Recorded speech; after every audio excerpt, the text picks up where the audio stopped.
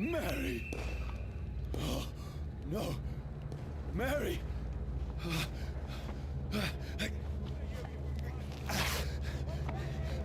Hold on! Please, hold on! Oh, God. Oh, no. Mary.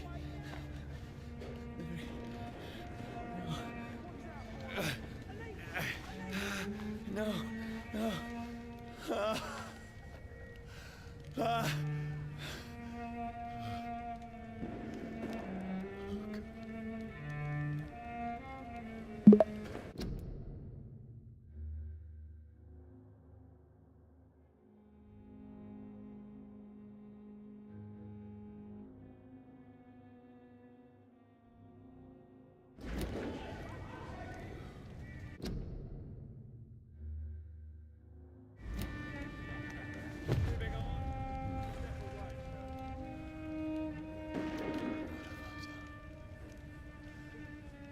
This horror. It's a nightmare.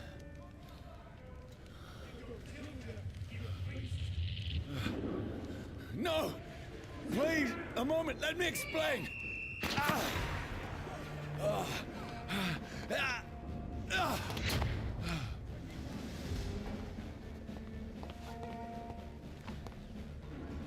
These patrols are after me.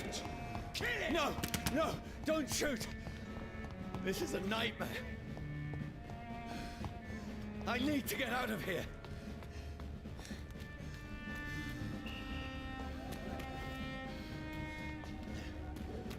This can't be happening. There's one of those. No, please, stop! I mean you no harm. What's going on? Oh, Mary. What have I done? What's all this about? Shit, where'd it go? Tricky bastards. Now, I can defend myself. Shit, where'd it go? Kill the thing! Who are you? Stay back! Sorry, but you left me no choice.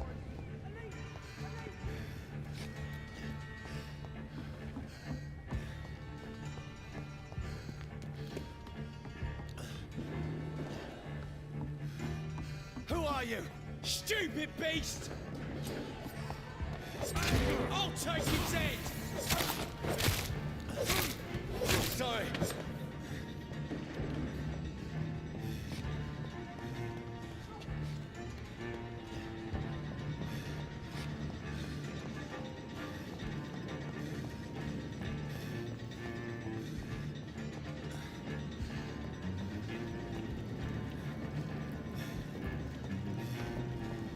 Look lively! It's on to us! No, please, stop! Who are you?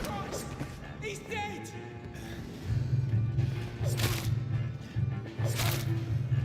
What do you want?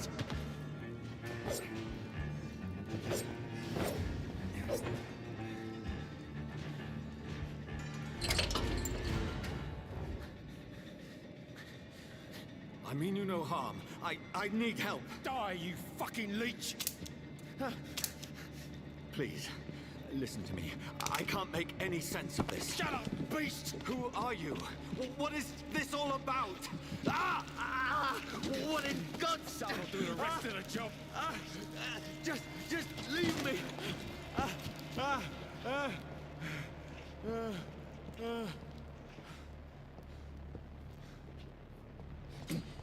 The sun. It feels like it's burning me to the bone.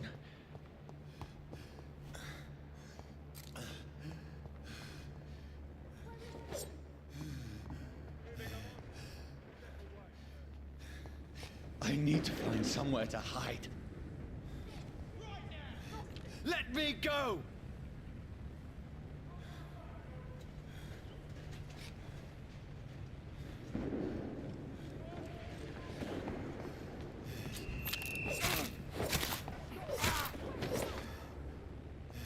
need to find shelter.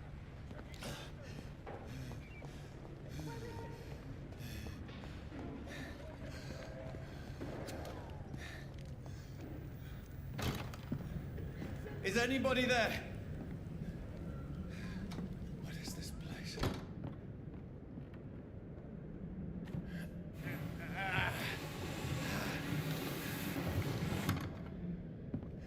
The place seems abandoned. I should be safe enough here.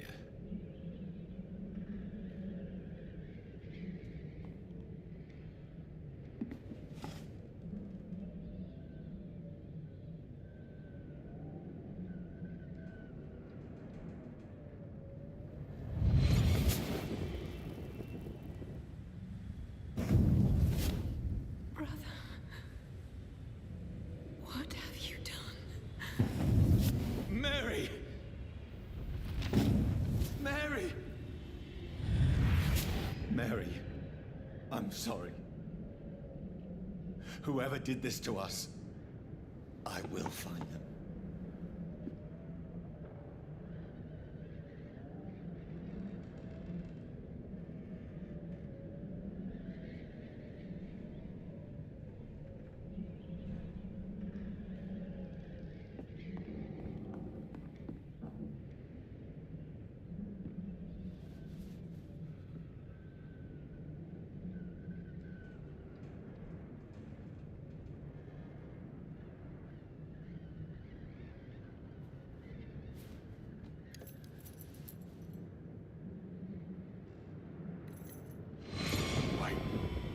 This one's dressed up fancy. Let's run through his pockets. Picking the dead's pockets? Are you serious? I've still a rent to pay. He's got no more responsibilities. What's this? Gold watch. Beautiful it is. We fancy it as shadow takings. I suppose we are undertakers. Now, give him an Eve.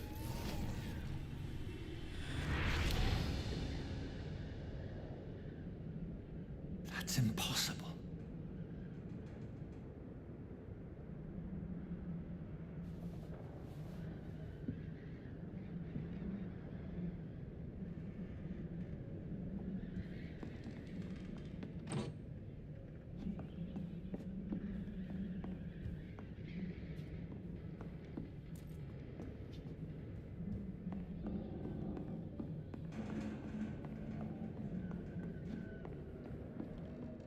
The sun is high.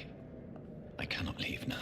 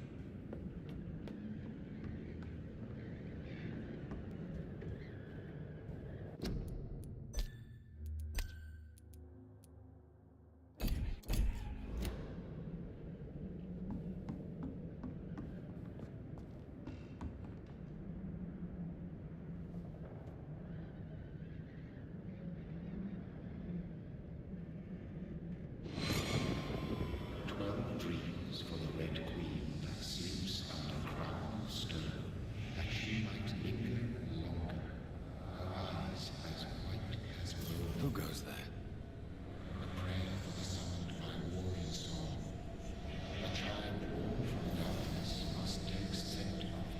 Who's there? Are you referring to me?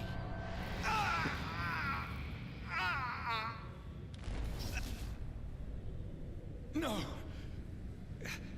No! I still have so much to accomplish.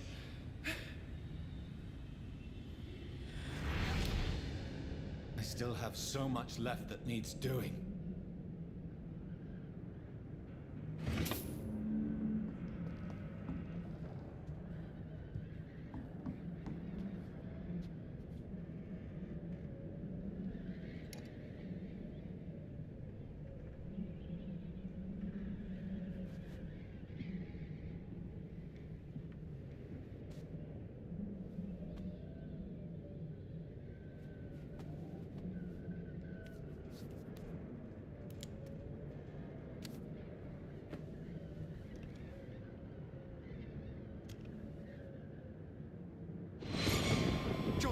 Everything's lost. We need to leave. And now! No. There's time. I can save him. That's the enemy coming! The orders are to evacuate the hospital! Done. He'll live. And now what? We fight. Killing is a hell of a lot easier than healing.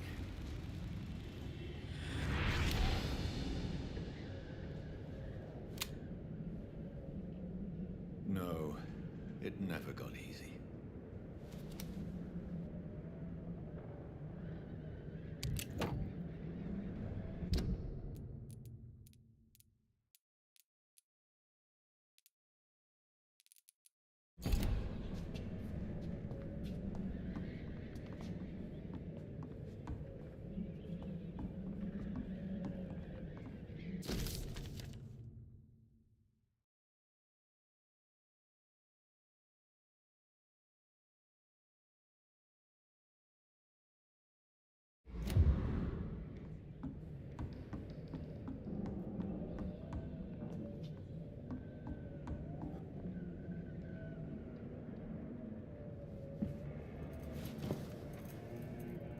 This makes no sense. None of it. No sense at all.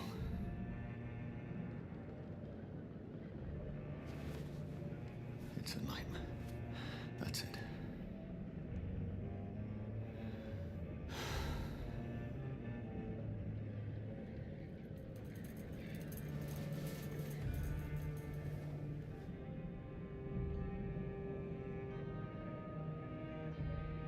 So be it.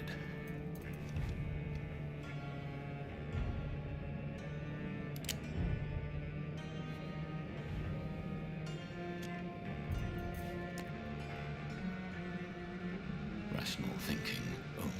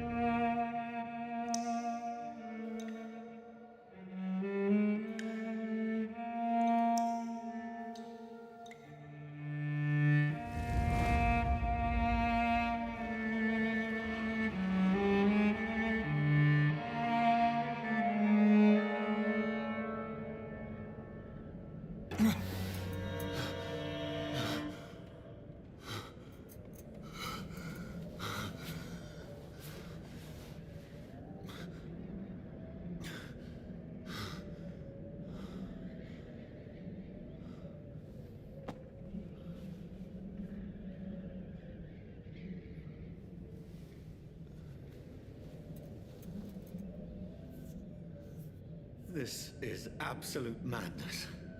I've lost touch with the real. Madness it is.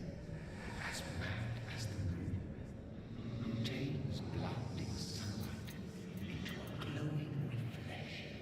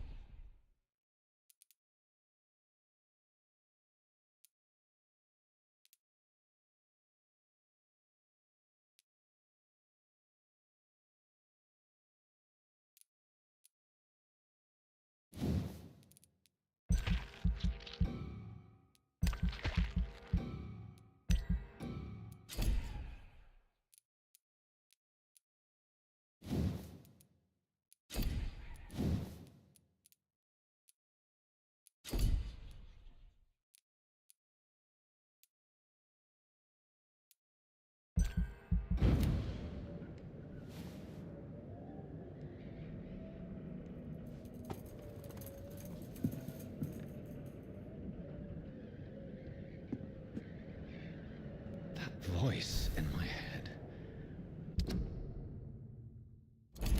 If I'm not mad, then it must belong to the one who made me what I am.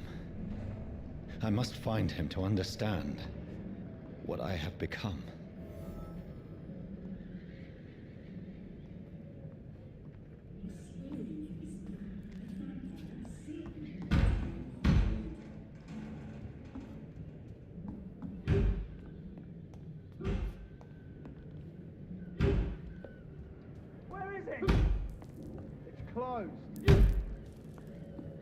These people want me dead. I need to leave now.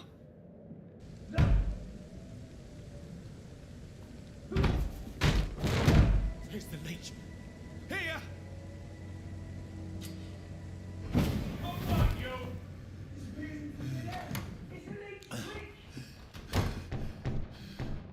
My head's spinning.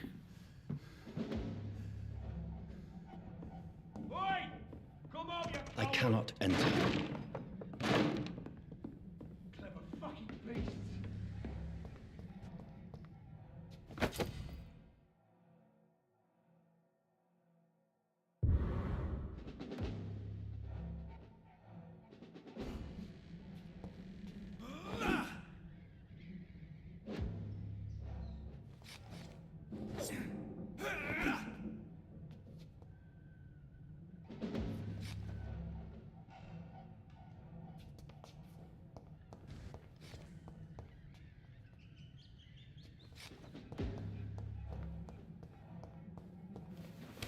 I'm still in Southwark.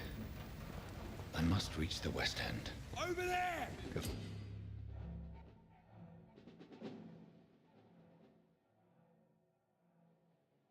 Die, vermin!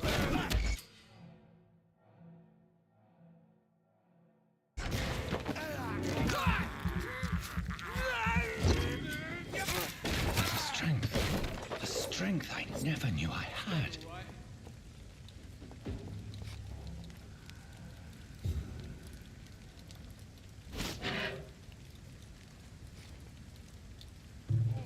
This one stinks already.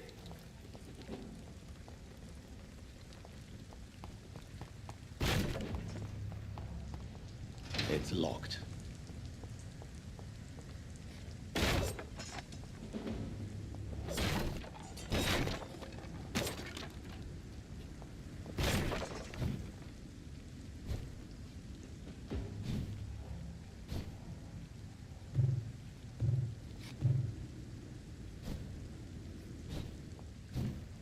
It's dead, all right.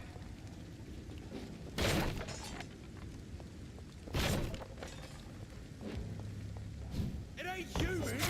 Kill it!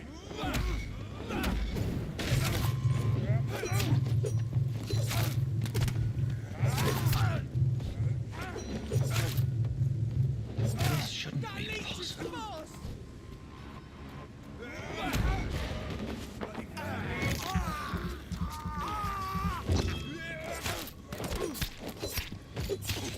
Every sinew, every fiber of my being is on fire.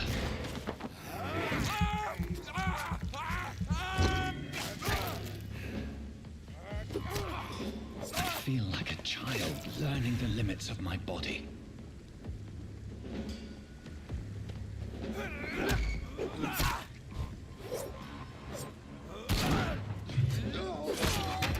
All that little bloody leeches need killing!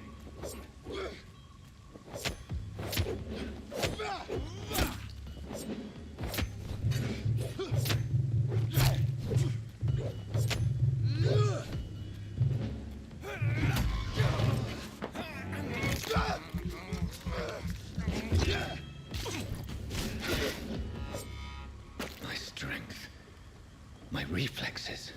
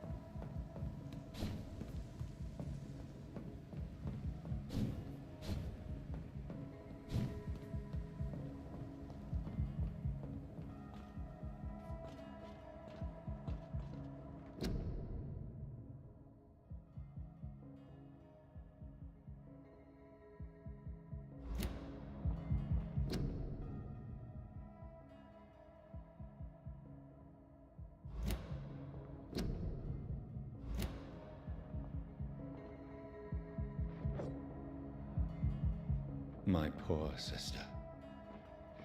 If only I had controlled my need for blood. Mary, someone will pay for what happened to you. For what happened to us.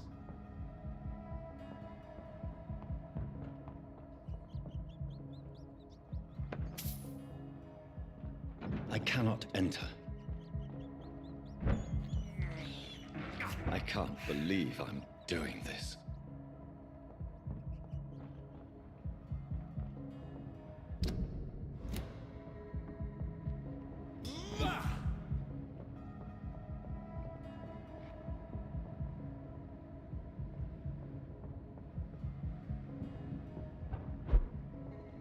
The dizziness from the jump. I can now control it.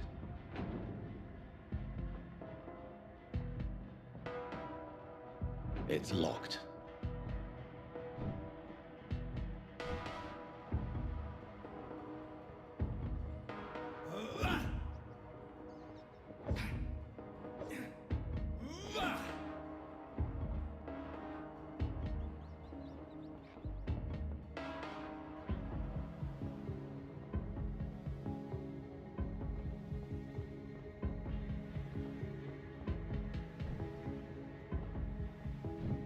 What will London have to say to me?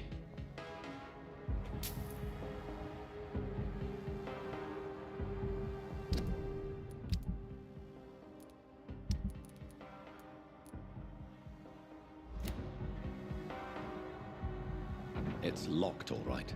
I've so many questions unanswered.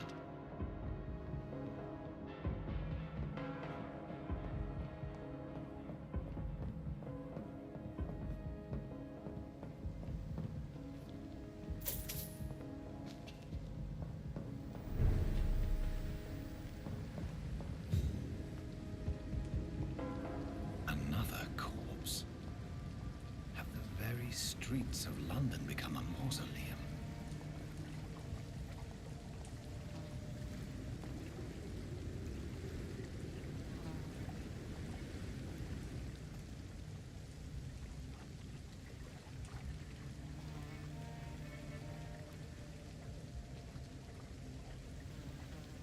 The man has been drained of all blood, but I can still smell the scent of it.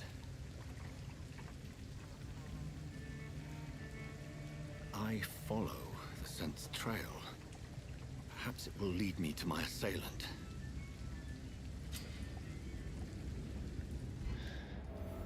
Fresh blood.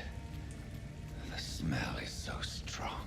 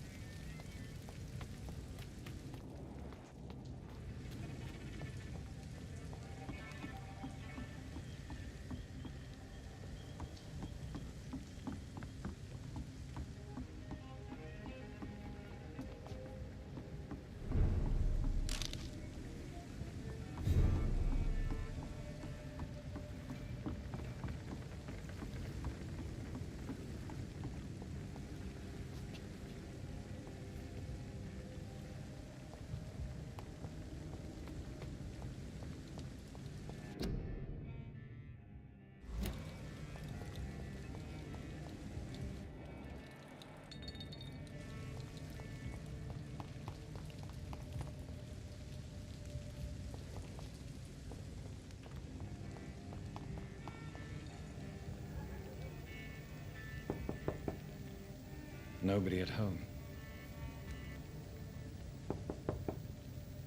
I will return later.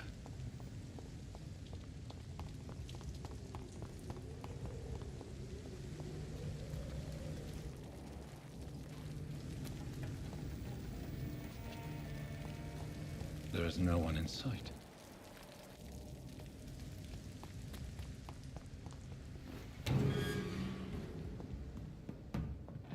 cannot enter.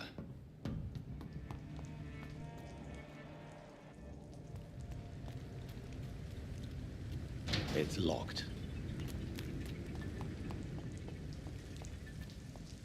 Where has everyone gone?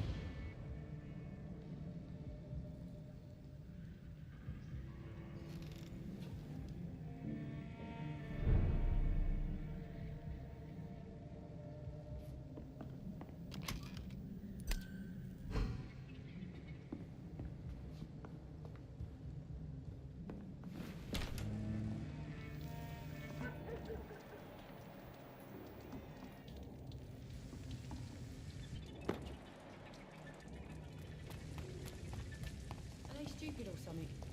I've never even been to India. At last, a little life. Welcome, sir, to the Turquoise Turtle. My God, sir, you look like Jonah's whale just spat you out of hell. Can I get you a drink? No, thank you. I'm not thirsty. Well, grab a chair and get some rest. This is going to be another long night. Why is it going to be a long night? You must be new around here. Don't you know about the murders? Tell me more about these murders. Every morning for the last few weeks, bodies have been found. And those poor sods didn't die of flu. Do the police have any leads on a suspect? Even before the outbreak, coppers never came round here. We're on our own. People die in these parts all the time, and no one cares. I hope I live long enough to see them where boot boys get what's coming to them. There's gotta be something can be done to get out. Where am I? Where is this place? You're at my bar, sir, the Turquoise Turtle. The last ray of light in this dangerous part of town. So you're open all night? Yep. Figured people might need a place to rest in these dark times. Aren't you scared? Scared of what? All the bad shit happens out on the foggy streets. And I never go outside. I'm looking for someone who might have passed through here recently. Wondered if you might help. It's been quiet tonight. The only other person I've seen went straight up to his room. Thought it was kind of rude, actually. You mean he's still here? Well, yeah. He paid for the entire week.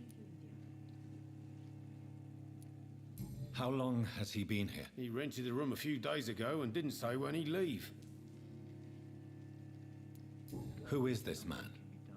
What does he look like? Well, like a gentleman, I guess. Well-dressed, quite polite. A professor or something fancy like that. Always writing, reading notes. I need to meet this man. I have questions. Just climb the stairs and knock on the first door. I heard him open his window, so I guess he's still awake. And, Yes? no funny business. You hear me? This is a respectable establishment. I think I'm losing my mind. I should just run Good as far evening, away sir. from this place as I can. I wondered if I could ask for your help. Wow, you look like you need a drink. Yes.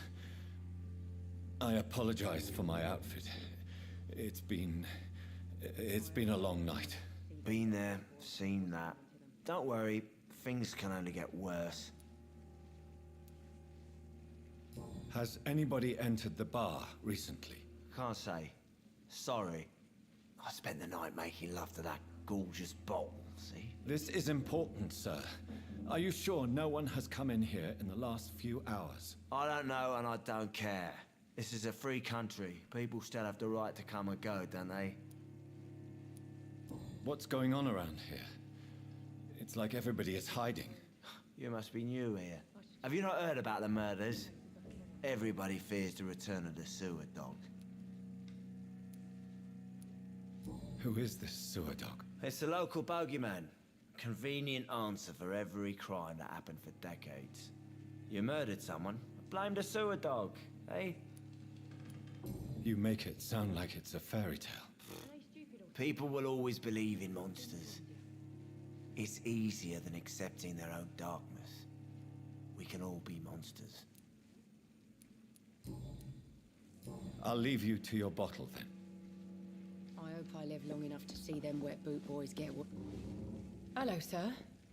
Are you all right? Is there any way I can help you? I don't know. Maybe you could just talk to me. Maybe you prefer to speak with Tom then. He's more agreeable talking to strangers. What's going on around here? Where is everyone? Too many dead, sir. First the epidemic, now all these terrible murders. The murders. What can you say about them? Bodies found in the streets every morning. Drained of blood. It's just horrible. Some say the sewer dog is back. The sewer dog? What's that? No one knows. People have always disappeared around these parts. The ancients say it's the sewer dog coming out to feed. But now he's killing in the streets. What have you heard about the epidemic? There's a Spanish flu. Yeah, killed so many last summer. Thought we'd seen the last of it. Dozens dying every week. Are the authorities doing anything? Nothing. There are so many quarantine zones in London now. It's gotten really hard to travel across town.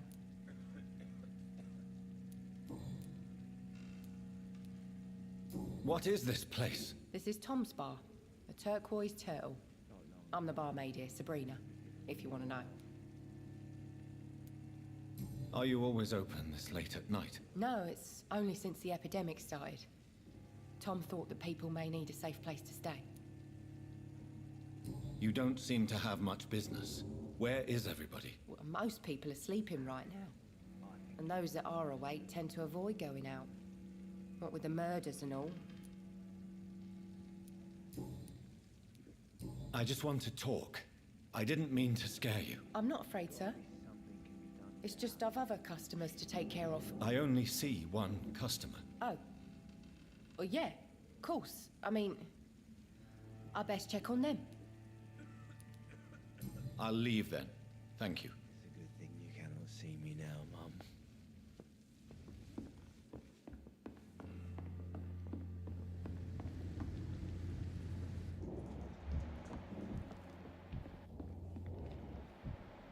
I think I'm losing my mind. I should just run as far away from this place as I can.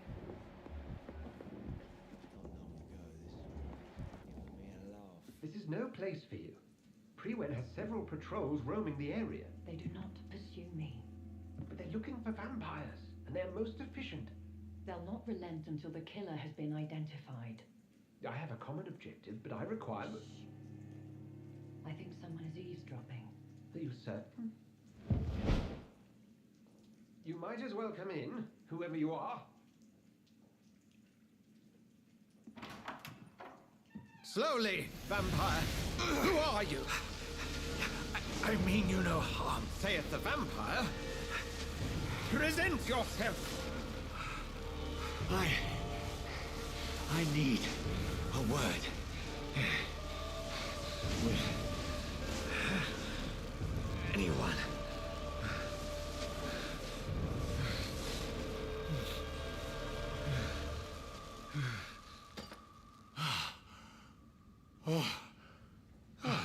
Well, that's something I can do for you.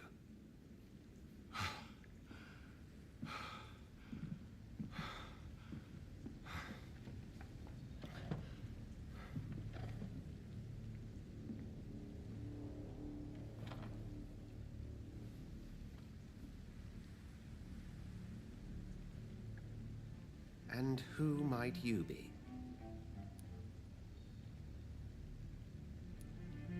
I'm not sure that I know anymore. Might I at least learn the reason of your presence? That's none of your concern.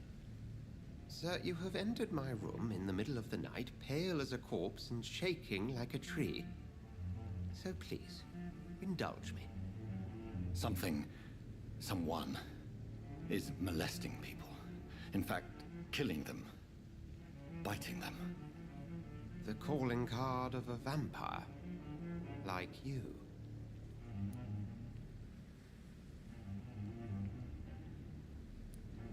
I've been hunted down in the streets and attacked.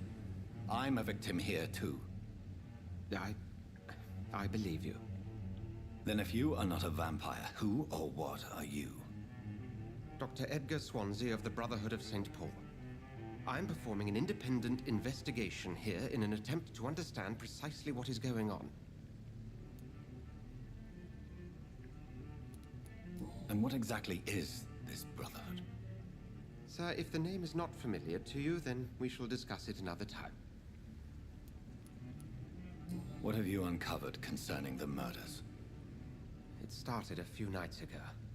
Rumors of violent murders. The docks have always been, shall we say, somewhat unsavory. But this is different. How different? A vampire is at work here. Famished. Reckless. It must be brought to ground, and quickly. I heard another voice, that of a woman. Who were you talking to? Ridiculous. I've no idea what you're talking about. Something tells me not to trust you. Then the feeling is mutual. Then help me find the culprit. I may. If you'll first tell me why you opened this door. I followed a trail.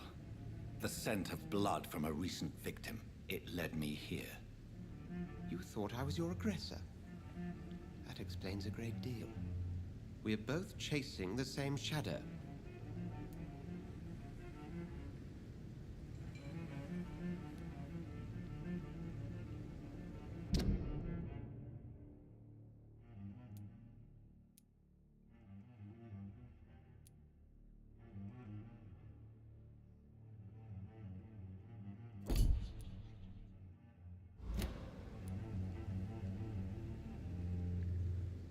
A shadow, indeed. Yet I heard his voice in my head. There was a moment I believed I was mad. You should let me handle this affair. You've no idea what you're up against. No. I will find the monster. He is mine. How will you do any better than I? But then let me ask you this. What are your intentions if you find the killer?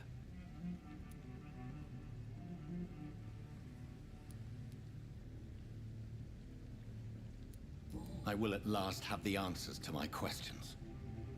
Then I can only wish you good hunting. And pray we shall meet again.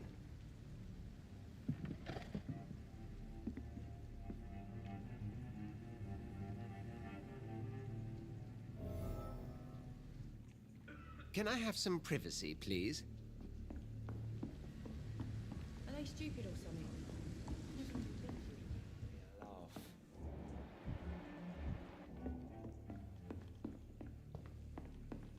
It's locked, all right. If Swansea is not my attacker, it means somebody else came here tonight. Someone must know something. I hope Evening, sir. Can I help you? I have a few questions for you. Well, if you must. I spoke to Dr. Swansea. He's not the man I'm looking for. Now, I want the truth. The truth? What do you mean? I suspect that someone else was here tonight, and I don't think Tom wants to tell me about it. I'm just the barmaid here, okay?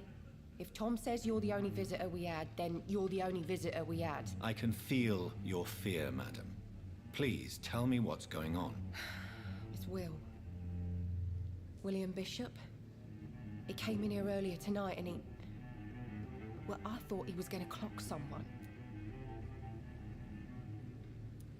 What happened tonight? He was dead drunk, as usual. But my God, his eyes. His face. He must have caught something awful. He shouted and cried. It was terrible. Why are you so afraid? I mean, his skin. His hands. I scrubbed every glass and every chair that he touched. God, I hope it's not contagious. Tell me about this William Bishop. Will was a sailor who worked at the cannon factory before he lost that job. A nice bloke, really. He's never been violent. Until tonight. Why keep it a secret? Why not tell me about it? Tom's nothing if not loyal. After Will lost his job, he offered him one ear. They used to be good mates. But recently, well... Will started to get very aggressive. I see. Thank you for your candor. I'll be sure to talk to Tom.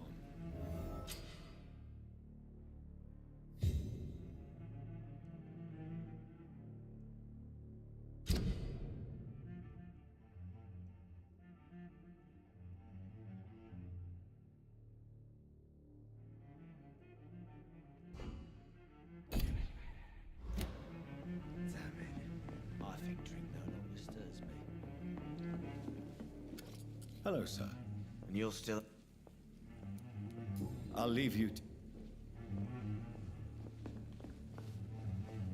Welcome back.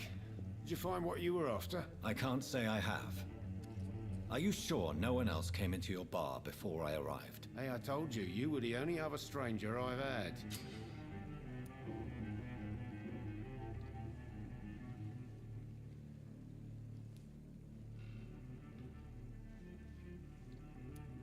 Tom, talk to me about the visit from your old friend, William. Yes, Will came by tonight, but he's not my friend anymore.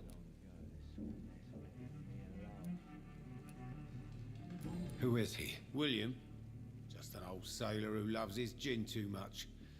He worked for years at the canning factory before it closed. Is he dangerous? Yeah. Like many drunks, he's all bark and no bite. He can barely stand up most of the time. How was he tonight? Was he different? Sicker than usual, perhaps. He whined and mumbled about how mean people were to him and how he'd like to talk to me outside, and then he left when I refused. Why lie to me if he is not your friend? I didn't lie. I said you were my only unannounced customer, and that's the truth. I need to find him. It's a matter of urgency. Do you know where he is? You could try his boat. It's up by the North Pier. He sleeps there when he's too drunk to get home. Please describe him to me. What do you expect? He's a tall, sick bastard with a bad rash and torn old clothes. William used to be strong. Now he's a mess. Thank you, Tom. If you see him, tell him I don't want him back here unless he cleans up his act, okay?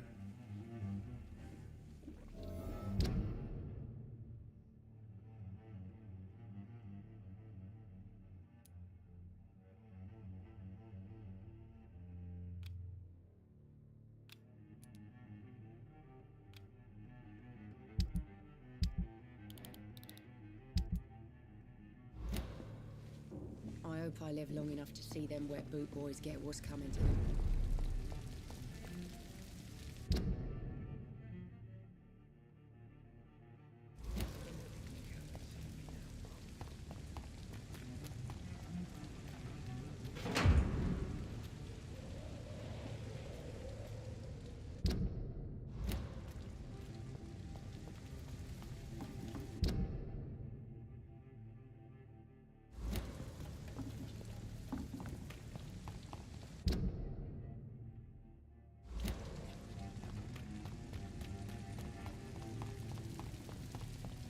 I will get to the bottom of this intrigue. What's been done to me, to this city.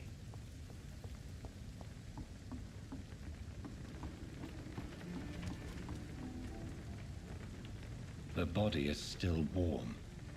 This man has just been drained of blood. This corpse has been dried of its blood, just like the previous victim. This man was armed. He tried to defend himself. What's this? Some sort of note.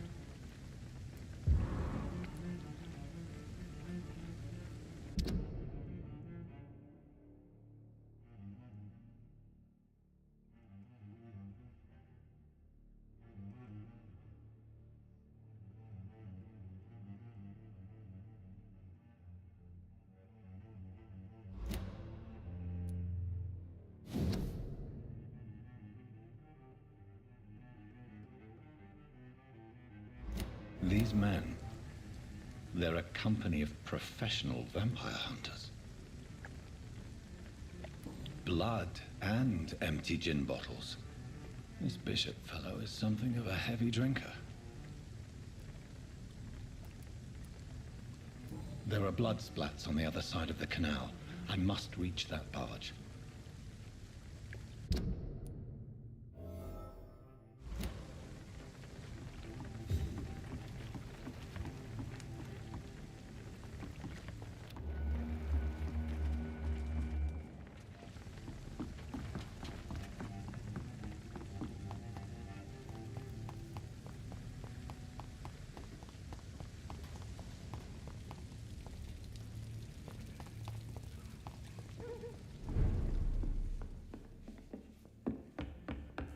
Please, leave me alone. I hope I live long enough to see Something them can be wet done to boot get boys out of this bullshit mess.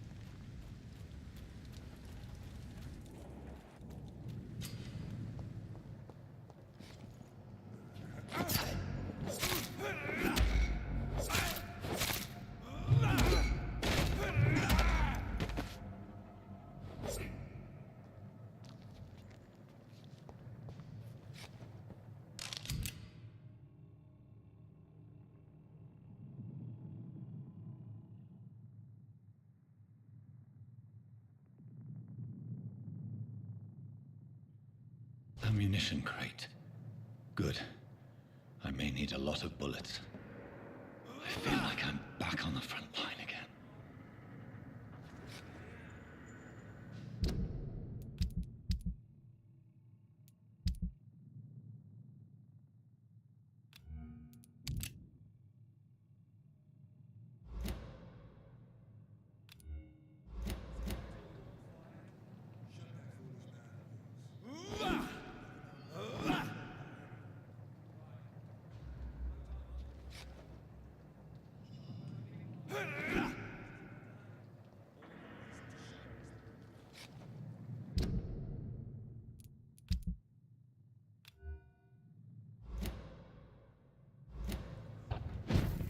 You've but one job, and it's to find.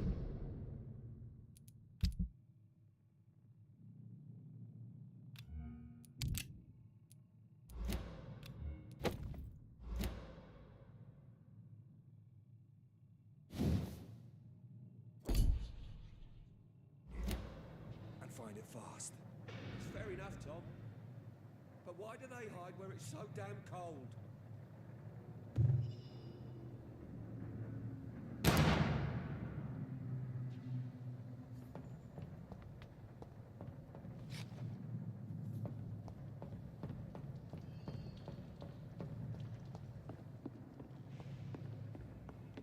Not a good place for a stroll. Don't come closer. Over there! There's one of them vermin!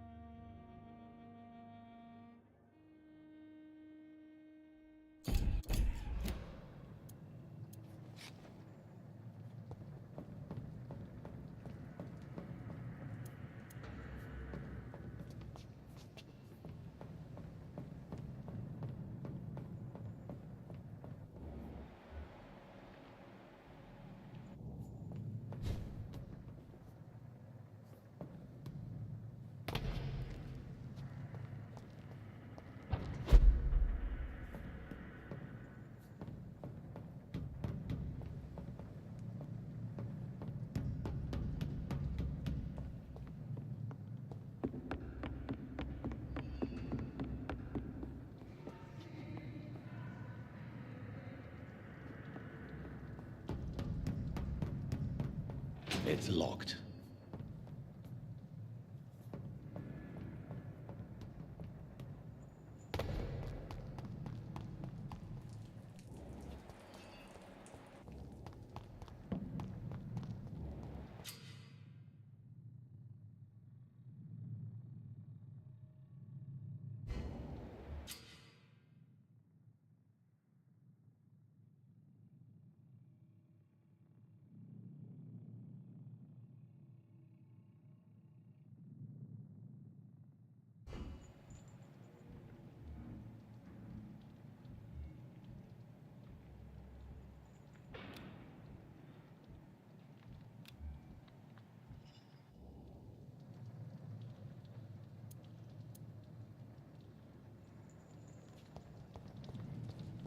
Stupid beast!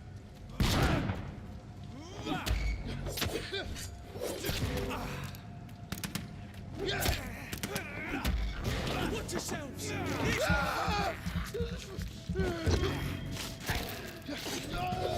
Finish it! You leeches need killing! Watch it! It's a killer!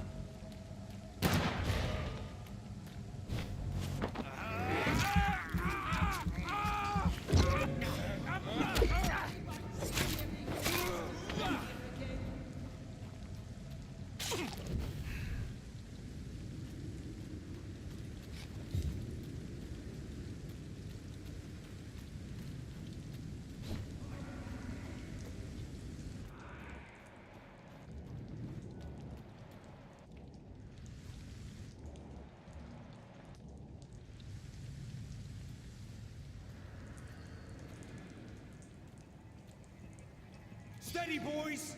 We've got one... Stupid beast! Fuck it!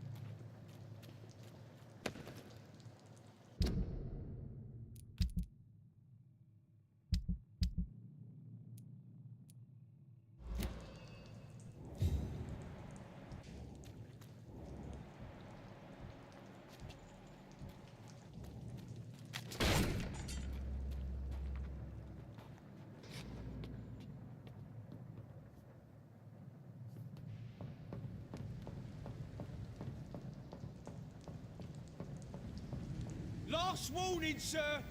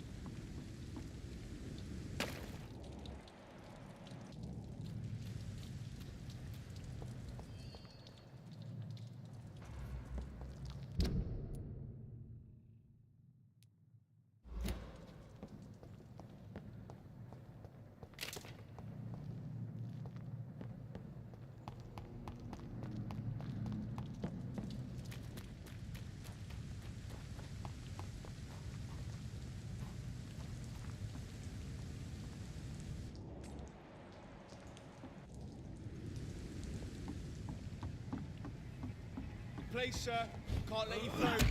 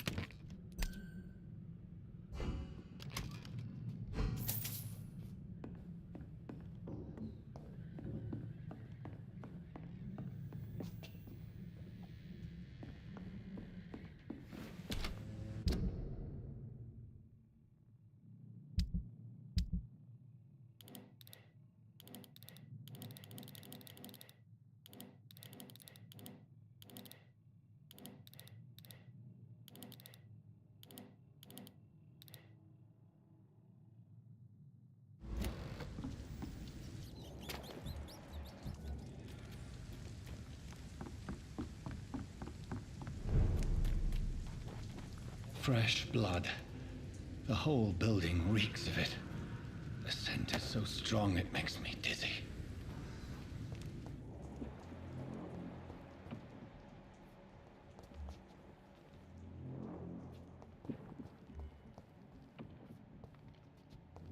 Overcome this.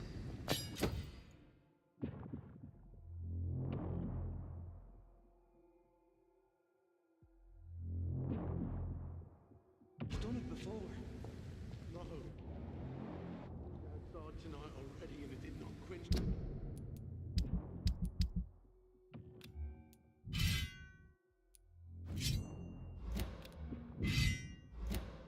My thirst. I must have more.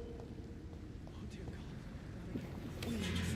This place reeks of bloodshed. Dearest friend, you're my last and dearest friend. William, my This arm. creature is I can't bedeviled. feel it. I must put it down.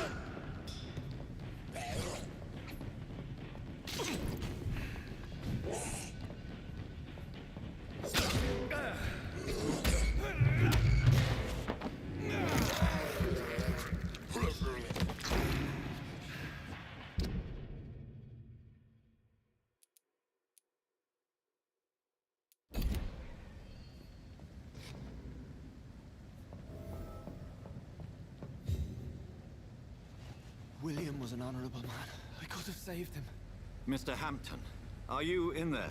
I knew him well, another lost soul, a kindred spirit. Sir, listen to the sound of my voice. I'm a doctor.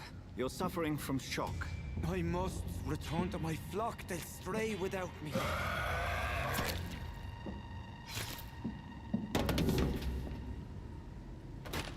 Remember, certain skulls are every bit as resistant as we are. Who are you? What do you mean by Skal? You truly are a newborn. I should have realized. Wait. You are the woman from the bar. Are you... like me? Can you help me? I believe, sir, I already have.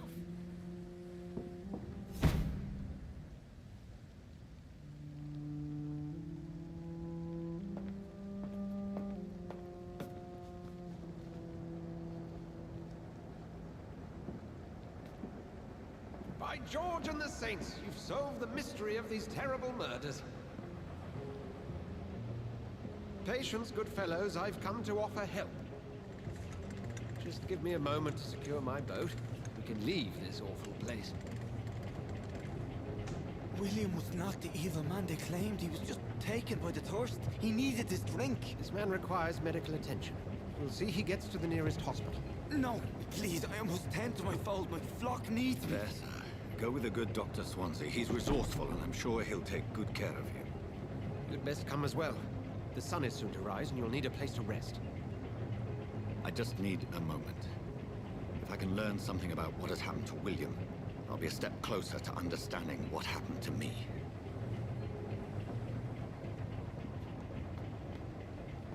This poor creature can't be my maker. Could it be some subspecies of vampire? I must find a place to analyze the blood.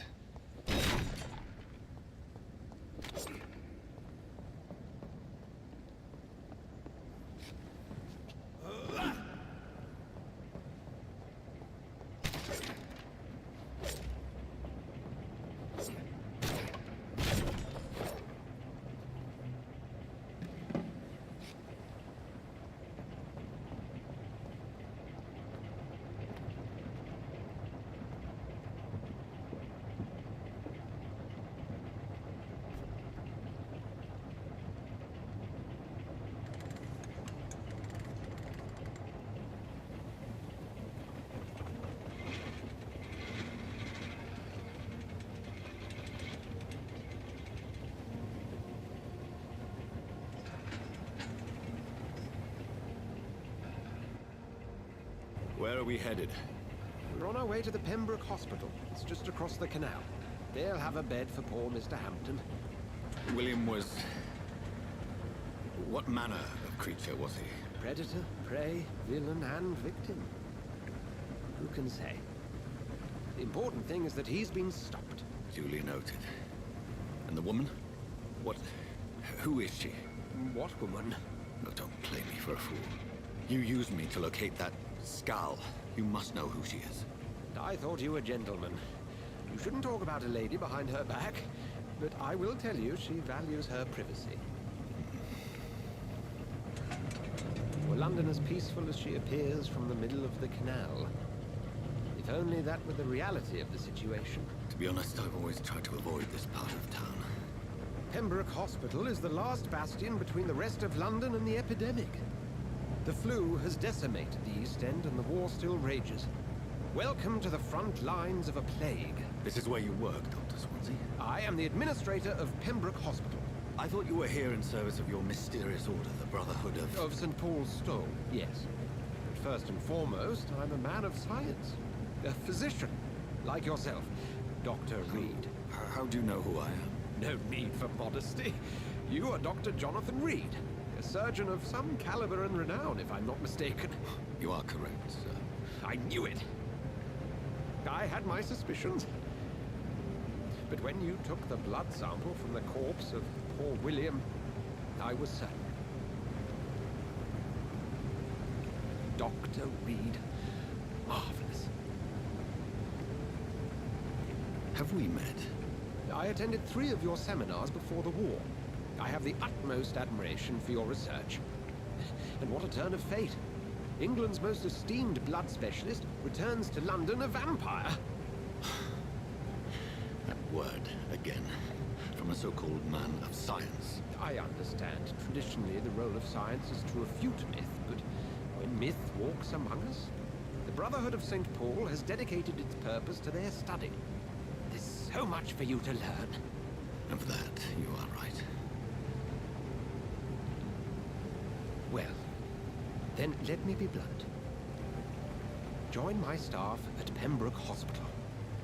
And as a physician, I suspect you'll not find a better post of employment to contemplate your predicament. This is sudden. I was returning home to see my sickly mother. But alas, that was before contracting this affliction. Dr. Reed, take a moment to consider. The post would be for the night shift, providing a good explanation for your absence during daylight hours. You'll be adequately reimbursed, and have a place to hide. I even had the forethought to bring some clean clothes. So, what do you say? It seems I have little choice, but yours is a generous offer, so I thank you. Brilliant! Oh, Jonathan, this is one for the book, and the beginning of a beautiful friendship.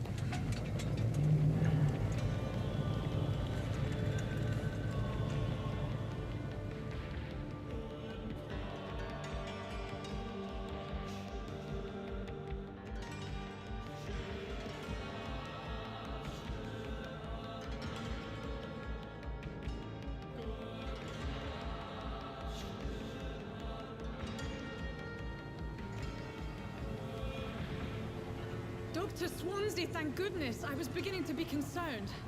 Worry no more, Nurse Crane, for I bring good news. Oh, Doctor, what a night. We lost 2 more patients. Nurse Scow said she couldn't take it anymore and resigned. Yes, well, I'll make a new rota in the morning. In the meantime, find a good bed for Mr. Hampton. Be sure to pay attention to his needs. Of course, Doctor.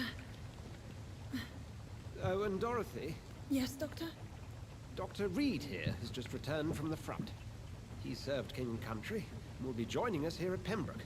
We're very lucky to have gained a surgeon of his talent, and one so experienced in blood transfusions. That is good news indeed, Doctor.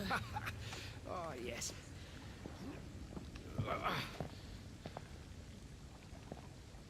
Here at Pembroke, it's not what we have, but what we haven't. It's only thanks to Nurse Crane and the staff that our ship doesn't sink. If you have any questions, just ask her. Duly noted. Thank you. Your assistance is required, Dr. Swansea, immediately. Welcome aboard, Jonathan. We'll catch up after my rounds. Coming, Nurse Crane. I'm coming.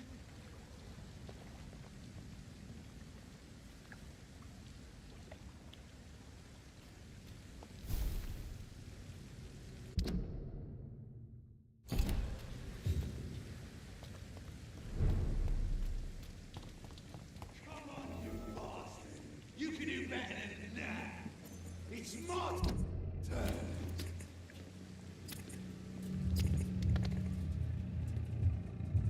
Rotten ore, Prissy. Each heart contains the seeds of life. Drink at this river. Try it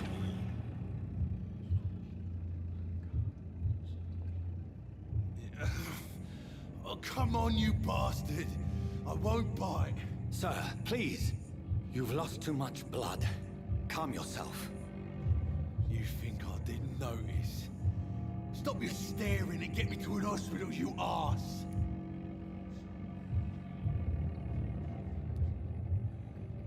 Insulting a good Samaritan. Not exactly the way to get rescued. All right, sorry. I am in pain here.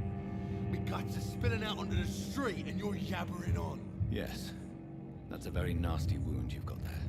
Take my word, I am a doctor. Dr. Jonathan Reed. Name's Clay Cox. I'd appreciate you helping me to a better place, Doc. Follow me, Mr. Cox. Let me assist you to that better place.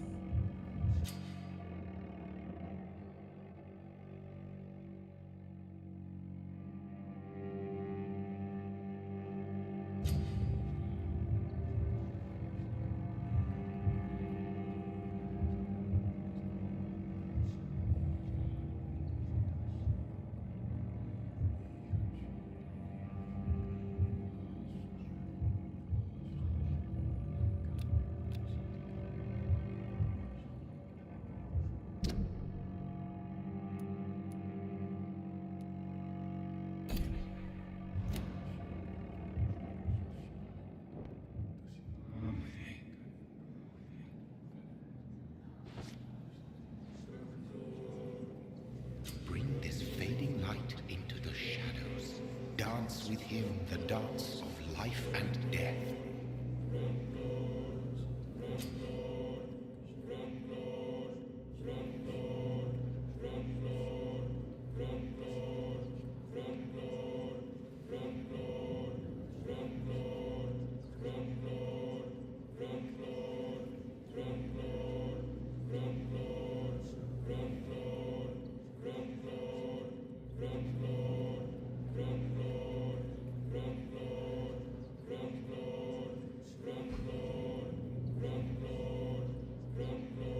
No more. Not tonight. Not like this.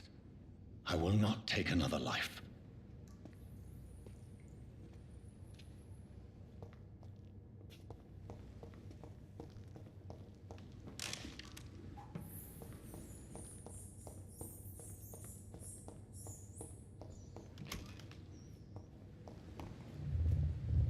It is wise for the huntsman to sometimes let his prey go, but no famished hunter can run for long.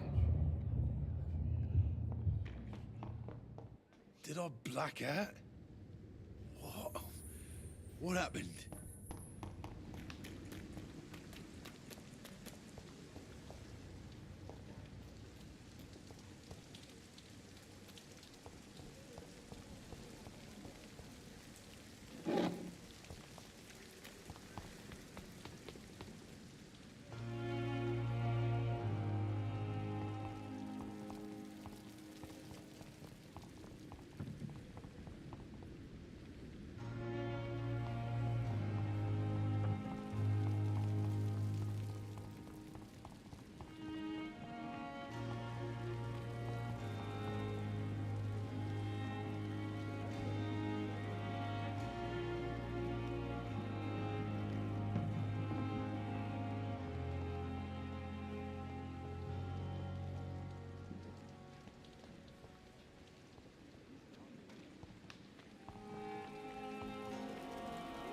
Doctor, where have you been?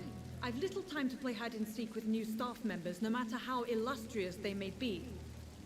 I found a wounded man by the docks. He answers to the name of Clay Cox. He requires urgent medical attention. Already making the rounds? That's the Pembroke spirit. I'll ask our porter, Milton, to bring him back immediately. Thank you, nurse. What can I do for you? Dr. Swansea insisted we provide you a quiet office. You'll find it on the second floor with your name on the door. Thank you. Nurse Crane, isn't it? Yes, Dorothy Crane. Welcome to Pembroke Hospital, Dr. Reed. Your office has been prepared.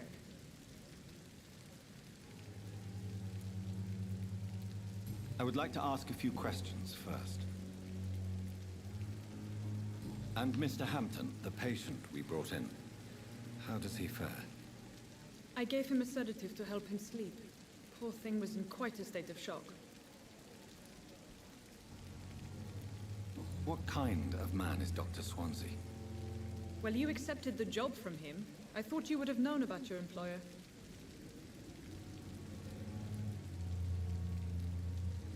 It's right to assume Dr. Swansea knows far more about me than I do about him. You'll get to know him soon enough, and better than me.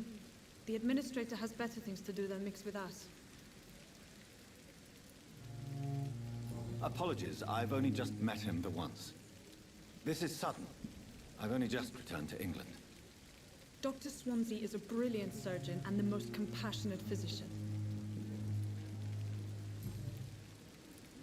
If you could point me in the direction... Second floor. If you could... Thank you, nurse.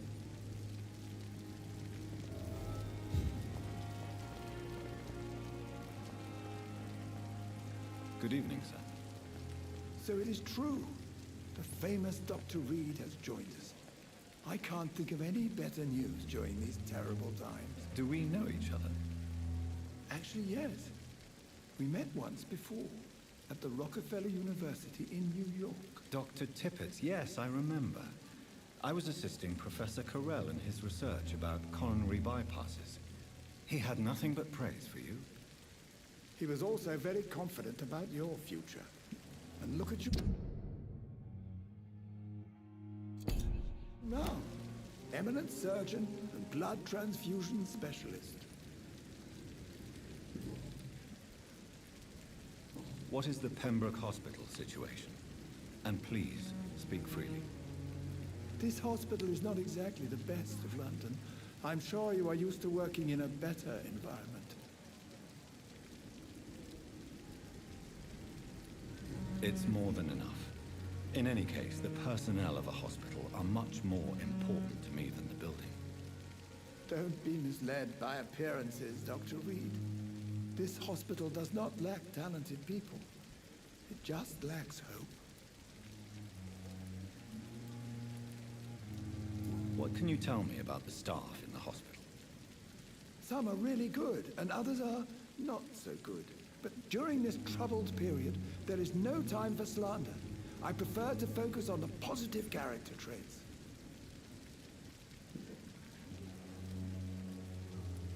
Tell me more about cherished people, then. Nurse Brannigan is a pearl. She is the most helpful and dedicated nurse I've ever worked with. A clever and cheerful woman. You really seem to admire her skills. I'll go even further. If she was a man, she would be a damn fine practitioner. Any opinion about the management? I don't always agree with Dr. Swansea's reserve, but I must admit he does all he can to keep this facility running during this crisis. Ah, yes, the burden of command. I was fed up with this concept while serving as a medical officer. Don't get me wrong. Swansea's a good administrator. I just wish he would get out of his office now and again.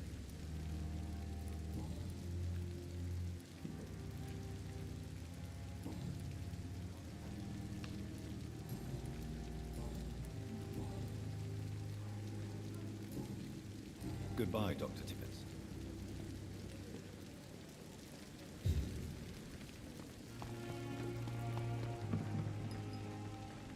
Good evening, nurse. I'm Dr. Jonathan Reed, the new surgeon here at the Pembroke. Dr. Swansea has already told us about you, sir. I'm Nurse Gwyneth Brannigan. Welcome to the Pembroke Hospital. Did he really? It's a good thing I wasn't hoping to keep a low profile. All members of staff have already read about your new blood transfusion technique. Dr. Swansea made sure of that. I see. Well, I'm a little surprised, but I suppose I'll just have to deal with this unexpected notoriety.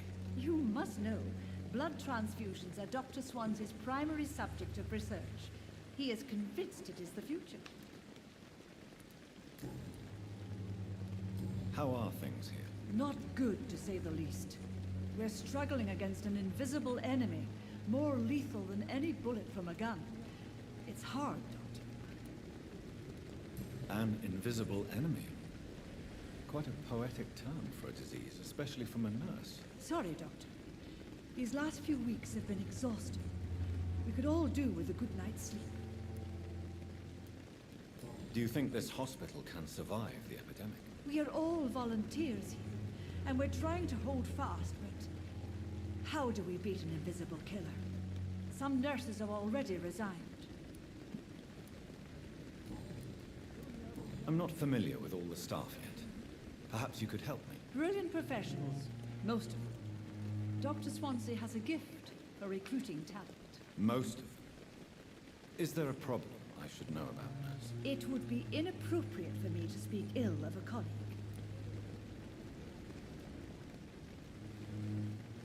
Nurse Brannigan, if you do know something, please tell me. Anything you say will be held in confidence. No. I may disagree with some conduct, but in the end, everybody is doing their best. Is there anyone that stands out? Well, I have never met someone as dedicated as Dr. Tippett. He should be a standard for us all here. If only he were younger. Why should his age be a problem? I guess it's fair to say he's always pushing himself to the limits. He just doesn't know when to stop and get some rest.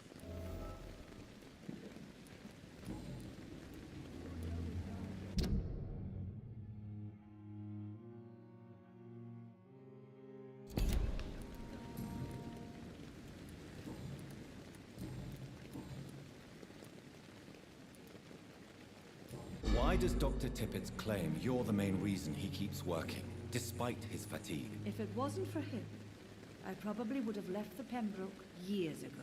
Dr. Tibbets does not think of you as just a nurse anymore, does he? If you're suggesting he's not taking my gender into consideration when it comes to medical practice and knowledge, I really hope he doesn't.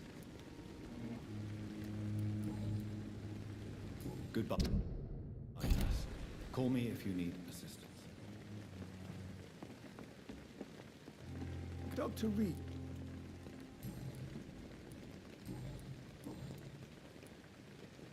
You're exhausting yourself, Corcoran.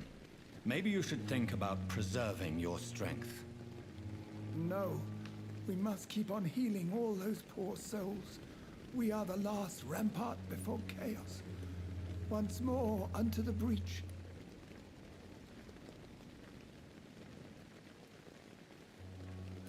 Nurse Brannigan is worried about you, Doctor.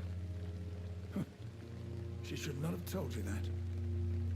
I will have a word with her. You don't have to blame her for her honesty. I'm not that kind of man, my dear Jonathan. Actually, Nurse Brannigan's opinion is the only one I may listen to. You're Nurse, you don't...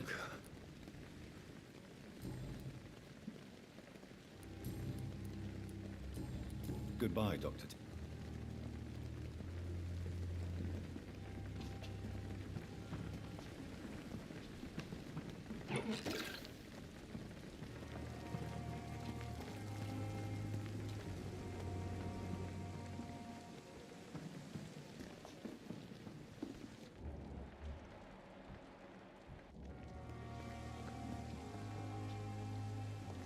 Dr. Swansea is right. This place seems perfect to conduct my research.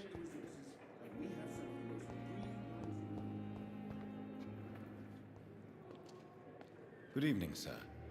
Can I help you? Unless you're here to fix my face. No. I don't think you can help me. I'm Dr. Reed. I've recently taken the position of head surgeon here. War injuries, am I right? You guessed right, Doctor. German shell took my pretty little mug right off. But they still call me Thomas Elwood.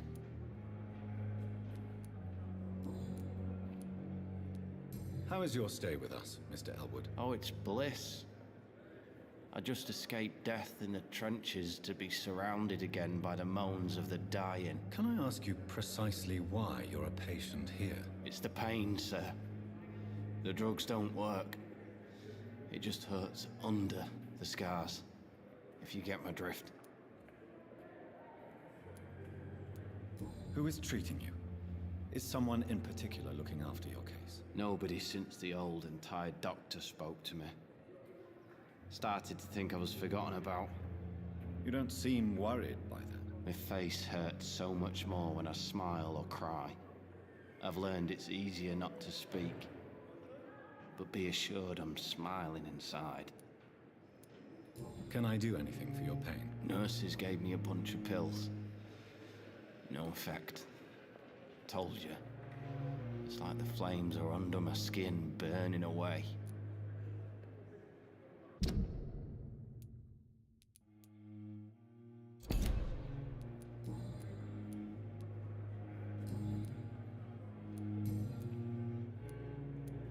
Where were you stationed, sir? Did you serve for long? I really don't want to talk about all this shit. No offense. I was pushing too much. I served in France myself. I just wanted to know what happened to you. You were an officer, weren't you? Then I doubt we fought the same war, sir. No offense. Good.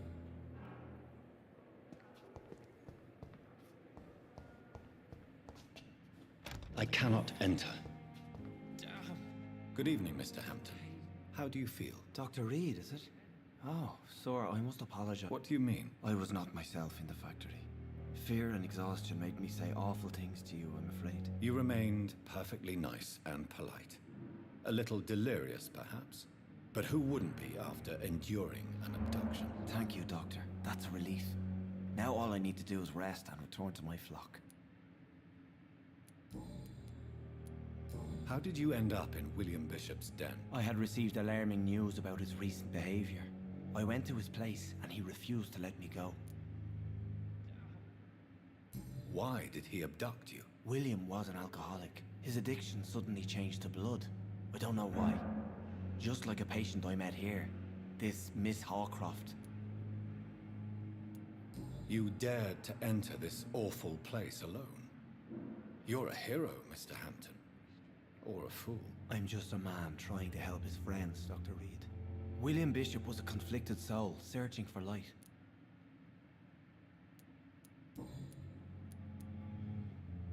What is the general situation in the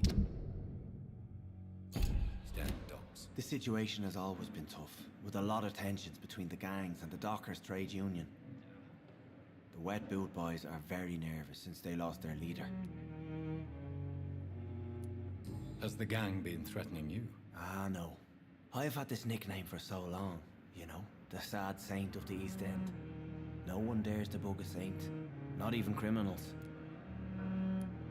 Who leads the gang now? Since Clay Cox went missing, it's his wife Edwina who runs the show, with the assistance of her minion, Booth Digby. Do you know Tom Watts, the bartender from the Turtle? I met him before I found you in the canning factory. Tom? Yes, of course. Always the helping hand, good old Tom. Without men like him, corruption and despair would have wiped out the East End long ago. People are still in despair. How could it be otherwise? The authorities have left us all to rot in this contagious nightmare. No drugs, no advice, nothing. It's a damn shame. Who should I avoid in this part of town, then? Any particularly evil figures? Not really. Most men and women are just doing their best. And it's not my habit to speak ill of people I know, Doctor.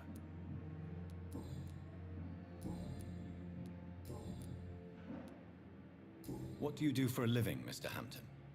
I can't help but notice the cross around your neck. I manage a night asylum for the poor and homeless of the docks. And I try to guide the lost and hesitant on the right path to our Lord. Why didn't you use your cross against William Bishop? To repel him somehow? That's a very strange question, Doctor. A cross is no magical token, if that's what you were trying to say. Not mine, anyway. Are you a priest, Mr. Hampton? A deacon, maybe? Not at all, Doctor. I'm just a man of faith willing to preach the good word. Have you made friends since you arrived? Not really, but I recognize Miss Harriet Jones. I knew her when she lived by the docks. That poor woman had such a miserable life. You never came to see her here at Pembroke. Receiving visits when sick can be an important part of the healing process, you know. We're not just bodies. You're preaching to the converted now, Doctor. To be truly honest, I thought she was dead. She left the docks many months ago.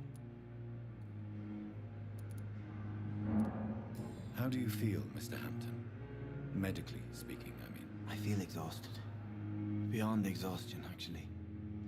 William drank so much of my blood in his madness. I feel empty. You're in good hands here. Dr. Swansea is well versed in blood transfusion, and I'm sure he'll take the best care of you. Thank you, sir. I believe all I need is rest.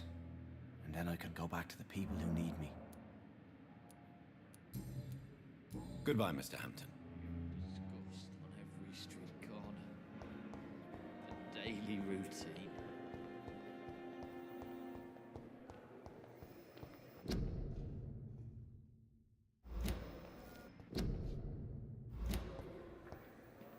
Good evening, miss. I'm Dr. Reed, the new surgeon at the Pembroke Hospital. And who are you? Your name has no meaning to me, mortal. You're nothing but dust blown by the winds of eternity. I beg your pardon? What are you begging for, mortal? My clemency? Well, tonight maybe I'm inclined to mercy. You'll never forget the night you met Thelma Howcroft. You keep calling me mortal. Why is that? And if I'm mortal, what are you? Well, Dr. Reed, if you must know, I'm a vampire.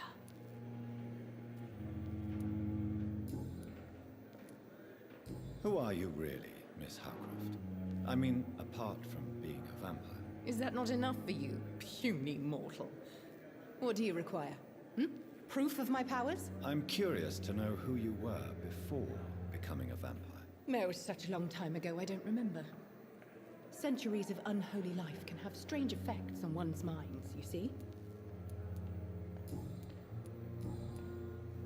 And why do you believe you're a vampire? I don't need to believe anything. It is what I am. It is what I feel within this hollow shell of flesh. Please, describe to me how you feel. What is it like to be a vampire? I can hear my body crumble from the inside as my flesh cracks and fades. I sense the last pulse of postulant blood within my drying veins. I need new blood. I see. Have you ever heard of Cotard's syndrome, Miss Howcroft? Never. It's a mental illness discovered by a French neurologist named Jules Cotard. The affected patients are delusional. They believe that they are putrefying, that they are dead, a ghost or a ghoul, or in your case, a vampire. Delusional, you say? Oh, sad and petty mortal.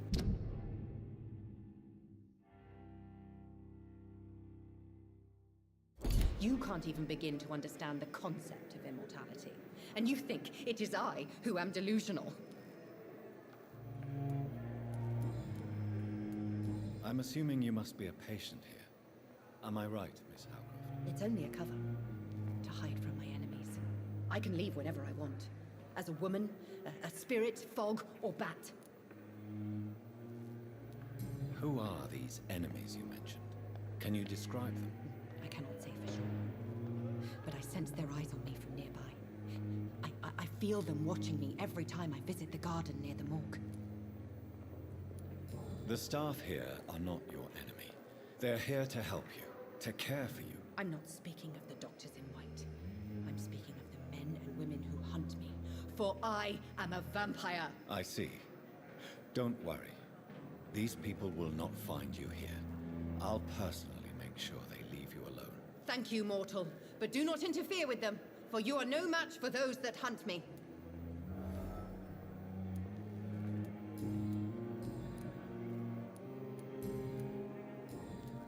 I'll leave you.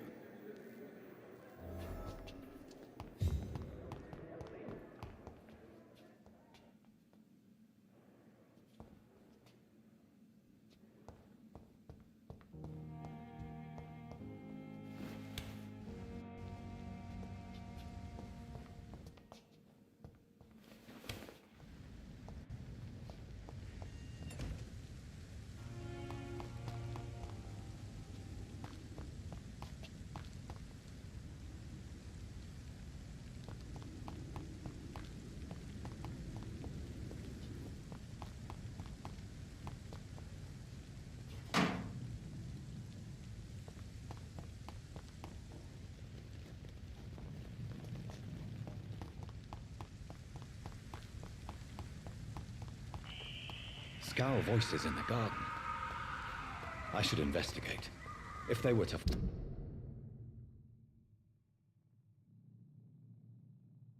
find somebody.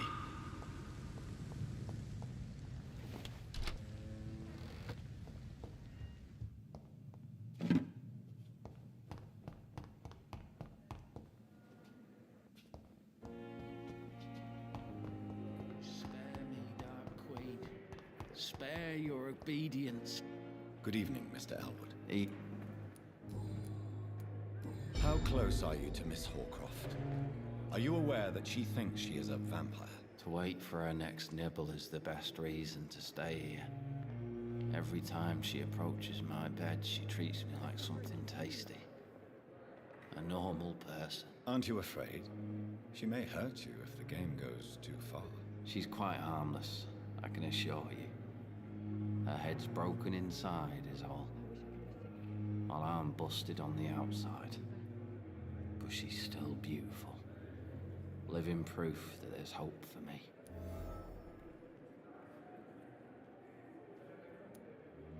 So do you let her bite you? You know that's not sanitary. And why not?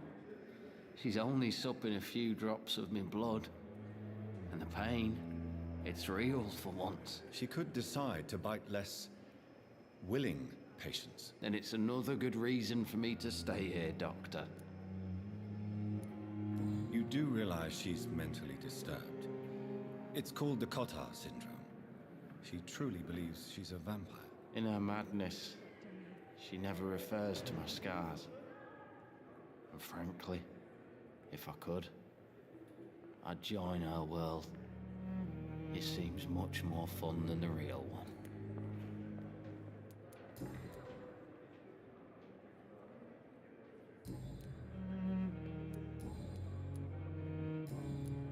Goodbye for now. I wish I could be sick again. Feel my blood boil. Good evening, Miss. I need blood. Tell me, Thelma, why do you feel so attached to Mr. Elwood? Why him? I'm not sure, Doctor. I think we have a bond of some sort. We've both suffered so much. He's the only mortal I find interesting. Would you say you and Mr. Elwood are romantically involved? No. No, Thomas is a delicate soul. Even though he disguises it. But I am not the woman he needs. No, for I am a vampire, Doctor. Do you plan to make him a vampire too? Of course not. How could I inflict my curse on anybody else? I'm not that cruel, Doctor.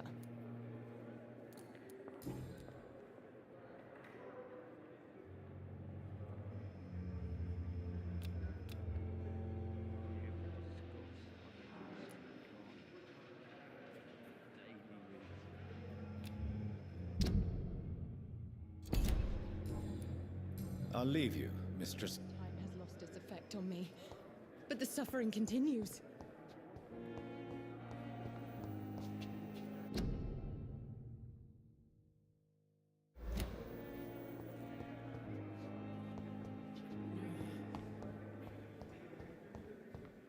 It's locked, all right. It's locked.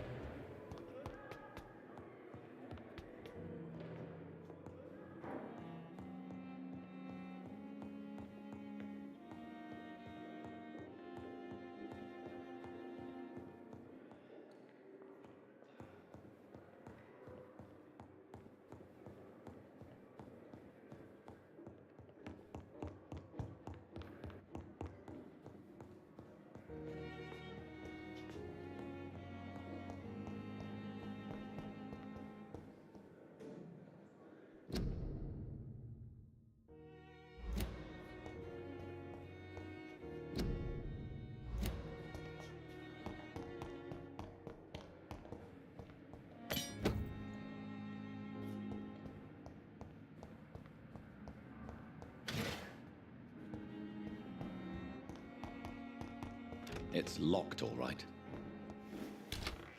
This must be the place. It's definitely away from prying eyes. Relegated to the shadows. A kingdom of my own. At least I won't be sleeping in a coffin.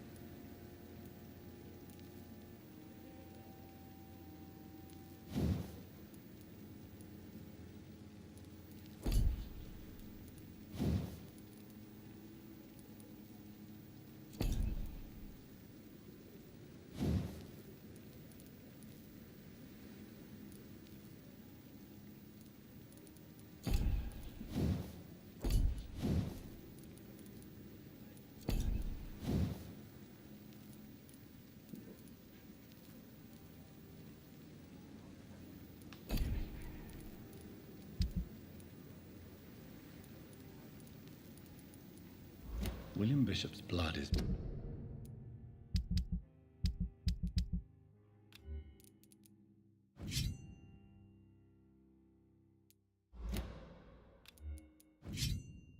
much more unstable than human blood and shows extensive mutation.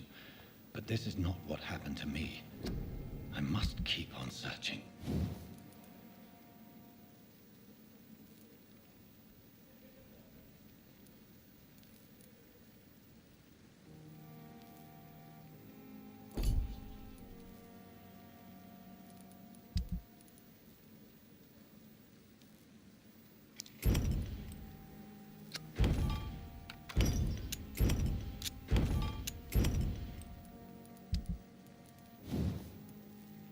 The sun is about to rise. I can feel it. The flower's dying. It needs water.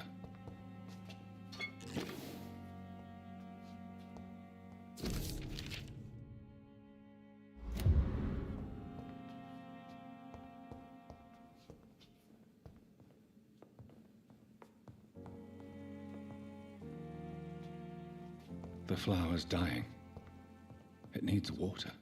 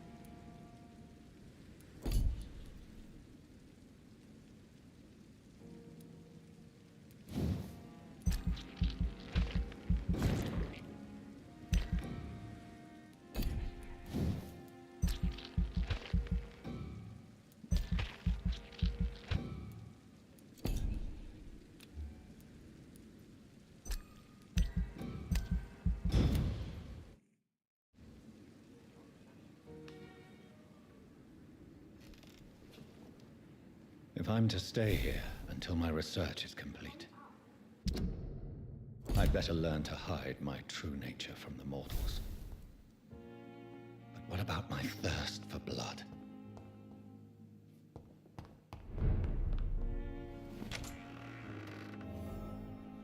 Come on, I don't have all night.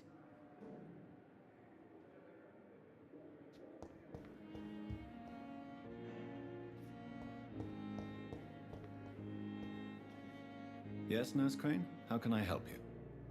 I'm so sorry. I know Dr. Swansea wanted you to rest, but we have somewhat of a crisis. A crisis, you say? Our supply of antiseptics is nearly depleted. I was hoping there was another box up here, but...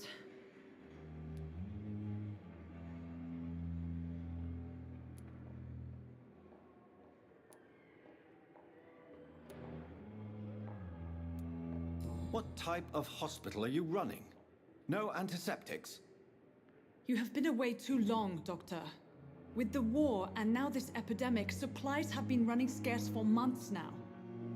I may have a solution. In France, during the war, drugs shortage was a daily problem, and we had to use our wits to overcome the shortages. However do you mean? If combined correctly, certain household chemical products can be used in a pinch instead. Now, where's the hospital storeroom?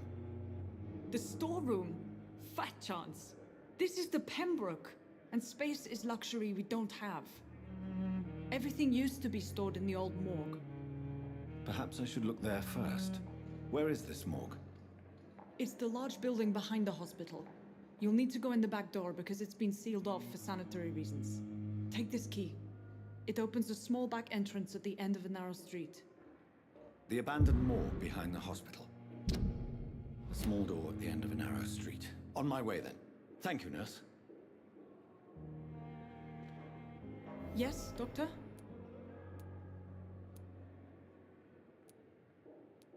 Why then? At the Pembroke, we're always... Your dedication to the Pembroke does you credit, Nurse Crane, but when do you sleep? We staff get our sleep when we can, Doctor. Nursing is a vocation, not the labor of a journeyman. Lack of sleep and the medical profession always ends in disaster. I've witnessed many a colleague succumb to stimulants to fight exhaustion. Drugs were as deadly as bullets in the trenches. London's trenches start here at Pembroke Hospital. We are on the front line, make no mistake.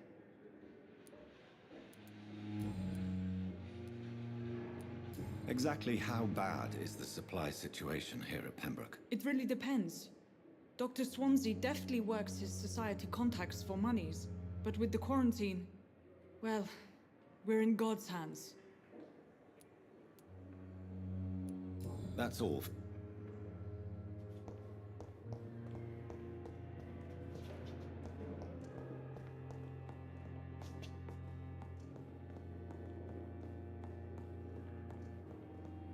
Not now.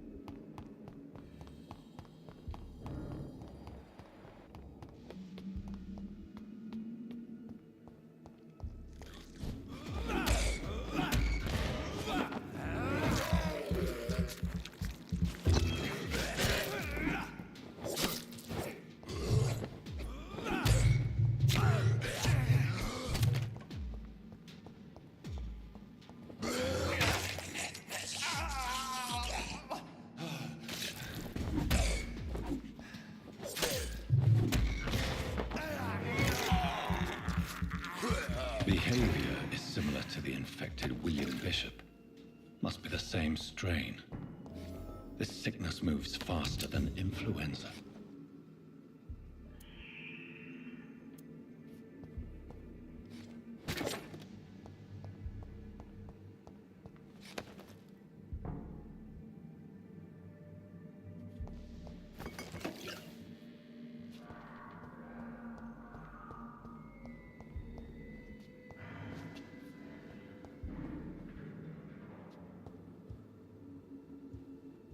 It's locked.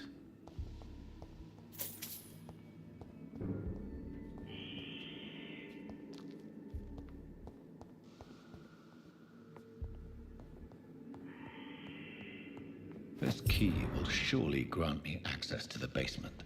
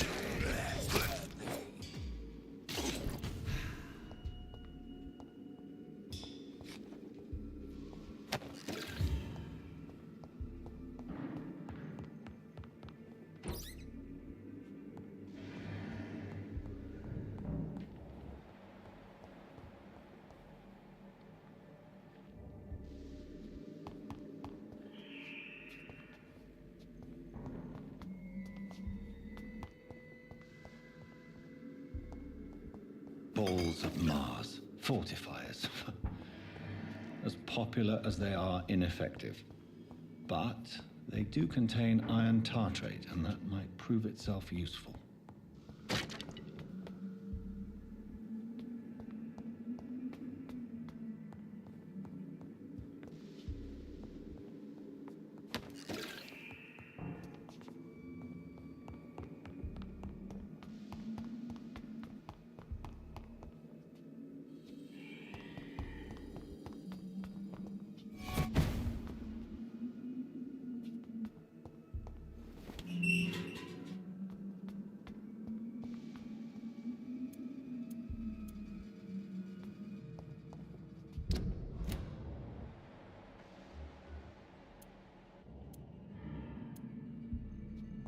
These scowls feed from corpses and the husks of animals.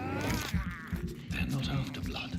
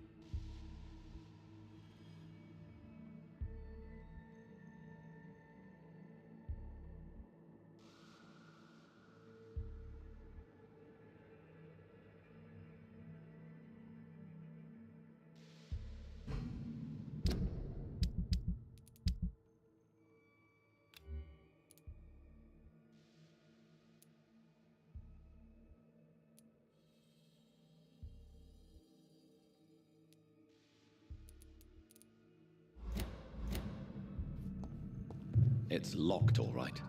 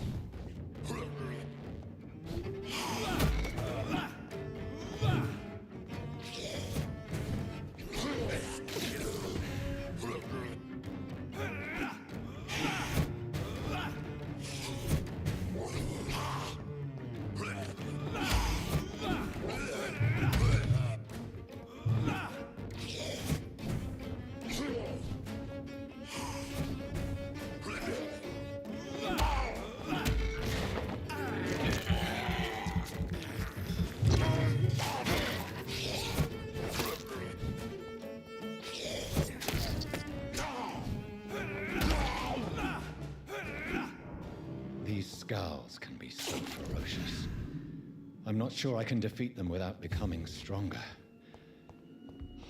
To drink blood is so tempting.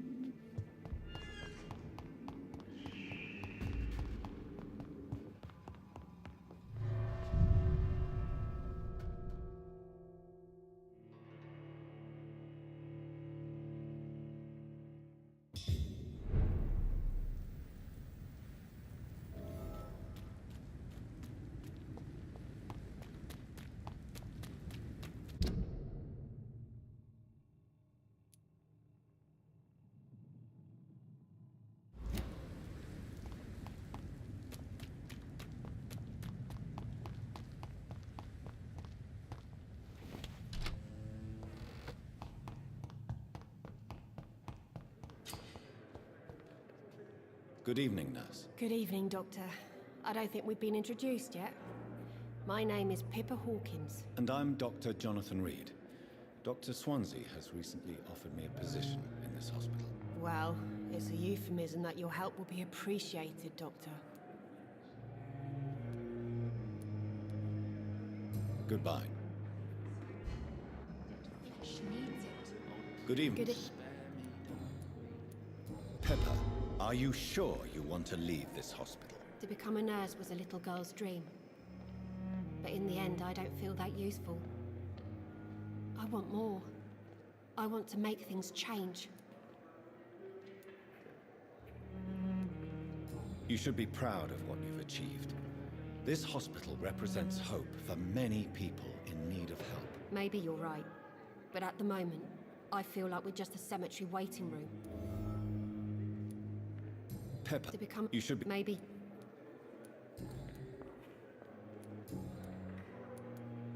How would you describe this? It's serious. The flu is wreaking havoc amongst the staff and patients. Nurse Hawkins, the Spanish... I wish I could believe you. But what if this epidemic was worse? You must get a hold of you. How long have you been a nurse? Well, long enough to see that the epidemic is winning. And no matter how qualified you are, don't tell me you'll change that.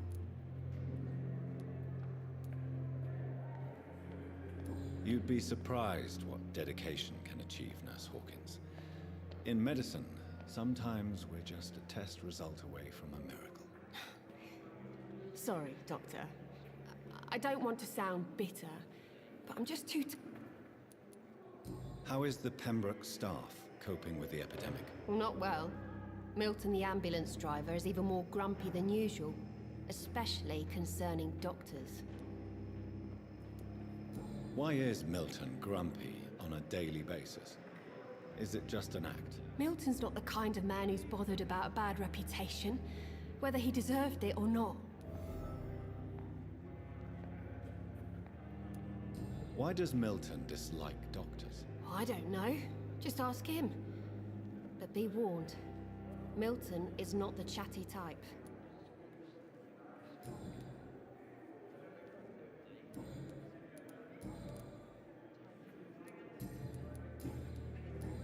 Goodbye, Nurse Hawkins.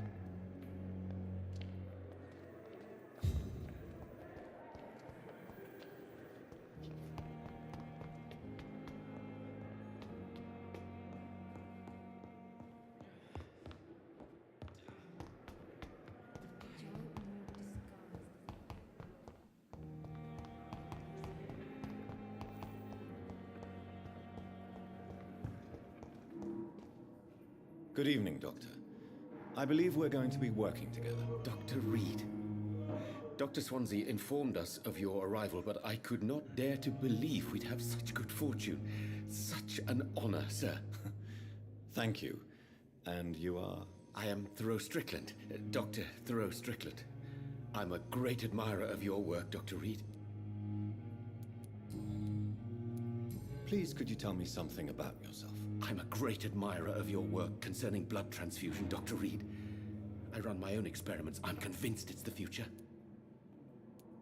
What made you choose to be a doctor? I'm not ashamed to admit you and your work have inspired me. I am honored to have the opportunity to work by your side.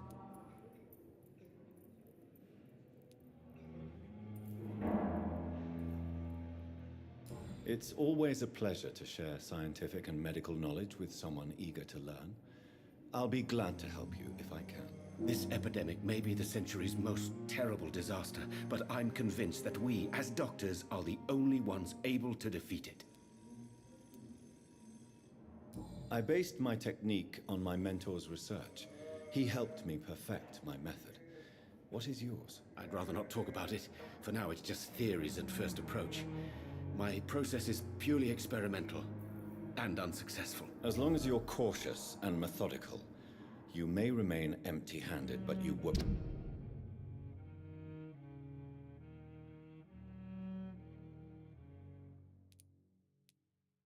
fail. You're not the first one to warn me, but I am convinced knowledge is the main weapon against the ravages of this epidemic.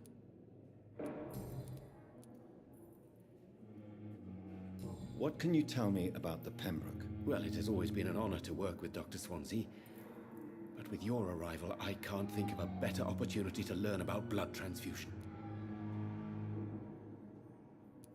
Do you need help with anything in particular? Well, yes, maybe. I'm waiting for a batch of products I ordered for my personal research. Yet my supplier seems to have vanished. Do you want me to play the errand boy for you? Oh no, Dr. Reed. But if you went personally to his shop, what with your reputation and all, he wouldn't dare to refuse the products I need. I see. Well, give me the address, for I may pass by if I have time.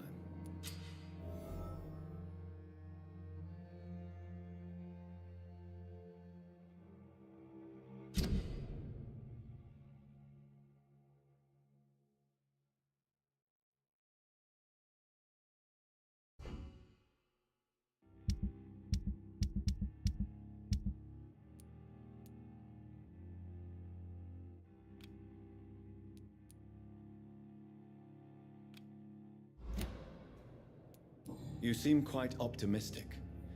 It's a rare and precious attitude in these difficult times. I'm convinced that this epidemic is a test of endurance and dedication for us men of science. Questions remain about our capacity to resolve the situation.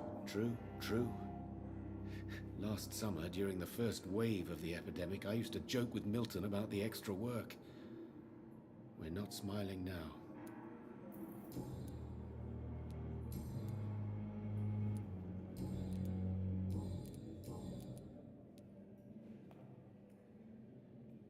Tell me more about your willingness to experiment with new medical techniques. Harvey Fiddick is a patient suffering from a severe injury that could cripple him if not treated correctly.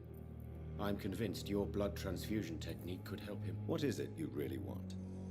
To save him, or to prove your point? Fair question. I want nothing but to save my patient, Dr. Reed. Especially since I know Mr. Fiddick's story. Tell me Mr. Fiddick's story. Our first diagnosis was compromised because Mr. Fiddick lied to us about the real origin of his injury. He first claimed it was an accident. But why would he hide such crucial information from us? Because he is a proud father, ashamed of putting his children at risk because of his own negligence. This personal involvement could also appear to be a lack of impartiality. You must know that a good surgeon must remain neutral. I agree.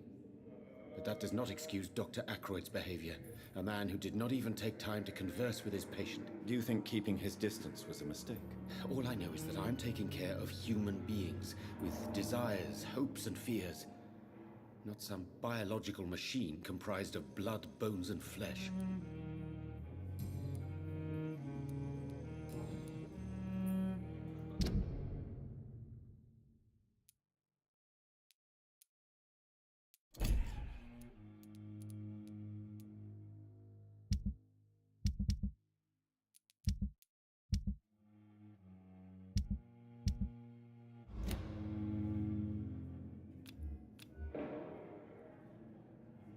Goodbye, Dr. Strip.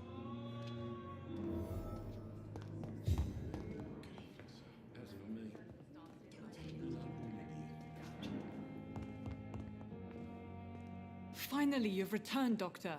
Did you find anything of value? Yes, nurse. You've worked your first miracle, Doctor. Now, this patient here needs immediate treatment. Duty calls. When the storm has passed, I'll show you how— Many thanks, Doctor. When you've finished, you ought to report to Dr. Swansea in his office. He's been looking for you. Seemed pressing.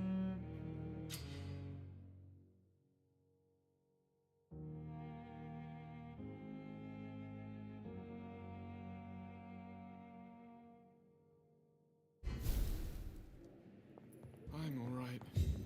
Don't waste your time with me. Good evening, madam. Can I help you? It's my son who needs you, sir. I'm Dr. Jonathan Reed. How can I help your son? I'm Beatrice Goswick, mother of Mortimer Goswick. Could you check on him, please, Dr. Reed? I've heard much of your talents as a physician.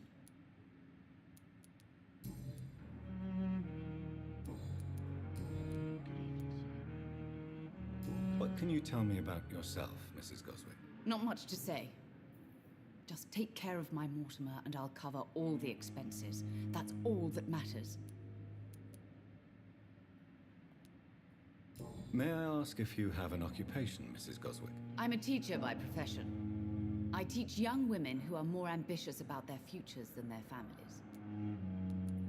Are you really that rich? Most of the patients here are of a more humble origin, if I may say so. Yes, thanks to my husband. May he rest in peace. I can cover any needed medical expenses. What do you think of your reception here? Any complaints? I have had the uttermost reservations about this hospital since we arrived.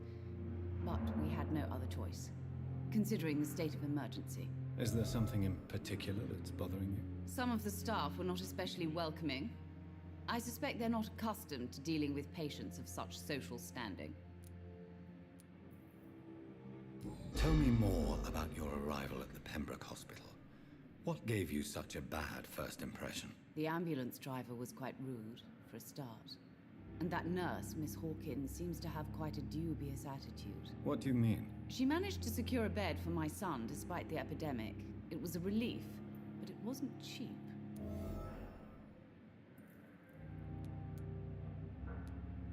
She charged you for a bed? Yes, and I paid without question, considering the urgency of the situation. I share your concern, Mrs. Goswick. Be sure that I'll talk to the people involved. I don't expect compensation, Dr. Reed. But I'm aware such behavior would not be tolerated in other hospitals. Don't waste your time with me.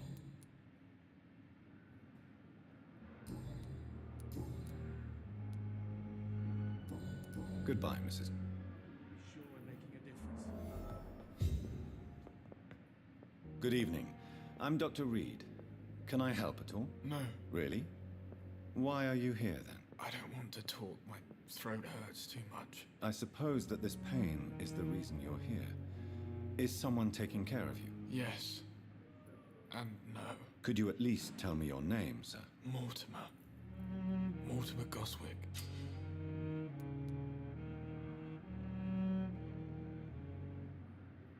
Do you need any help? I'm afraid I may, sir. I don't mean to be a burden. You're not a burden, sir. Healing you is my responsibility. And you have my gratitude for that.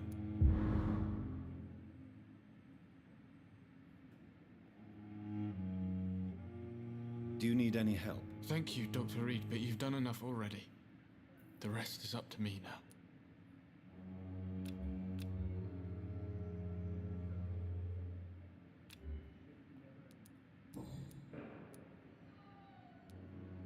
How painful is your throat, Mr. Goswick? So painful I'd rather not talk at all, Doctor. I'm sure you realize a doctor and his patient have to communicate, sir.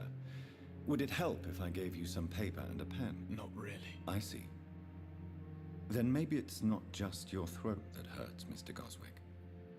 Perhaps your sore throat is just the consequence of something more hurtful. Yes, maybe. But I don't want to talk or even write about it now. How... So I'll let you get... I'm all right. Don't... Good evening. I'm okay. Why did your mother have you hospitalized here? She seems convinced this is a bad hospital. My mother just wants the best for me. She won't rest while I'm here. She'd go all the way to hell and back to help me. Is your mother bothering you? As your doctor, I can ask her to leave you alone if you would prefer. That's tempting, Doctor. But you have no idea what my mother is capable of. She would tie herself to my bed if you asked her to leave.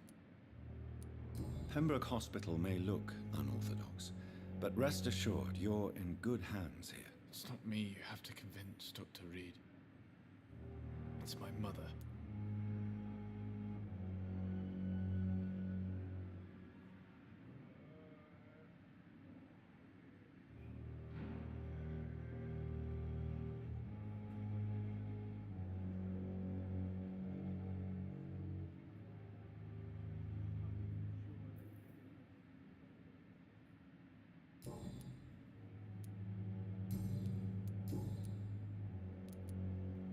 Tell me about yourself, Mr. Goswick. I don't want to talk, Doctor. I have to go now. I'm all right. Don't waste your time with me. Good evening, Doctor.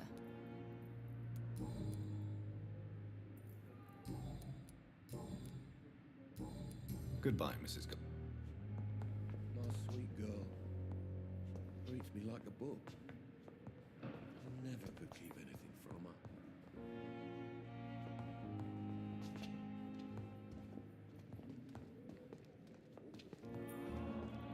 Good evening. Reed? Does my arrival... Let us just say that I don't particularly share Dr. Swansea's enthusiasm for hiring you.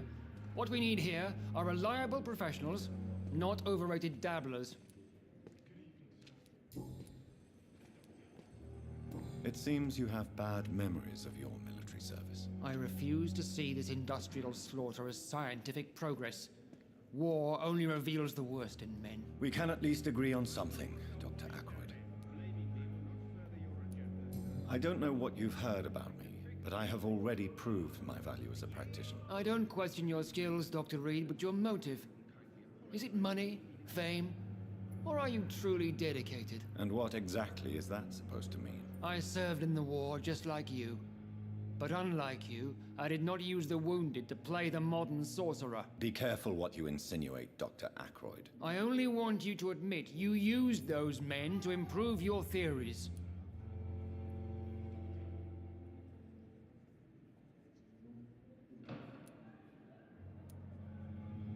This is ridiculous.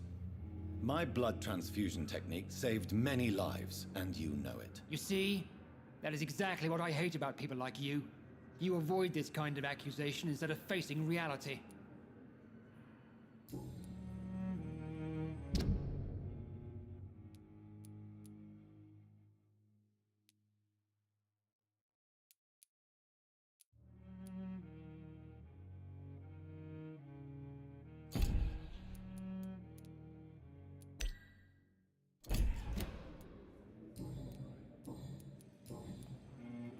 If you have a problem with me, Dr. Ackroyd, please feel free to tell me. Dr. Swansea has imposed your presence on this hospital without asking anyone's advice. The benefit of his position. But I don't agree with it. I know we've never met before, but I believe this hospital could use all the help it can get. You will agree with that, I'm sure. Oh, but I have heard about you, Dr. Reed. Of course, you can't say the same about me, since I have not wasted my time courting the press.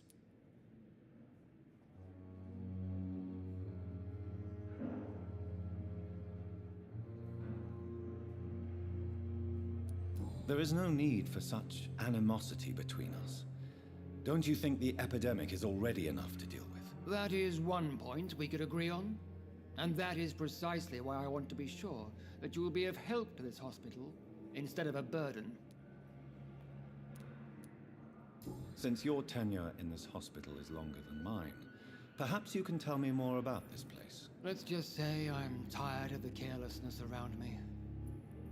I have always respected the skills of Dr. Swansea, but over time his enthusiasm has become displaced. Carelessness? Exactly what are you talking about? We're here to save lives. The people who trust us are not volunteering for experimentation. They're here to be healed. I don't intend to run any radical experiments, Doctor.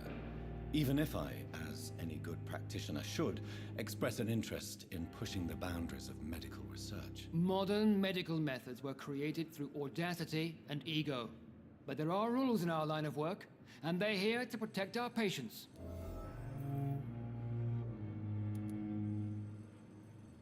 Tell me, Waverly, what do you think of Dr. Strickland's enthusiasm for his experimental research? Strickland is playing with his patients' lives for pride and glory. Now that, sir, is unethical. Are you thinking about something?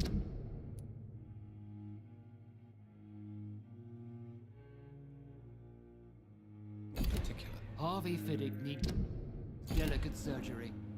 I believe we should stick to the usual procedure, but my young colleague obviously disagrees.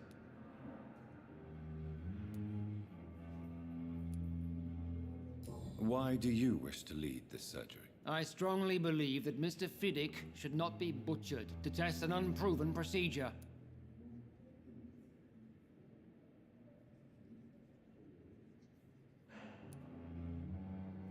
If you are going to lead this surgery, I'm trusting you to assume the consequences of your actions, whatever the result. I'm not the kind of man who runs away from his responsibilities, Dr. Reed.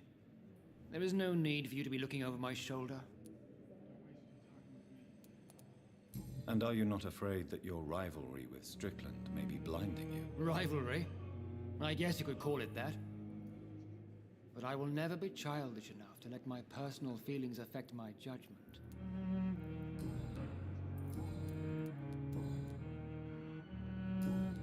Thank you for your... Good evening, sir. Dr. Reed, may I?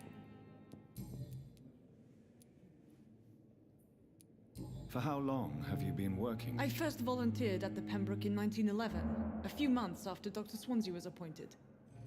And before you arrived here? If you must know, this was my first job. Well, Dr. Swansea certainly has confidence in your abilities. Are you in charge of the nursing staff? Not in an official capacity, but the Pembroke doesn't always work above board, so to speak. How is the duty roster organized? Everybody works until they can't.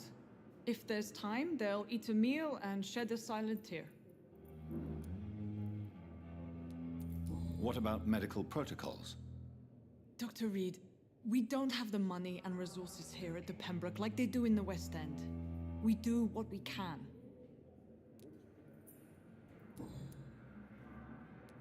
For how long have you been working here, nurse? If you... What can you tell me about the epidemic, Nurse Crane? I've been out of touch since I've come back to England. Everyday folk don't know how bad it is. The papers certainly won't tell them. Not as long as the war is raging on, anyway. News on the front stated that the Spanish flu was under control, at least in Britain. It seemed to be for a while, but that was only last summer. It returned with a vengeance just over a month ago. What can you tell me about our patients here at Pembroke? This hospital was founded to help the East End poor and needy. But since the war and the quarantine, we've had all manner of folk. Can you be more specific? Well, veterans, the elderly, dock workers. We even have a few mental patients. If there's space, we take them. I'll see you later.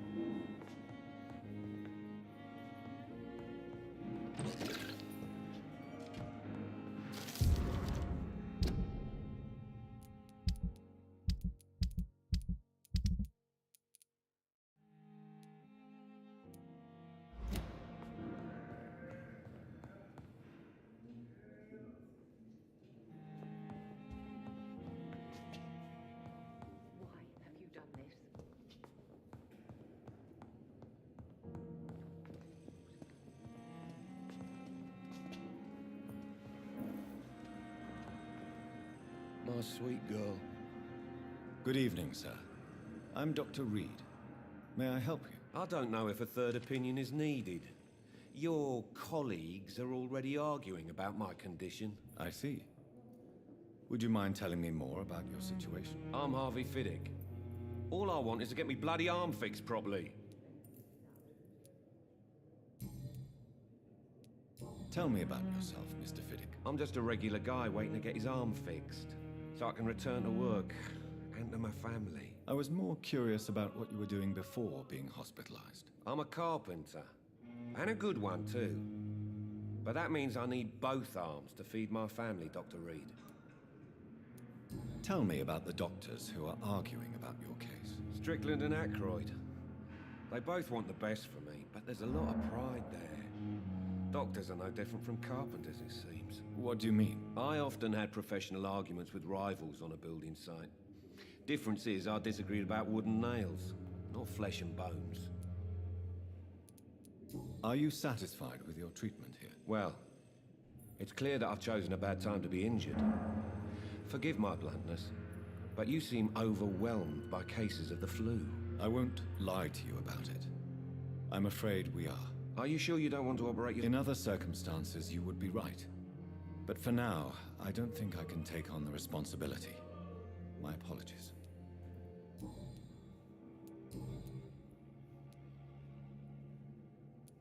Tell me about your injury, Harvey. Why do you feel so guilty about it? My wife died because of me. And now I may lose everything because I've been careless enough to hurt myself. What an arsehole.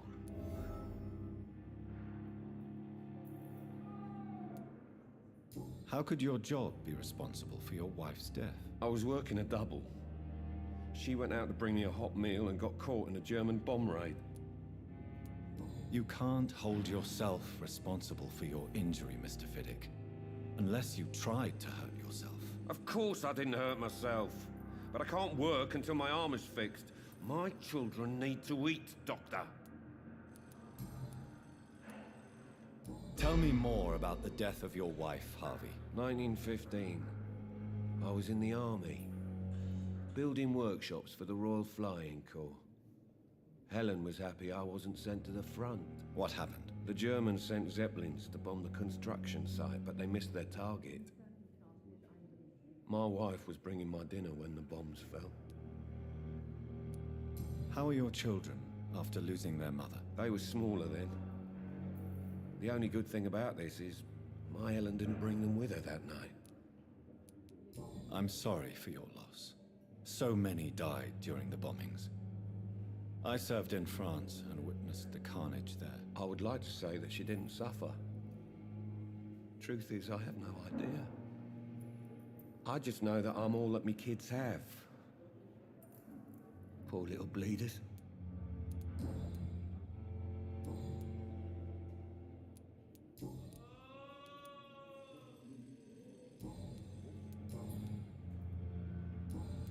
Goodbye for now. I will not let you down, my boy.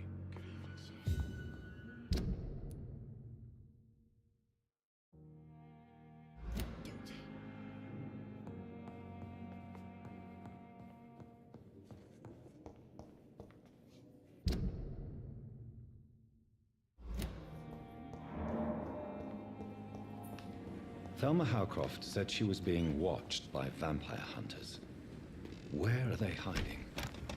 I should investigate. Plain and cold medical bench, sir. I understand you must be very angry about this unfair situation. I managed to arrange to have you buried in the same mass grave as your wife.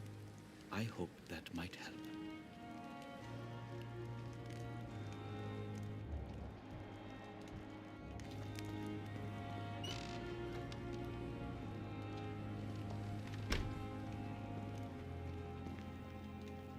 Good evening. I'm Dr. Reed. Always a pleasure to meet a colleague, sir. Especially when he was supposedly dead. A colleague? Are you a doctor too? Not anymore, sir. I used to be Dr. Rakesh Chadana. Now, I'm just Mr. Chadana, pawnbroker and humble guardian of this morgue. What do you mean, you used to be a doctor? Was your license revoked? No, sir. It is just that I like to be precise. I run a little pawn shop while taking care of the dead. But I used to be a real doctor. Please show me what you have to say. Of course.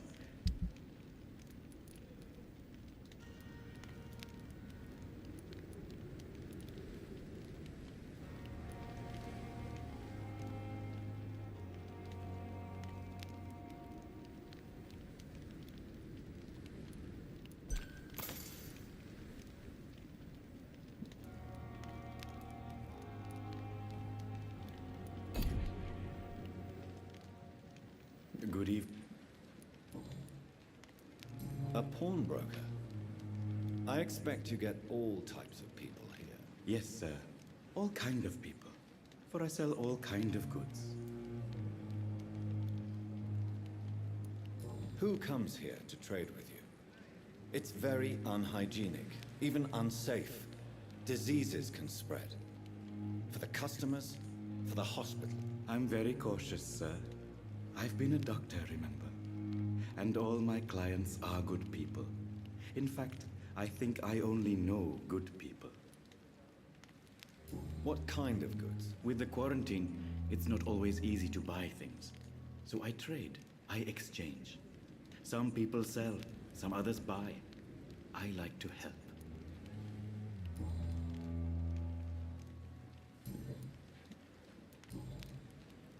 Are you afraid or uneasy being surrounded by so many corpses? Why should I? These bodies are empty vessels. Flesh left to decay. Poof. No soul anymore. All gone. An interesting point of view. And quite an exotic one, too. Most people fear, or at least have a respect, for dead flesh. Sir, as a medic during the war, I learned to face my death and the death of others. It's the pain we have to tame, not death itself. How did you get this job? After I left the army, I worked as an undertaker down by the docks. A dangerous place with many an unpleasant business there. Milton Hooks helped me get a job here.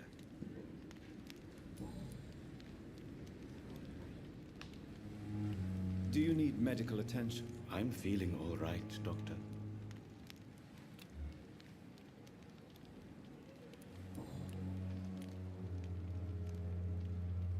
Have we met before? I don't think so, sir. Why? When we first talked, you said you were glad to meet me since I was reported dead. Funny story, sir.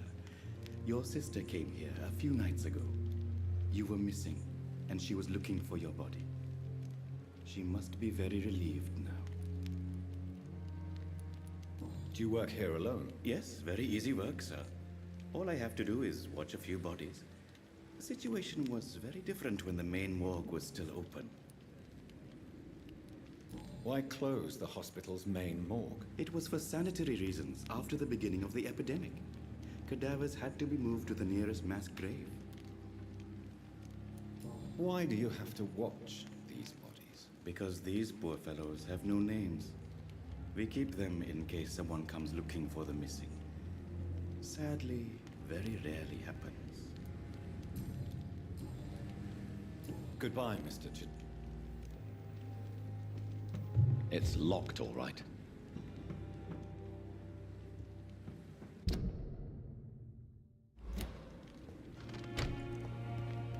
I'm sorry you ended up on a plain and cold medical bench. I understand you must be very...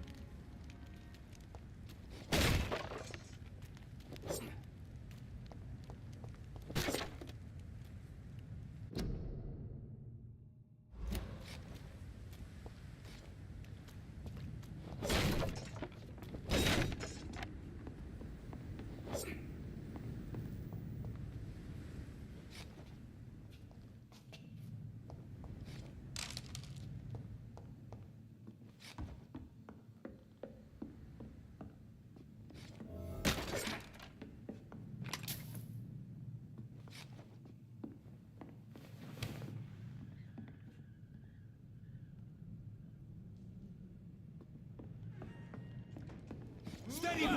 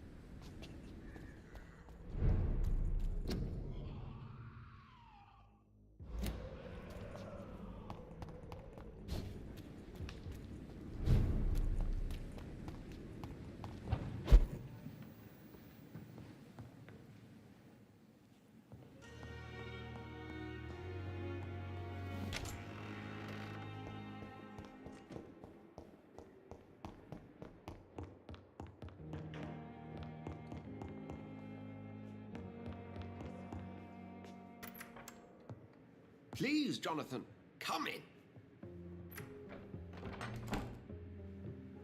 Fascinating, is it not? In the last decade, so many mysteries have been brought to light with our microscopes. The human body, biology's penultimate frontier. The more we explore its boundaries, the less we're able to trace a clear line between life and death. You, my friend, have a foot in both countries. The view must be vertiginous. It's at least as vertiginous as chatting about vampires with you, I would say. This must be also...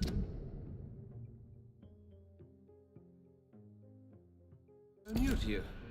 This area of town, the hospital, a brand new life. How stimulating it must be. I wish I could share your enthusiasm, Dr. Swansea. But my condition defies scientific categorization. Undead? Unalive? Immortality defies logic. I cannot express my thrill at this serendipitous turn of events. The world's most eminent specialist in blood transfusions, a vampire. One might say a gift from heaven.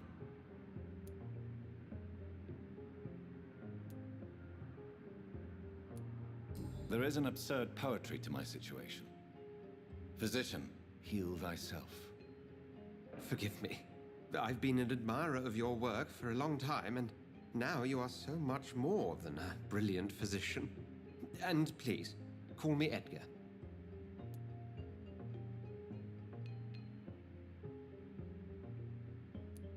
There is no need to apologize, Edgar. You offered me sanctuary when I had none. Very well. I have a task for you, Jonathan. Something that will require all your newfound skills. Please, go on.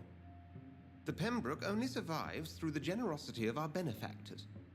Unfortunately, our main donor has found herself in a bit of a bind. Now, if you could help her out...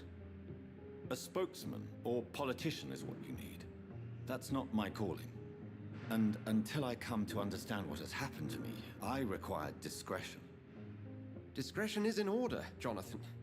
Lady Ashbury has recently received rather indelicate correspondence that, if revealed, would jeopardize her position. And you would like me to eradicate this threat? By the stole, of course not.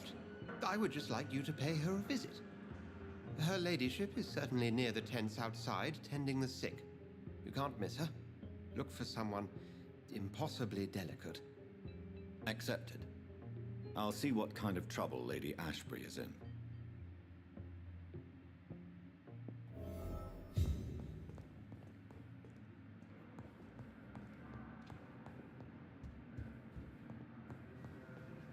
Do you need... I have to... Then ask. You mentioned something about a secret society. A brotherhood, if I recall. Could you elaborate? Certainly. I've been a member of the Brotherhood of St. Paul's Stole for several years. We are pledged to monitor and report vampire activity in England as impartial scientific observers. Yet you don't fear me.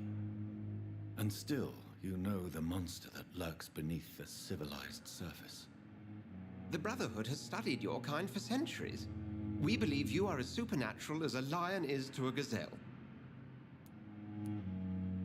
That explains your nightly wanderings about the docks and the questions you ask. I feel it wasn't mere coincidence that led us to that part of town.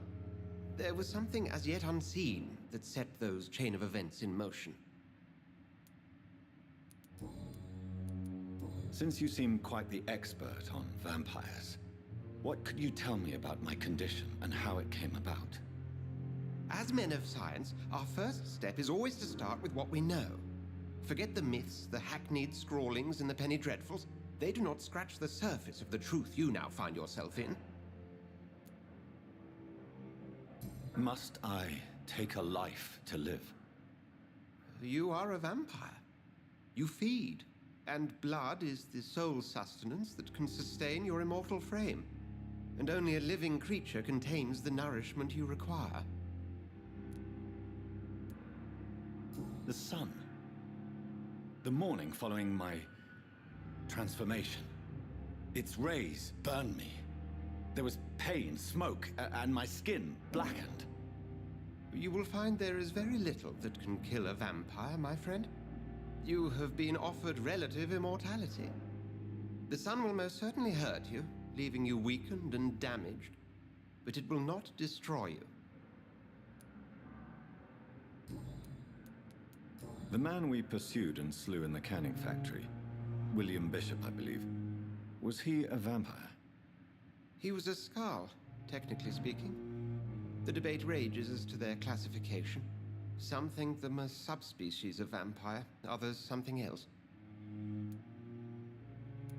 Just for clarity, what differences are there between myself and a Skald? A Skald is easier to eliminate, Jonathan, even if they remain formidable foes for the unprepared. Vampires... Now, vampires exist beyond the mortal realm. How do Skalds come into existence? The name means slave. The etymology may indicate that they are a lesser species of vampire. From what I know, vampires tend to despise them. Since I'm the one working for you, what should I know about Pembroke Hospital? Well, for many years, we have been the only medical facility in this part of town that people can rely on. We support the community here, as well as provide health care. Where do we stand today? Oh, to be honest, we cope on a day-to-day basis. The first wave of the Spanish flu last summer took us by surprise. We lack many of the basic necessities needed. What do you expect of me? What we need is hope. You were a soldier. This is a war. This white coat's still a uniform. We fight to help the poor, the sick of the East End, the forgotten. We'll see.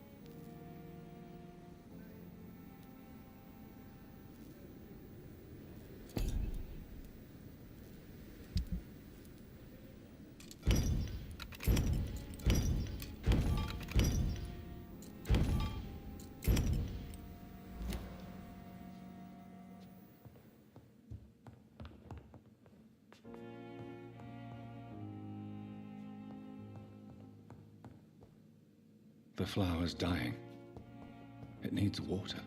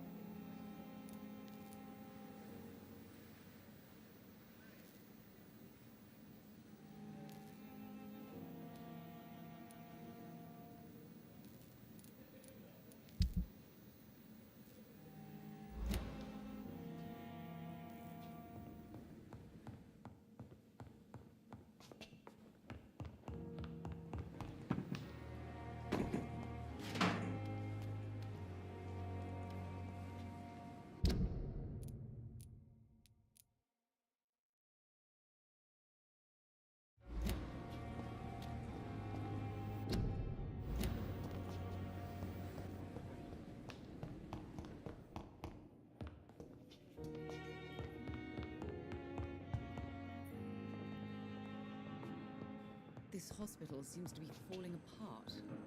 But in the circumstances, I'm willing to give you the benefit. Good e-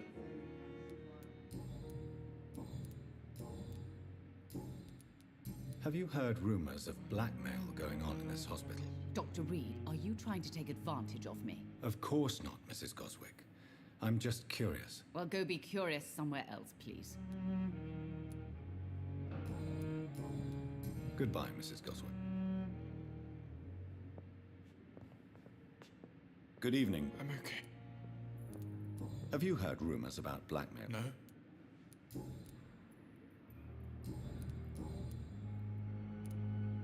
How... So,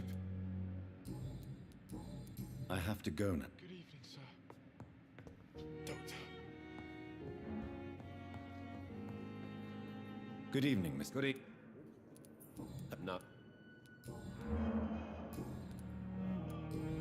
Tell me about your... Goodbye for now, Mr. My sweet girl. Reads me like a book.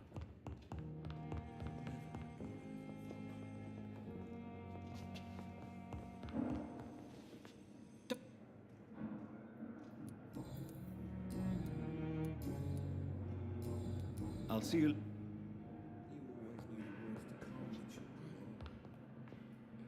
I'm quite... Black. Thank you for your...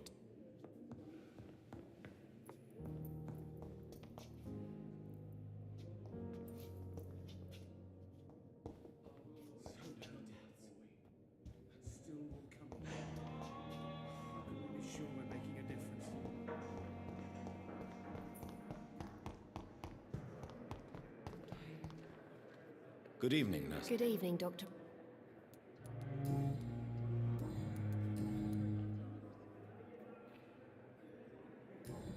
Goodbye, Nurse Hawkins.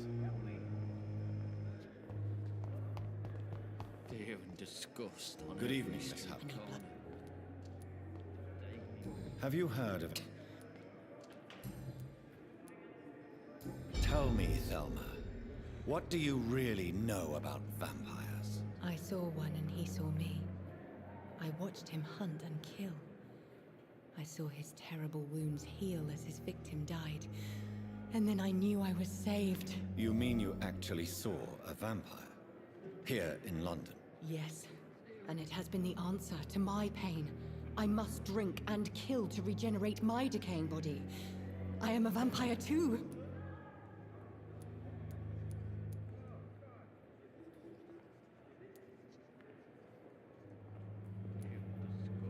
You have no idea what problems your claim could cause if heard by the wrong people, Miss Howcroft. You must stop this nonsense now. Why fear the truth? Strange things live in the dark, Dr. Reed. Strange and ancient beings that were here before this island even had a name.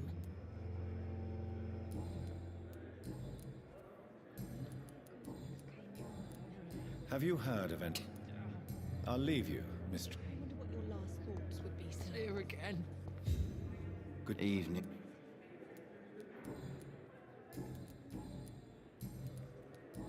If you want to know what's going on here, You better talk to Miss Jones. She knows everything. Goodbye for now, Mr. Elwood. Fear and disgust on every street corner. The daily routine.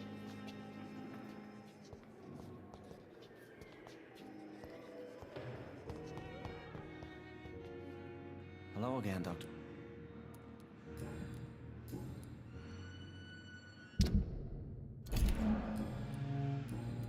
Goodbye, Mr. Hampton. We'll talk again.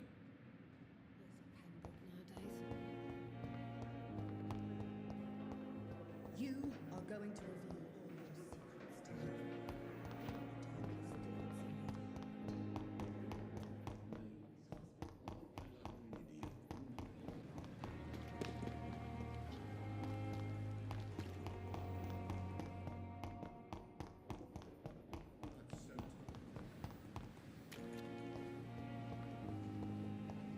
The patients are not fools. They know we are over. Good evening. Doctor. Have you heard? Goodbye, Dr. Tippett.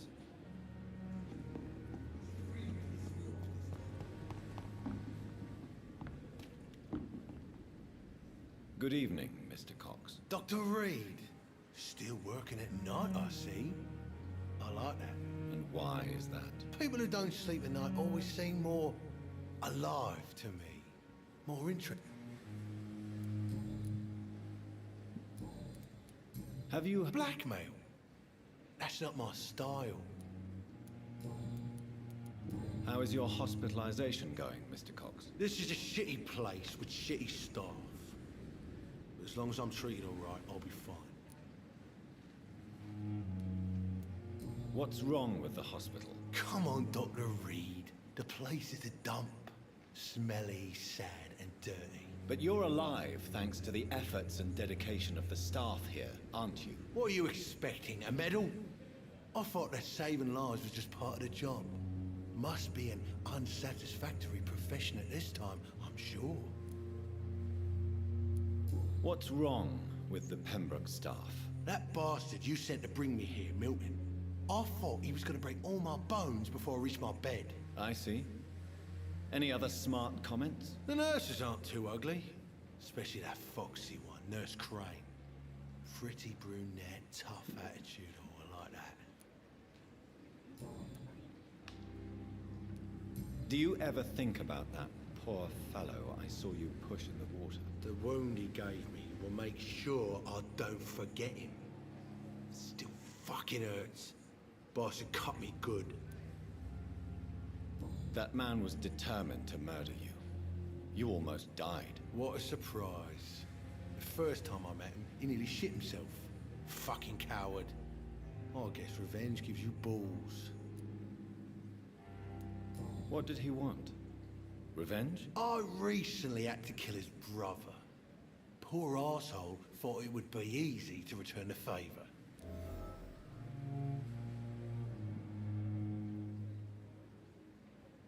Only the strongest survive, then? Survival at all costs. Is that all you think about? I'm the toughest bastard you'll ever meet, Dr. Reed. And I don't give a fuck what you think of me.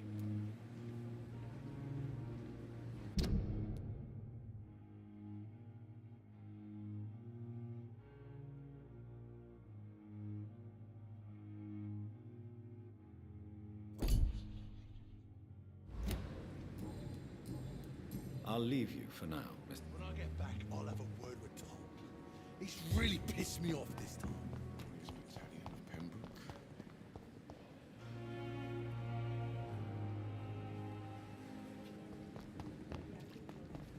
It is now or never. Another night.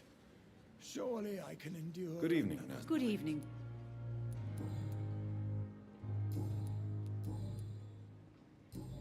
Goodbye, nurse.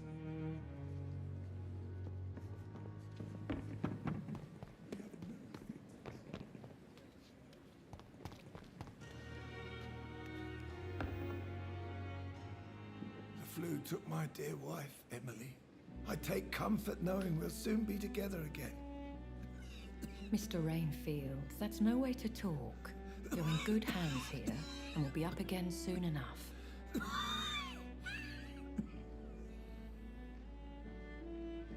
Now do me a kindness and get some sleep. I'll be back round later. Your words are kind, the blessings of an angel. You're the sweet, sweet Lady of Mercy.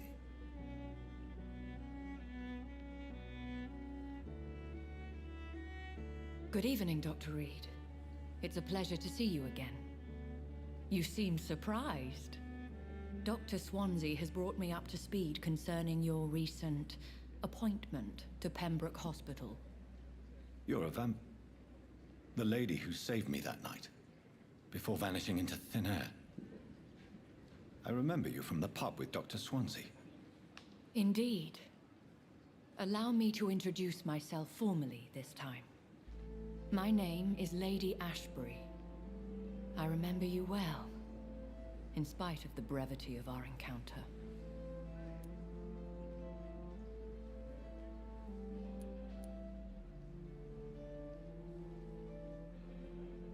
Apologies. You've taken me by surprise. I'm very happy to see you. The pleasure is mine, Doctor. I hope you're more disposed to answer my questions now. You must have countless questions, but our rather urgent matter first. Swansea has explained. My cover, if you prefer, has been compromised.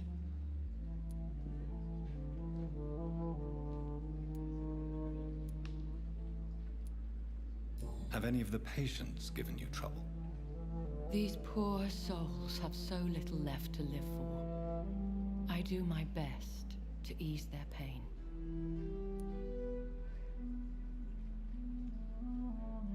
The world would be a better place if it were cared for by women like you.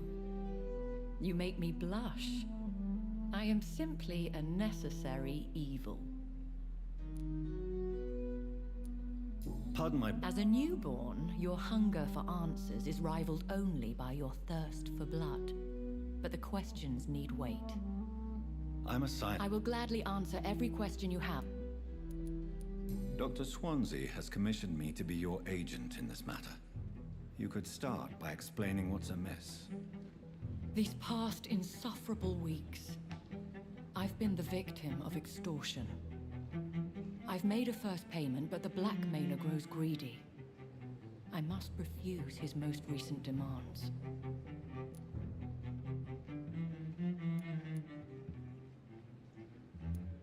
Who would be so foolish as to threaten you?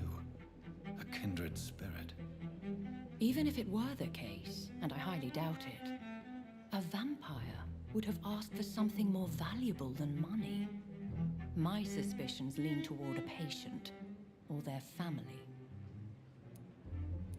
What are your expectations? Please be precise. As the newly appointed surgeon of this hospital, you are in an excellent position to ask innocent questions and deftly learn the identity of my blackmailer. If we're dealing with an ordinary criminal, surely you've the means to deal with it yourself, if I may. As immortal tradition doth dictate, all fangs and hypnotic eyes ablaze, the blood would run like a river. That's what I hope to avoid. Violence has a tendency to spiral out of control. Please continue. Every detail is essential. I'm your man. My embarrassment in this matter is eclipsed only by my shame at having put the hospital at risk. The threat from our anonymous scoundrel is clear. A list of dates. My visits coinciding with the dates of suspicious patient deaths due to massive blood loss. Is it true? Now aren't you the blunt one?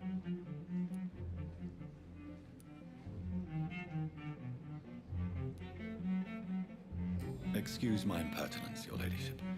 This is not an interrogation.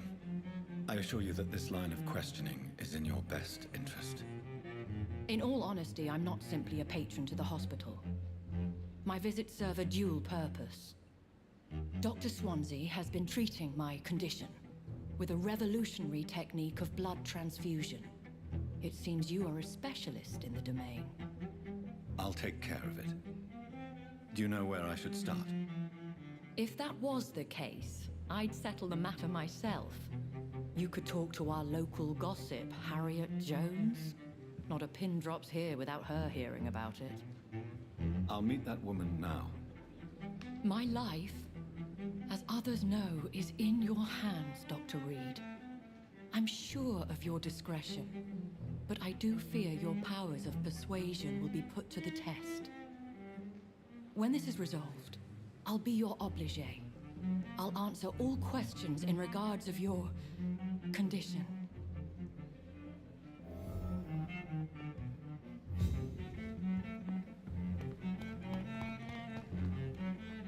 Good evening, sir.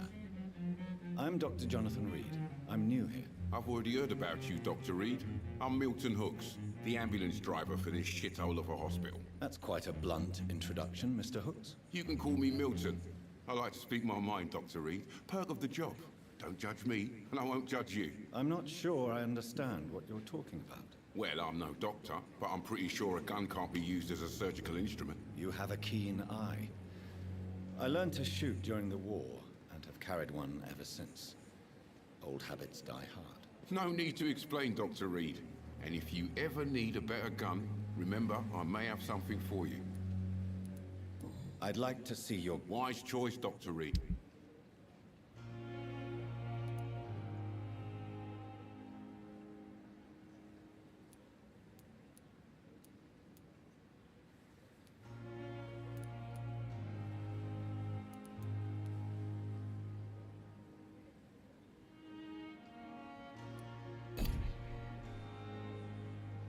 Good evening. How is the situation around here? You want to hear the situation is all right? It's fucking awful. We lack everything, and it's getting worse every day. Are you really smuggling weapons through the hospital? And why not? I've already been attacked by patients, you know. And by gang members willing to steal my money. But you're not defending yourself. You're selling guns to civilians. You keep people alive your own way, Doctor. I offer them another way to protect their health. So what do you do exactly in this hospital? Apart from smuggling guns, I mean. I've been an ambulance driver since... too long, I guess. I bring sick people here night and day. It's a dirty job, but I get it done. Most of the time.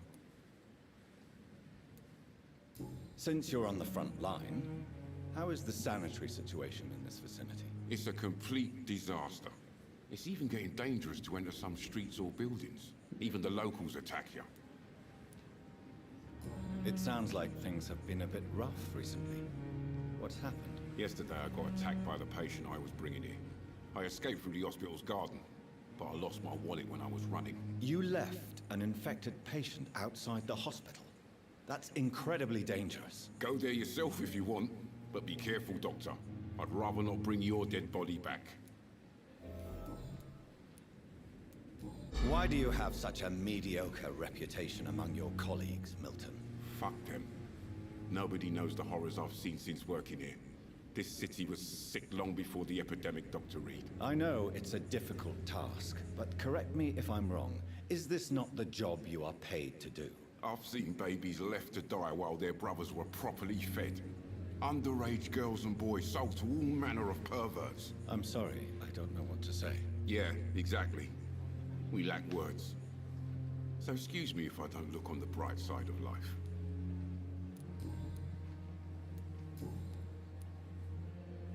Tell me why you're extorting money from some of the patients here. If a patient wants a bed, he'll have to pay me a little fee. That's all. Where did you get the idea for such an immoral scam? Funny you should ask. The first time it was from a patient who bribed me to get a bed. It's only then I realized I could make a fortune. Do you know that Nurse Hawkins is thinking of leaving the hospital? That's not a surprise. We've talked about it already. Does it not bother you? Sometimes I think she may be right. We should run away while we can. Question is, where can we go? Where is it safe? Do you need any medical help, Milton? I'm fine, Doc.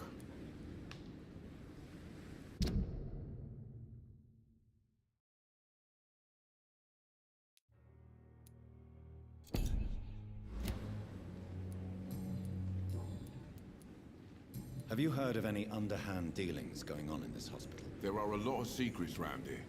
I'm not surprised someone tried to make money from them. What kind of secrets? I'm not in the gossip business, Dr. Reed. If you want to know more, you better talk to Harriet Jones. She's the oldest patient here. Goodbye, Milton.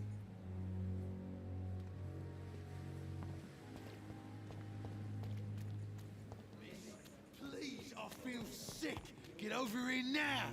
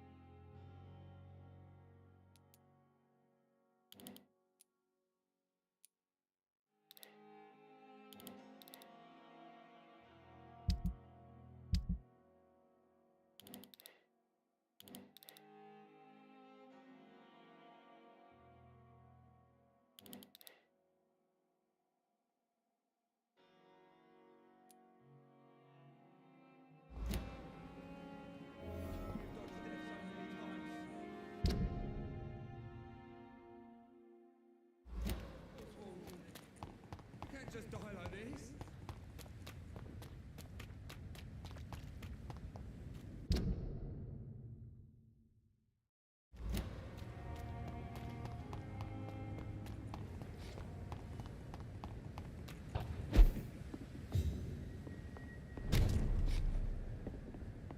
It's locked, all right.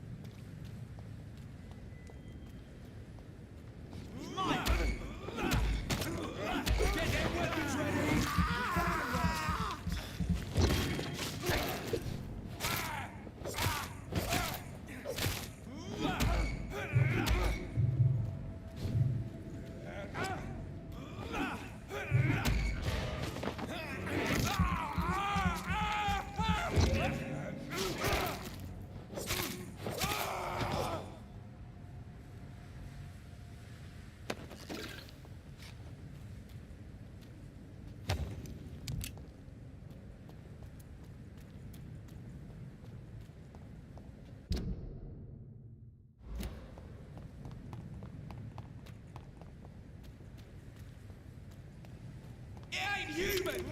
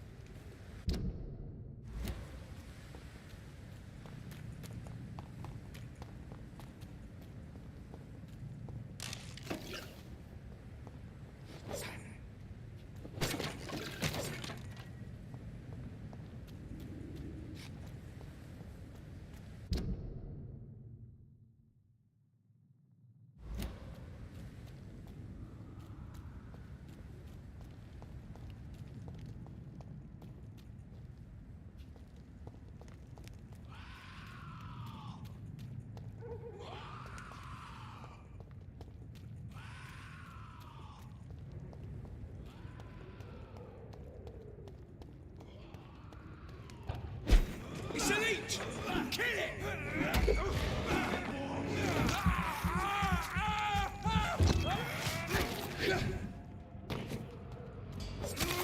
I'll kill it! Take its head!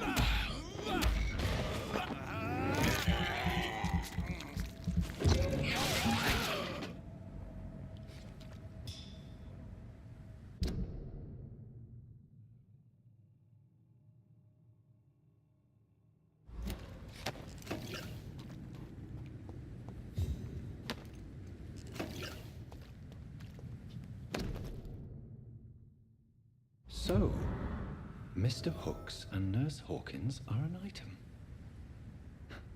Those two have hidden their affections well.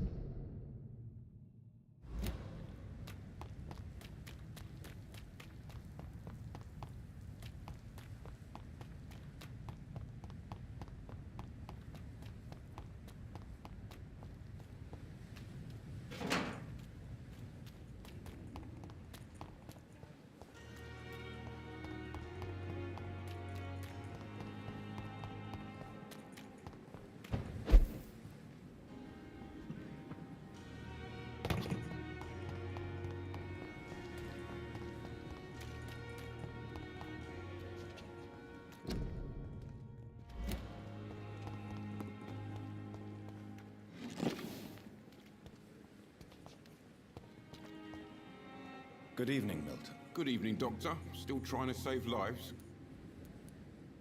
I have some good news, Milton. What? The epidemic's over? I retrieved your wallet, with all the money and a certain picture. Well, yeah, Pippa Hawkins is my girl. So what? Is it the difference of skin color that bothers you? Not at all, Milton. Good. Please, take this money anyway. To remind you to keep your mouth shut. Not everybody is as broad-minded as you, Dr. Reed.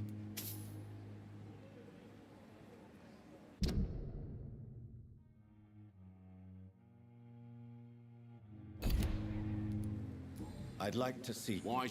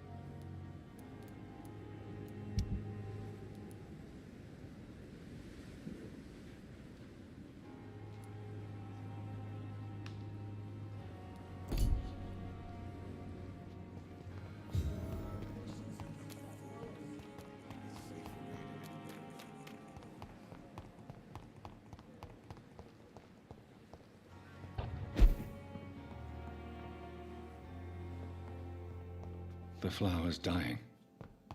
It needs water.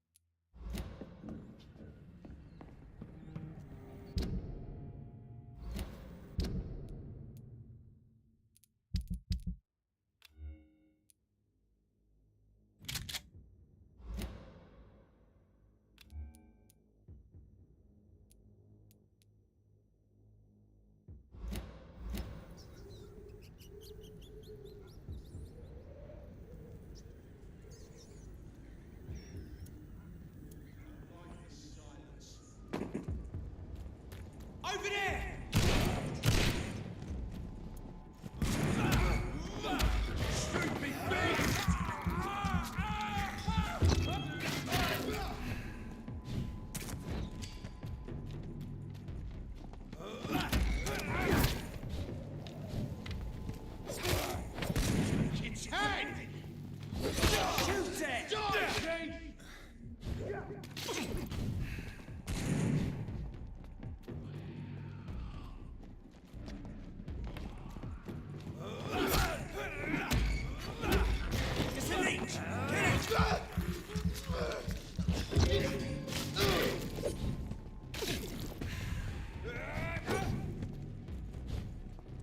Back in the grave!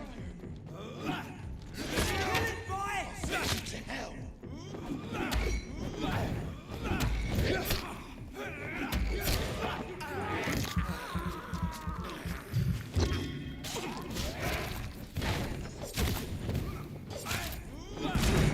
I'll kill it!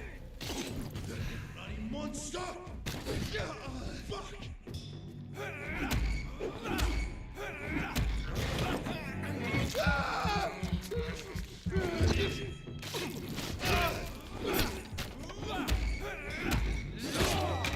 Want some of this?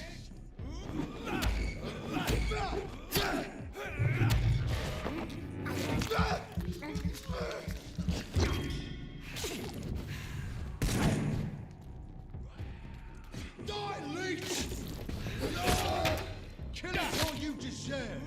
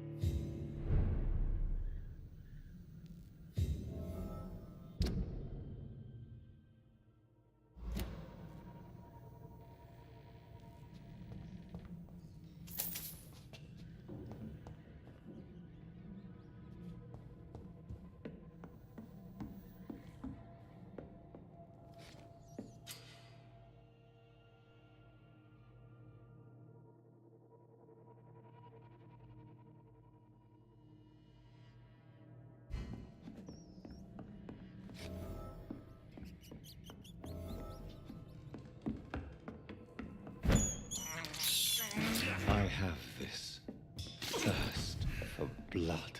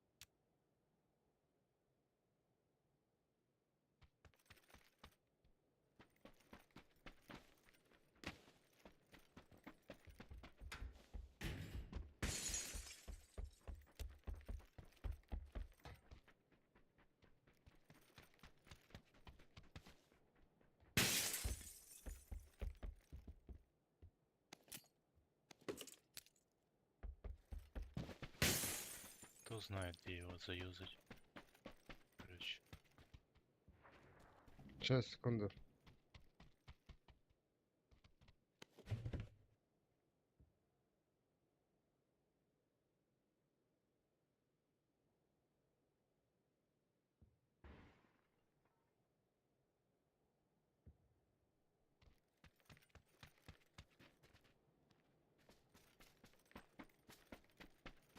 Вот здесь есть. Чё, го туда? Да, поехали.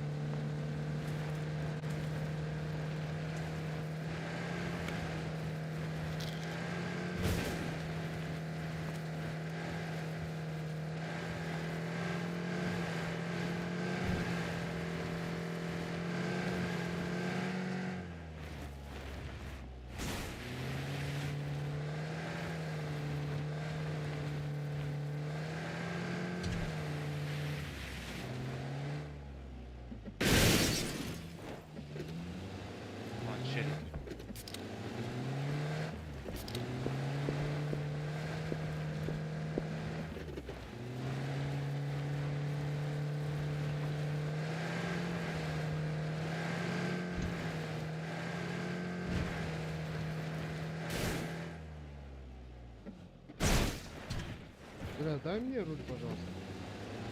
Нормально, нормально, всё проверим.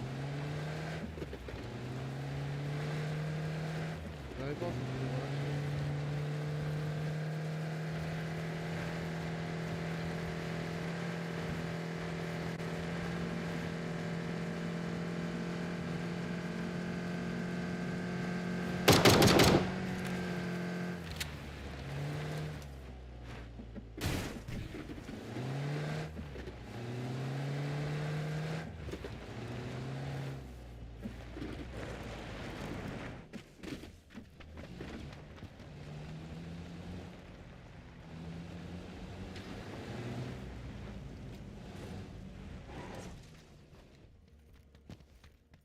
Ну, вообще ничего интересного.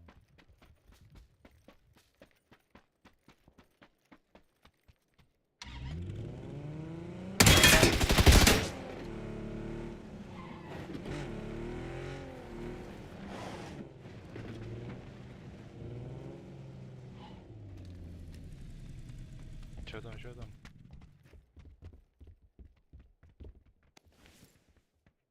Да ладно, что-то, что-то.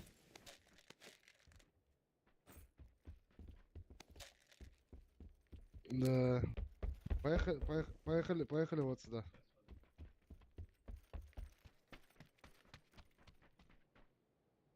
Ехали, ехали, вон там займем. Воскрешалка по-любому будет приезжать. Третий, садись.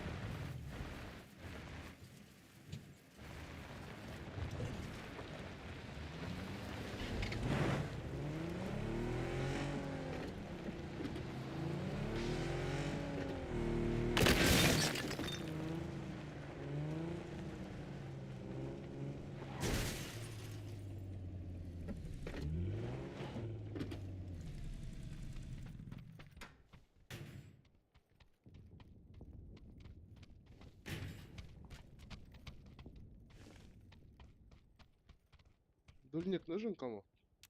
Да, нужен. Только хотел сказать, что...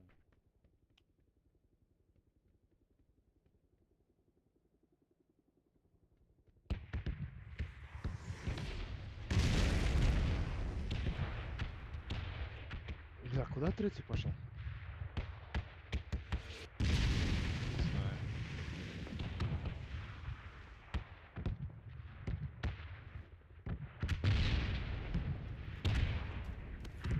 Третий рюкзак надо? Нет, спасибо. Первый тебе надо?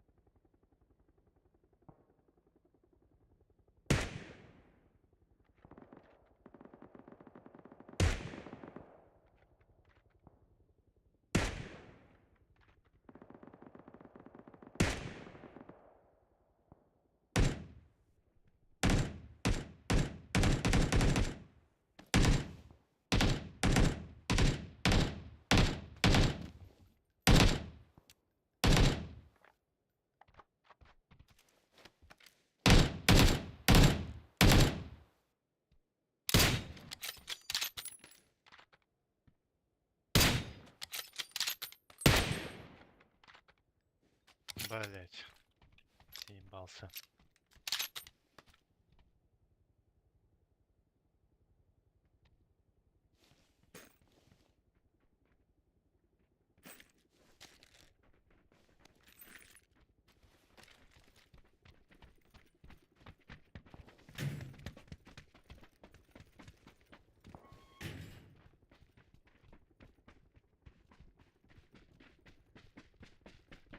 Бля, он, оказывается, на машине уехал на той. Да нет, тачка уже стоит. Оранжевая же стоит. А ту он забрал, блин. Да ладно, тут уже пешочком можно. А у нас только двое будут ездить, получается.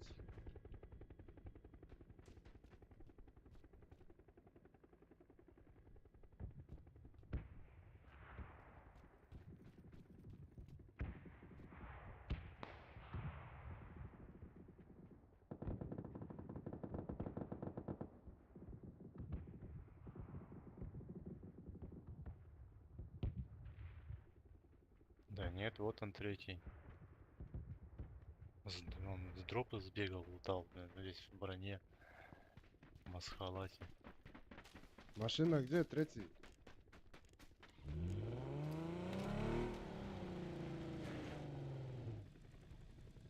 Другая машина где? Так вы же на ней приехали. Да, я ее здесь оставил. Он ее куда-то, блядь, увез.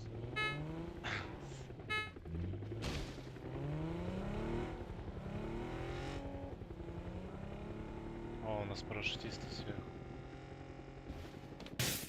Он куда-то везет меня, блядь. Похитил. Пиздец. Вон на крыше, на крыше. Стой, стой, стой, стой.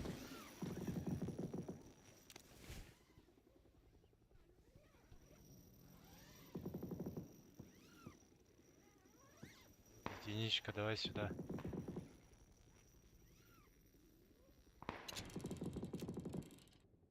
Вон там, на моей метке.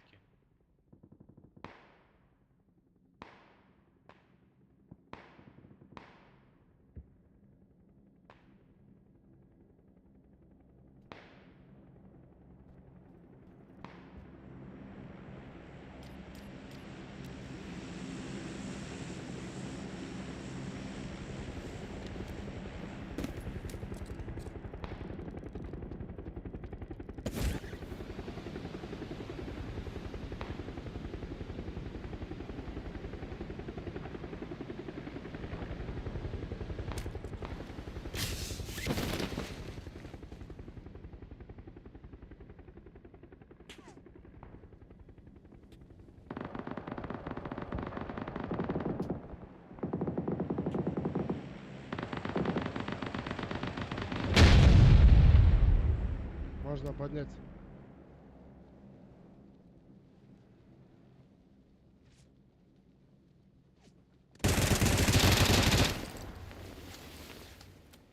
Первый, попробуй поднять. Я бегу.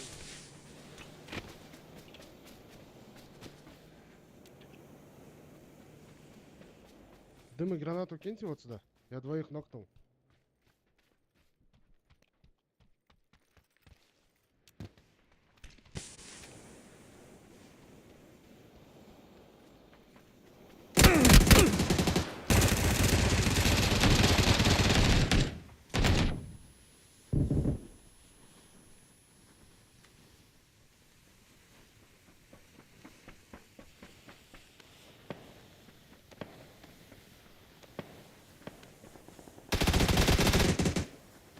Блять.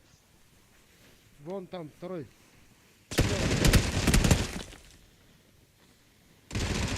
За камнем. За камнем. Все. Подними. Третий, быстрее ко мне прибеги, пожалуйста. Я пиздец теку. Ну?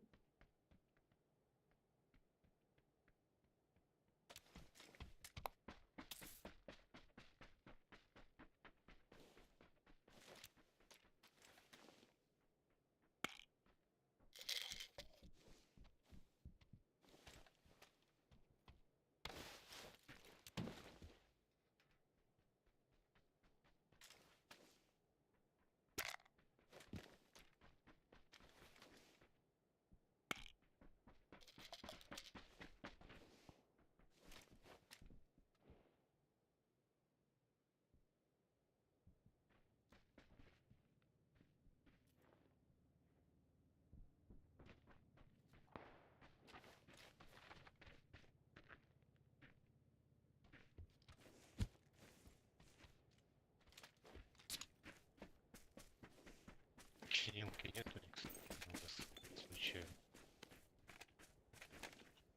Чего нету? Чинилки. Так, просто плохо слышно. Ремкомплект этот. А, не, ремкомплекта нету.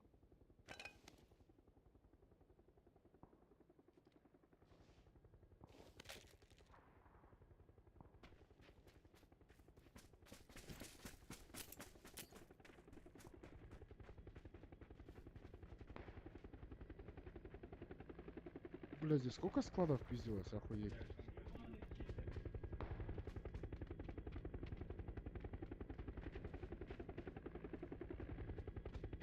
Еще летят, если сейчас, слышите?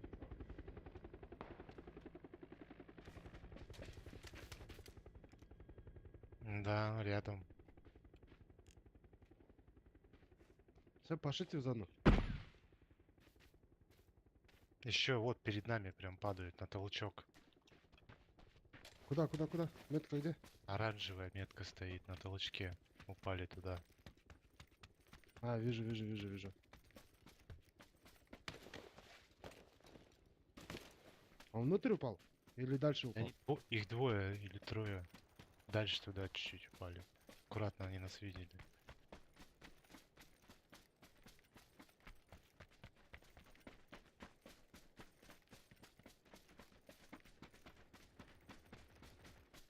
Ебать, он хуярит, блядь, косой. Я же тебе сказал. Блядь, он мне полную обойму спустил, нихуя не попал. Он на оранжевой за этой хуйней сидит. Убегает.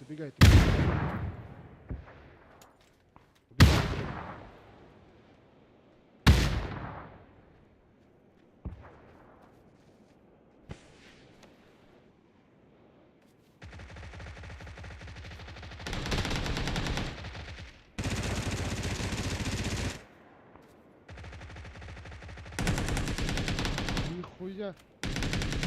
Вот здесь. Поднимите кто-нибудь.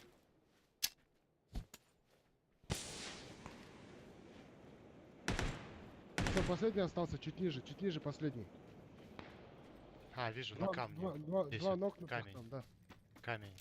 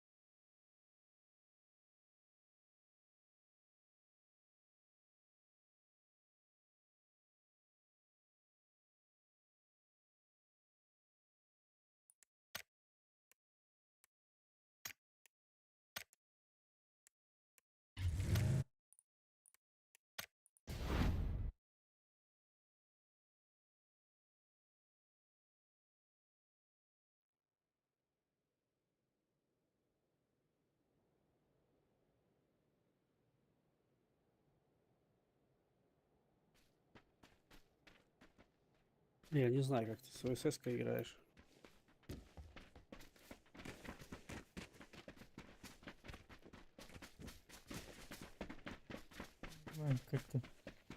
Как ты видел.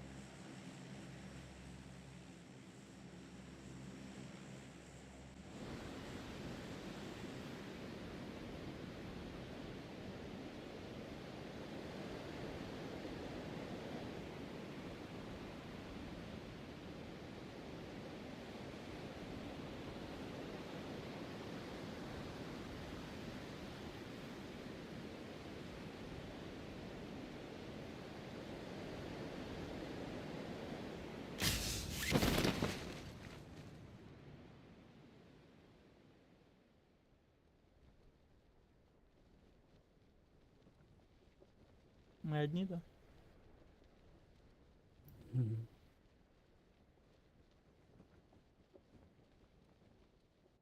И у нас еще. Да, он нам нужен.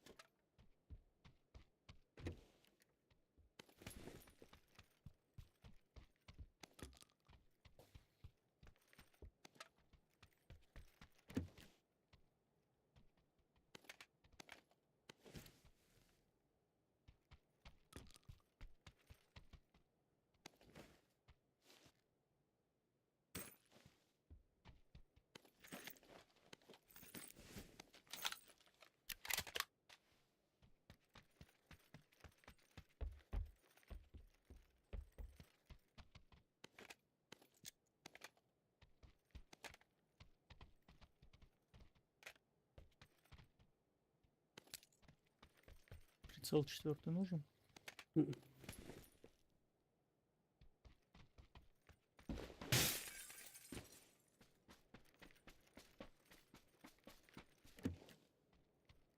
Это второй этаж же, блядь. А, вот отсюда.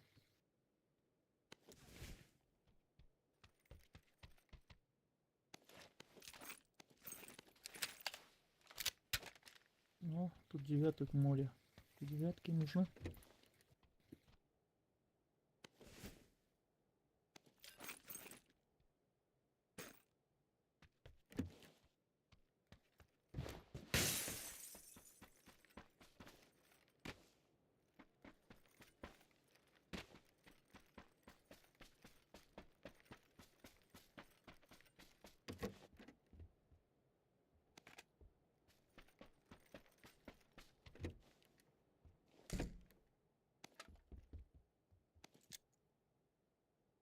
Шестерка тут лежит. Забери.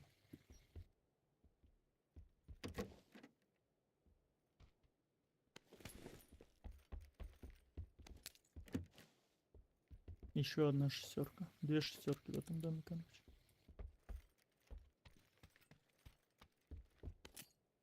И оба на 1-м этаже.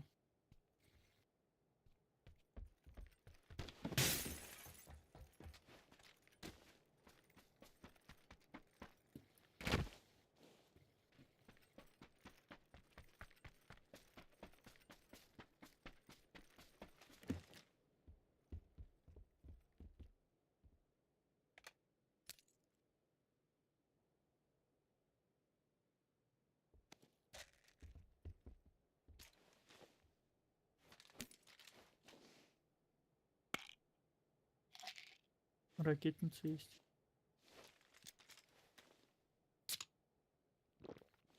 У меня ракетница, если что. Ты забрал шестерку? Угу.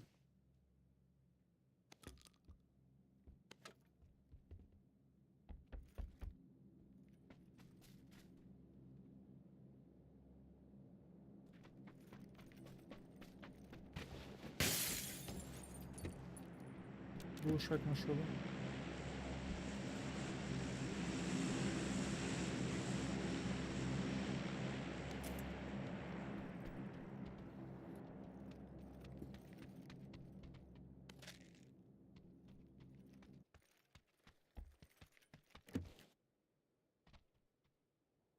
Ой, а мне не нужны они.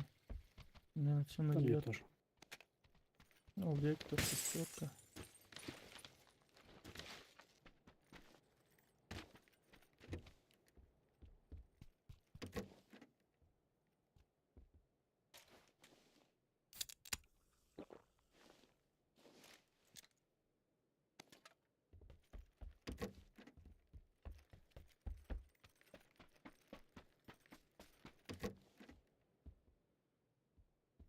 Дульник нужен? Не, коряк.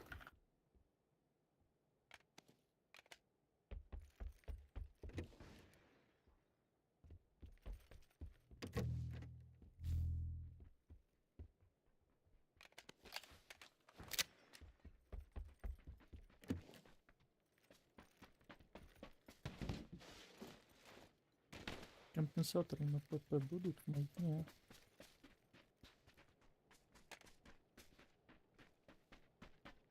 Глушак есть на ПП. А, тоже есть. И вертикалка нужна.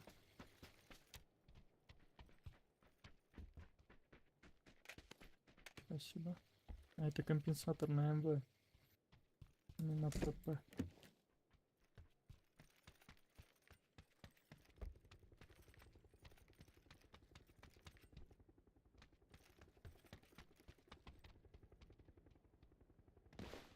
Не понял, это наш шарик? Не. Мы же еще не вызвали.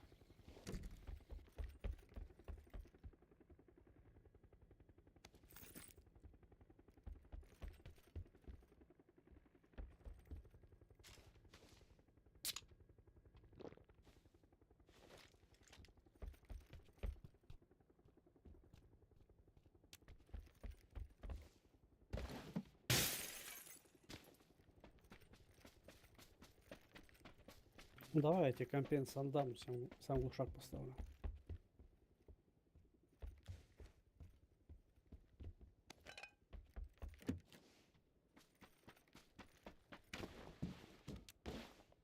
Иди на метки забери.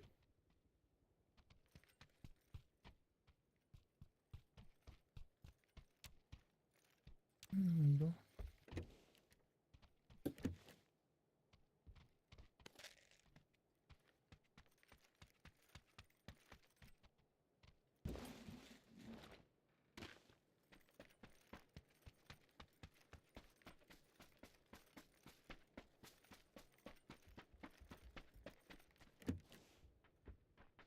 Вертикалку не нашел, блядь.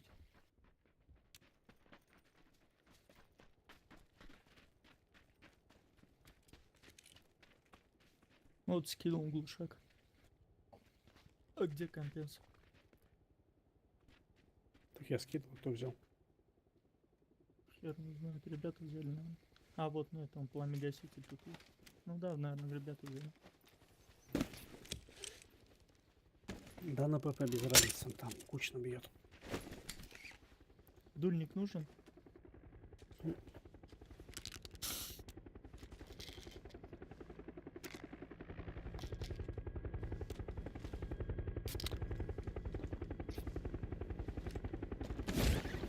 Блять, в последний момент я нажал кнопку, я заметил, что я не подсоединен.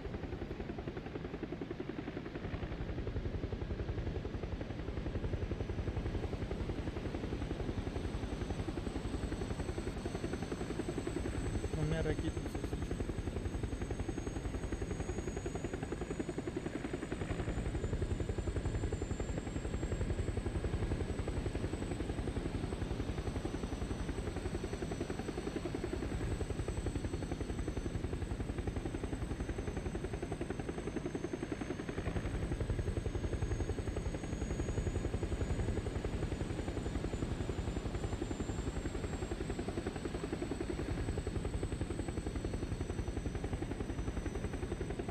Чё, куда пойдем? На желтую?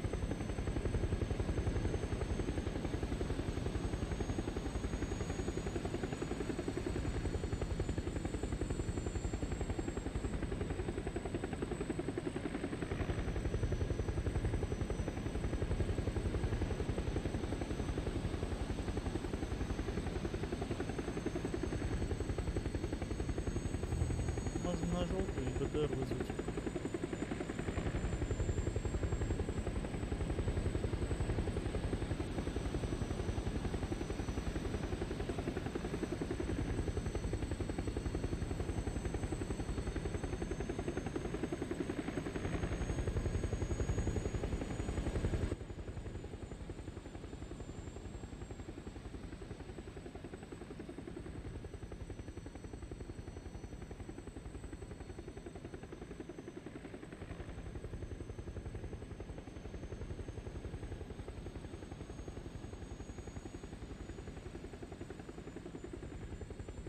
Внизу поливают. А, или шарик вызывает он только. Внизу. Под нами прям.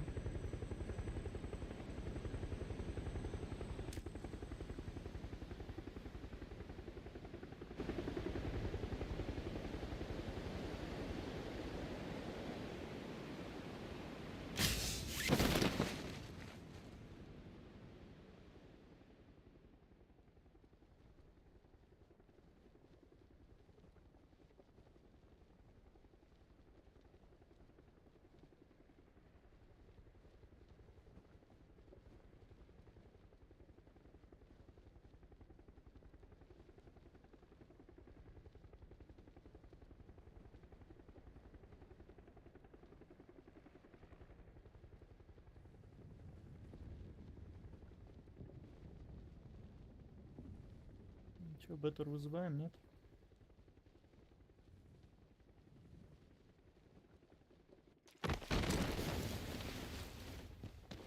Короче, пошел я БТР вызывать.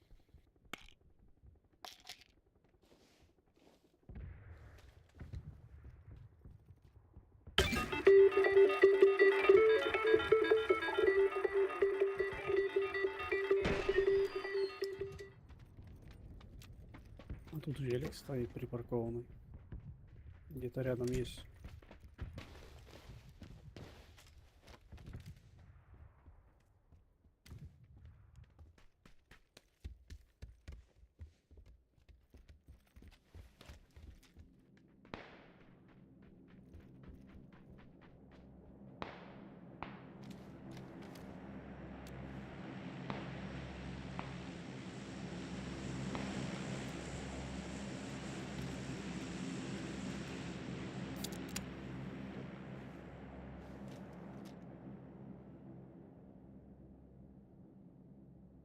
Чего не выкинул?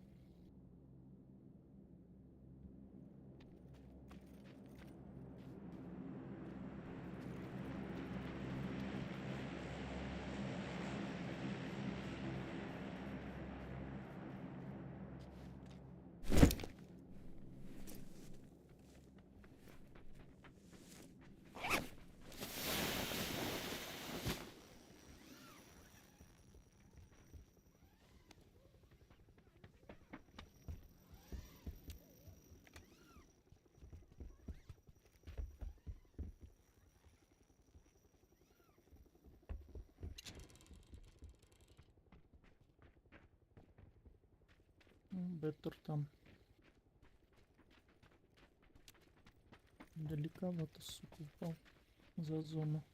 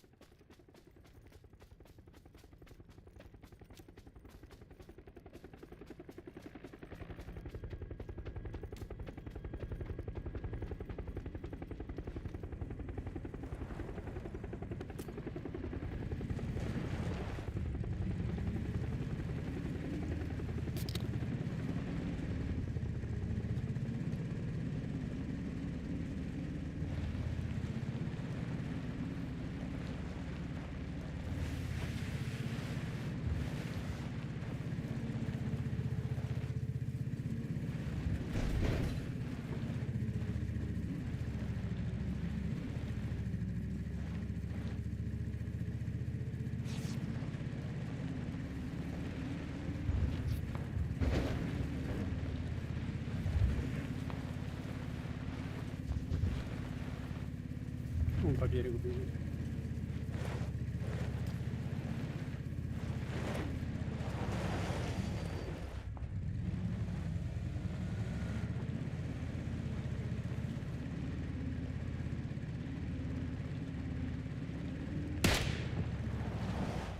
Бля.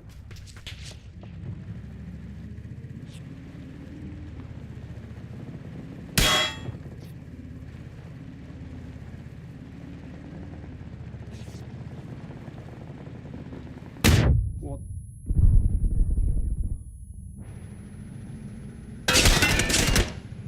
Да, раз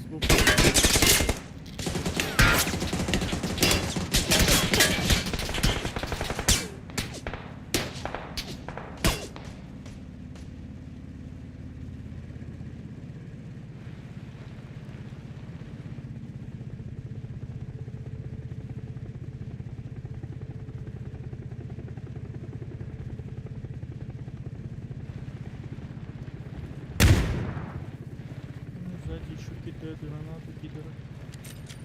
А он на дропе сидит.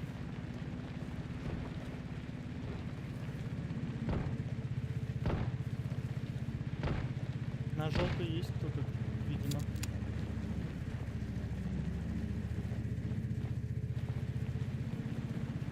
Давай попробуем. Нет?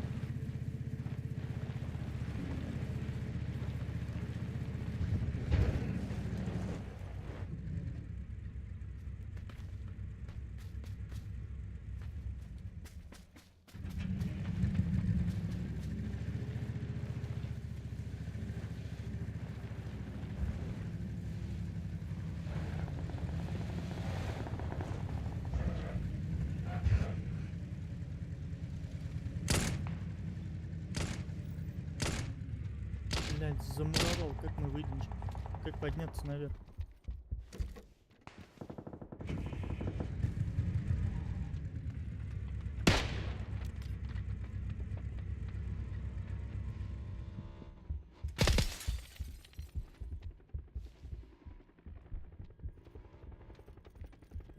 На оранжевом грибке стали.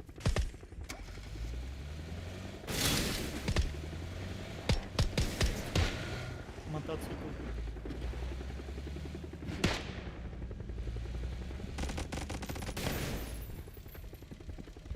Сука.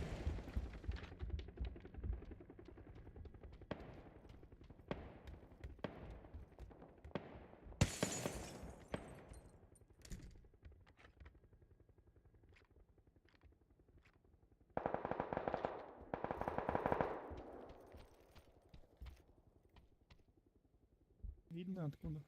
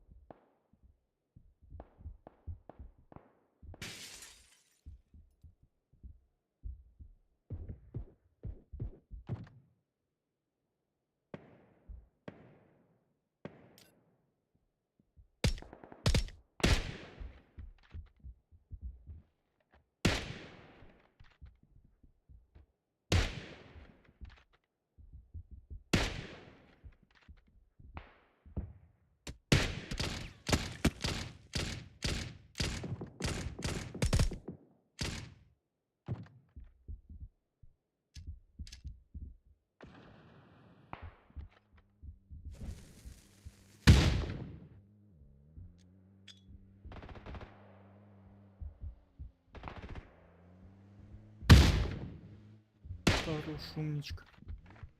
Остался один.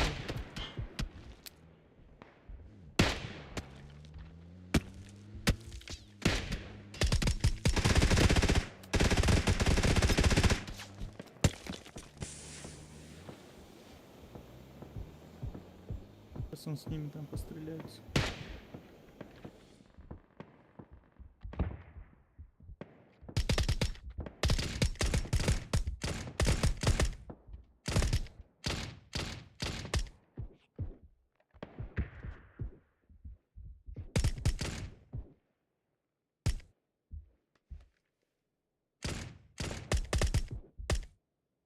Нету там.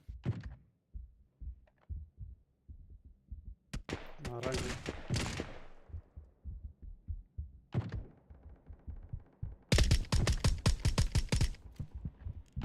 Все.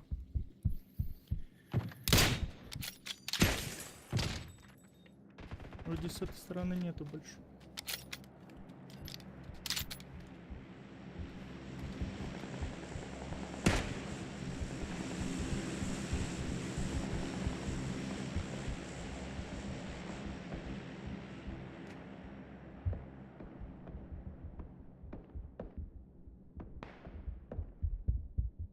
Нет, внизу каски. Может, ремка есть. Не.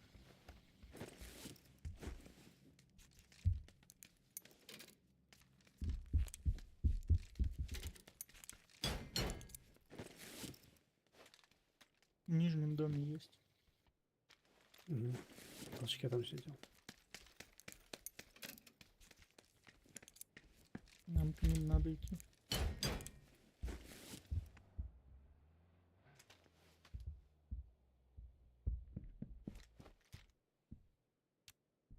Нас.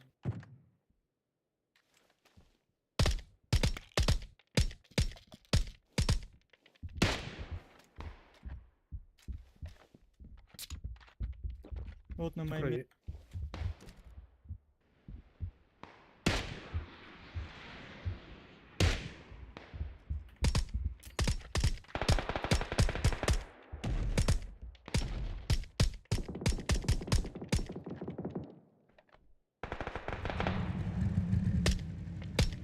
Поехали, поехали, прыгай.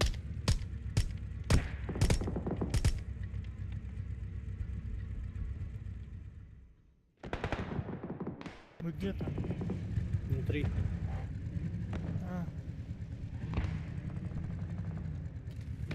Ехал, ехал. Ой-ой-ой, тут у дропа, наверное, жутковато.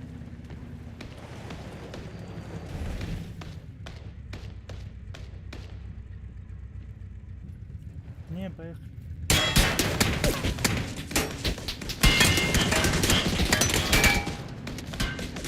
И тут внизу тоже есть. Или нету? По-моему, эти остались только.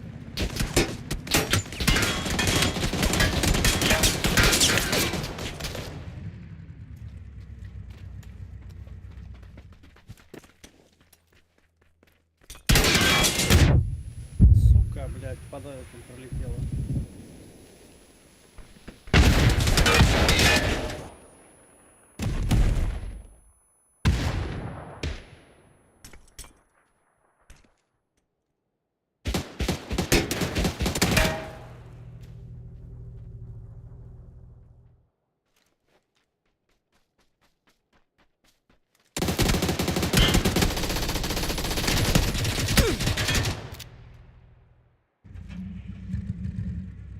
Слева один. Вот слева заход.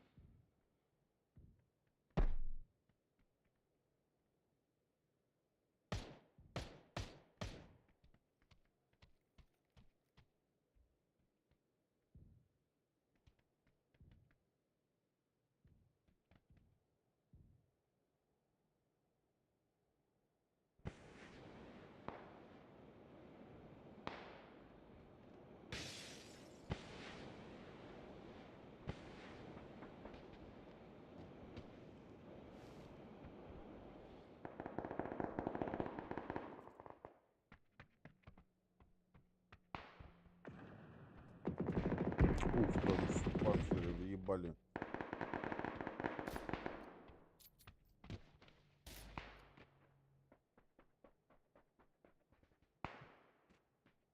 Блять, тир нахуй.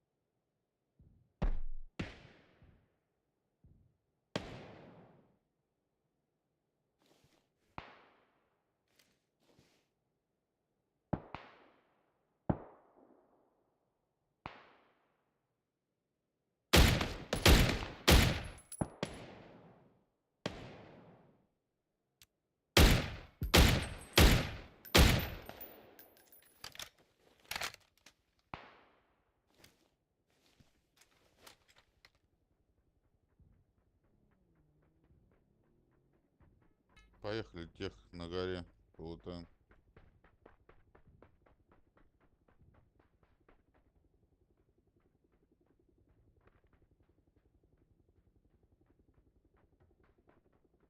Нет, тут Шо без ты? шансов, по-моему.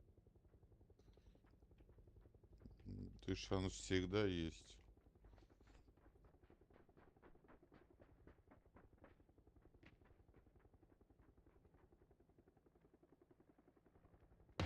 Тут размотаться, блядь, можно нахуй.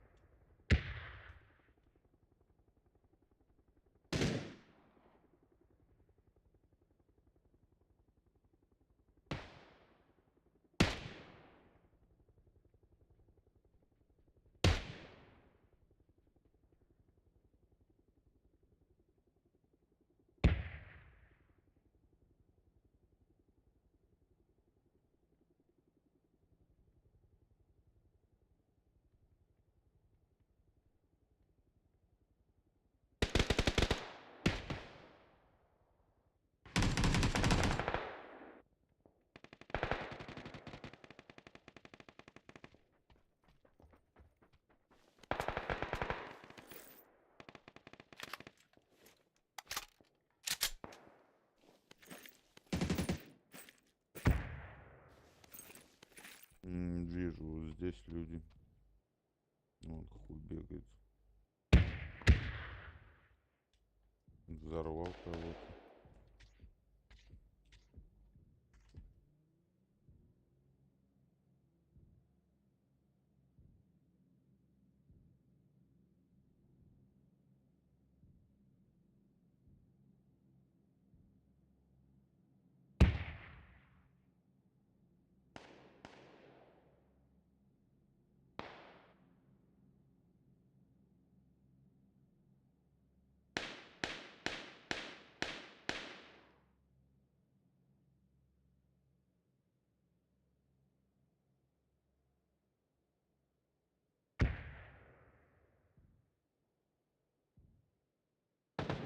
Чё, давай, наверное, сразу в следующую зону ебанем, там где-нибудь заселим.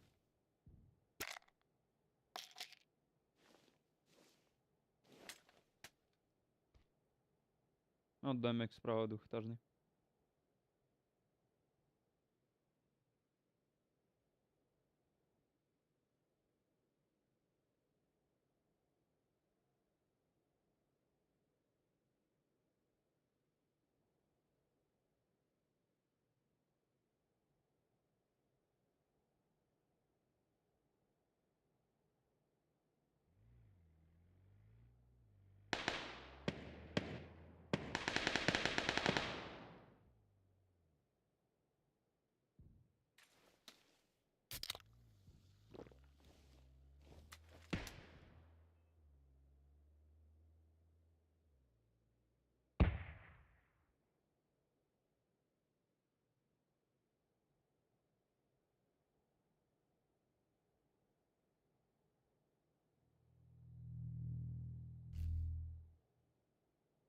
Вон просто стоят в опене двое, нахуй.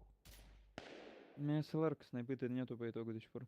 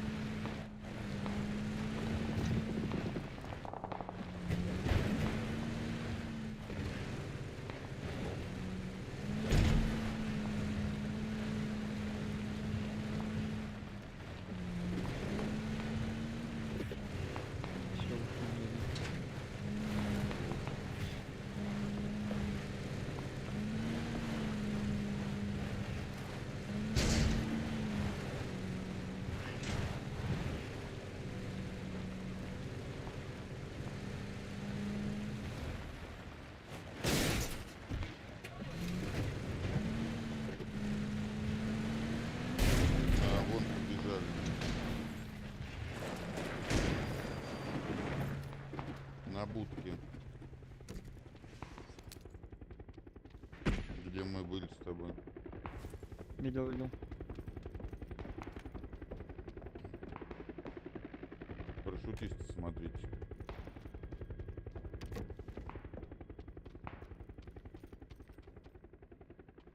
За склоном свалили.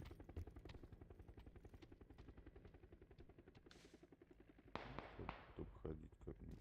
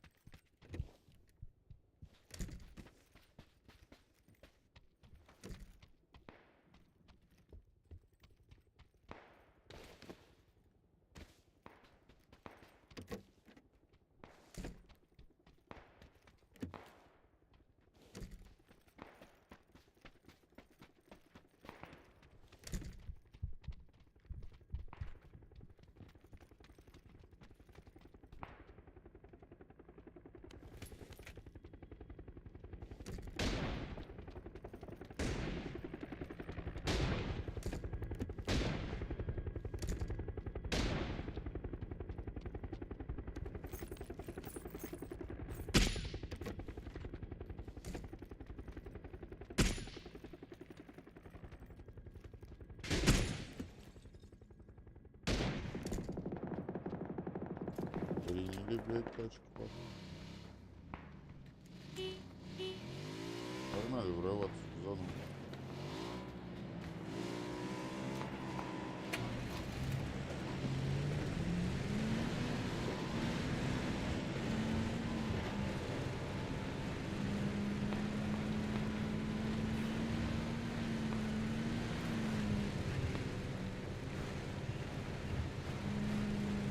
Вот здесь люди.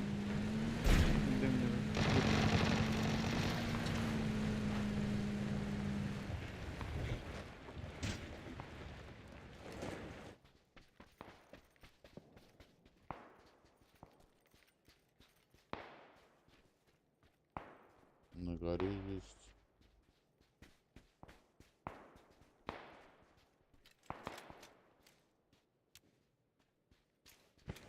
А вон, видите, типа слева синяя метка вдалеке.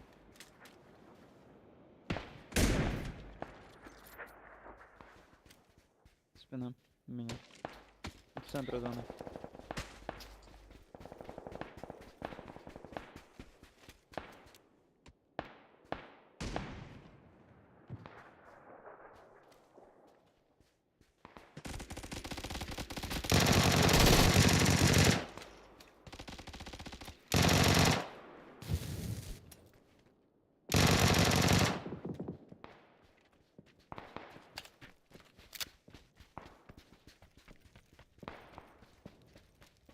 Еще один подходит. 20.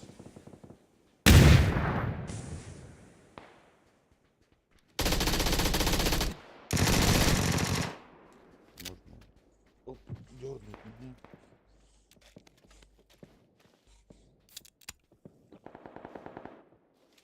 Штуки есть или надо дать? Есть. Пару штук аптек осталось.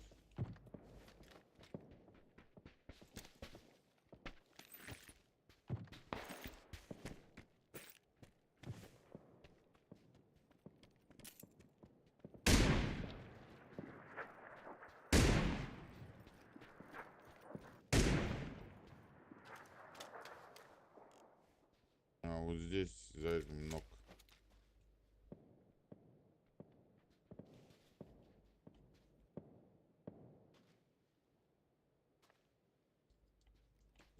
Еще оружие. По 90 у него было, да? Но мы его добили.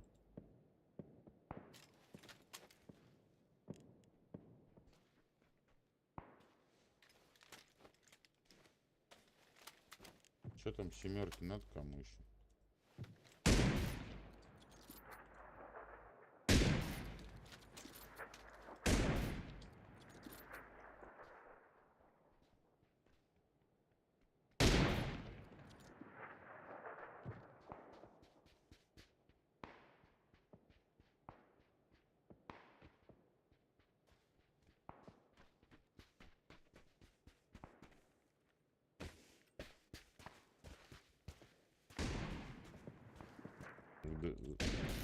Вон бежит. Ага, сука. Я попал, они нокнули нахуй.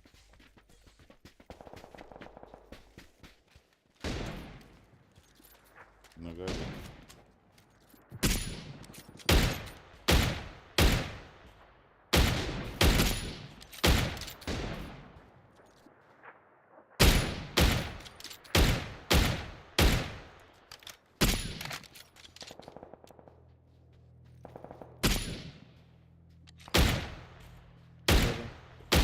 Хорошо.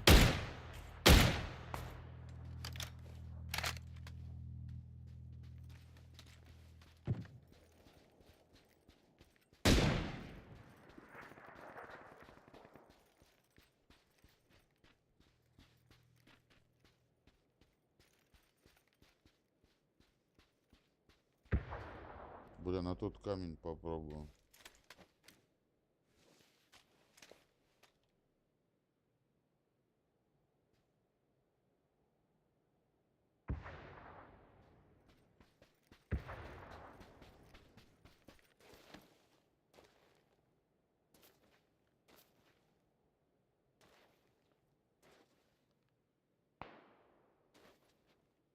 4. А можешь вот здесь посмотреть за горкой, вот здесь? Нет никого. А, вижу типов, ага, вот ты куда кинул.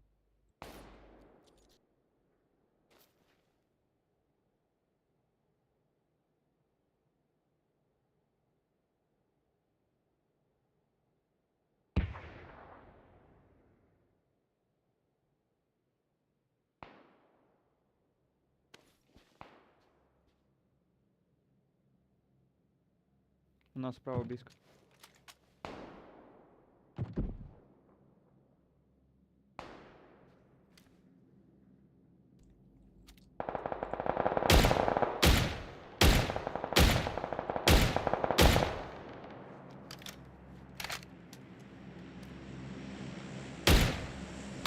Слева обойду.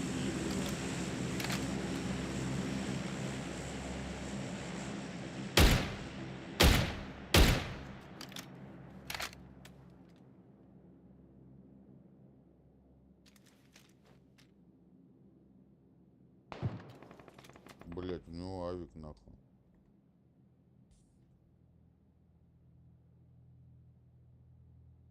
Ты мне обязателен был, блядь.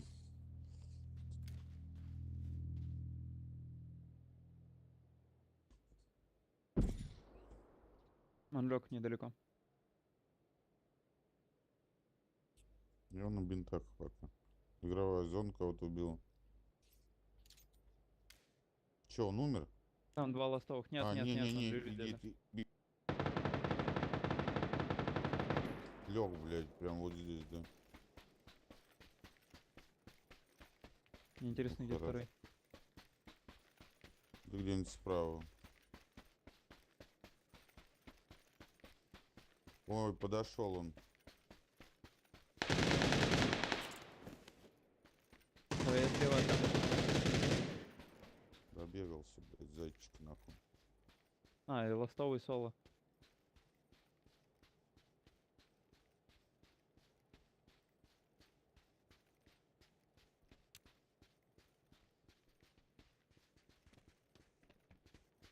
Только зеленый все обошел. Хз, где он вообще. Где-нибудь, блядь, лежит нахуй. Или в будке, блядь. Нету в будке. На дропе нет? Не было. Где-то выживает, блядь. Вон там, значит, нахуй. Не? Я до этого один раз видел тоже конец катки. Типа его и на деревьях искали и везде, и потом что-то камеру перенесло на этого выигравшего. Он где-то в ебенях был. Хуй знает вообще, как жил. Ну вот, А, да. ну, собственно, вот. Спасибо за игру, парни.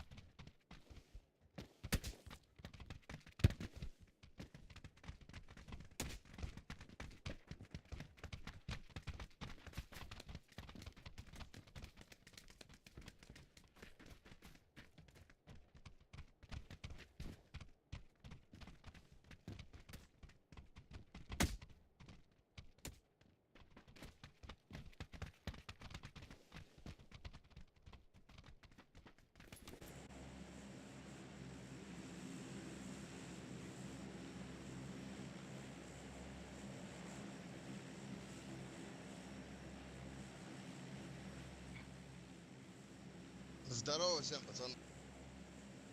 Привет. Салам алейкум. Валейкум. Ебать. Что-то, блядь. 8 каток подряд. Слив.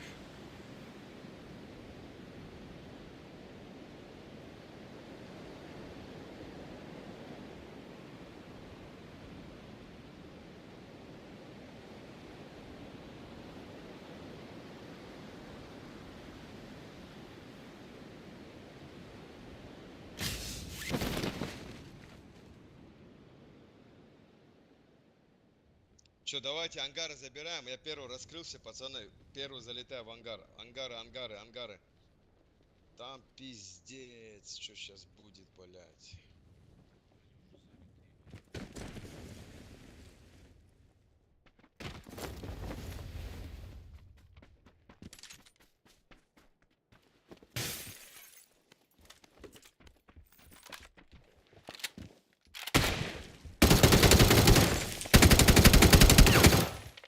Еще один бежит.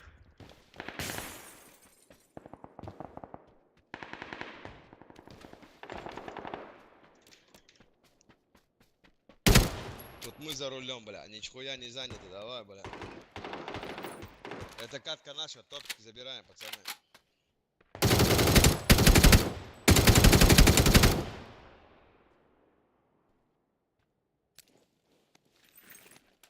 Главное двигаться дальше.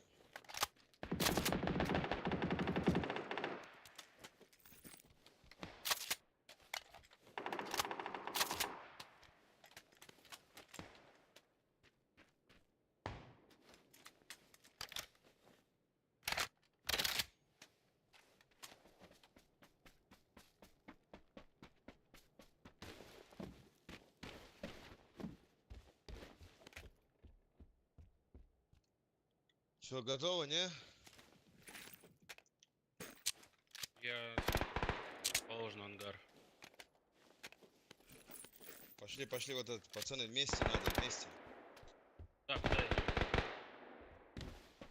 По той стороне, по правой? Да, по праву. Я.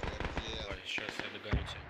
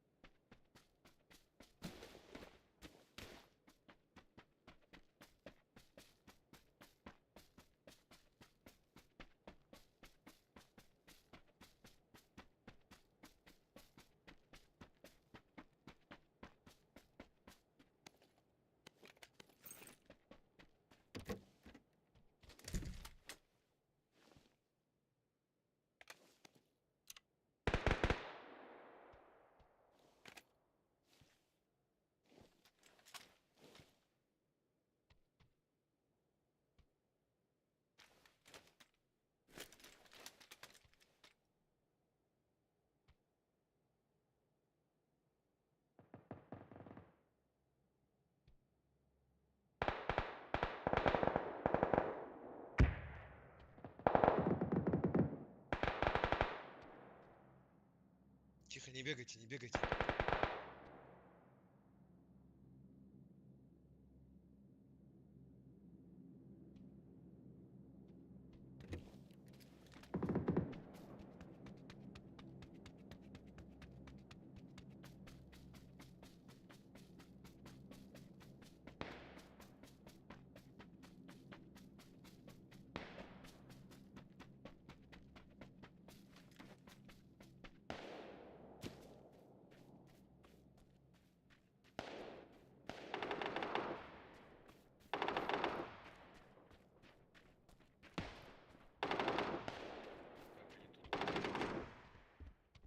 Торопитесь, главное, не торопитесь.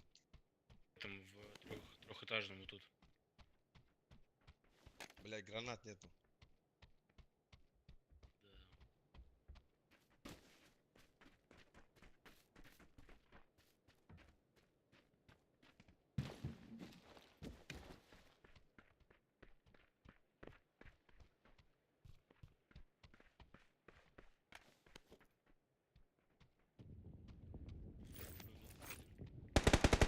Второй выпрыгнул.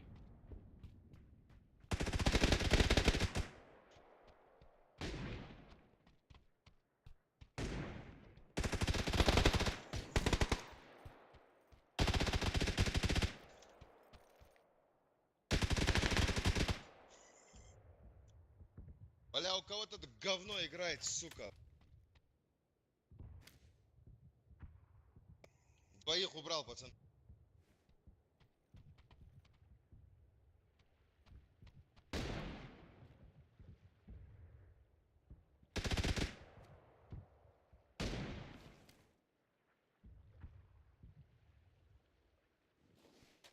Одного ранил.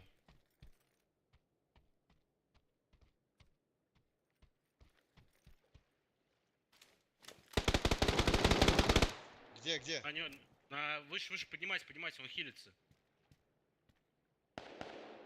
Ты, сука, у него дробовик.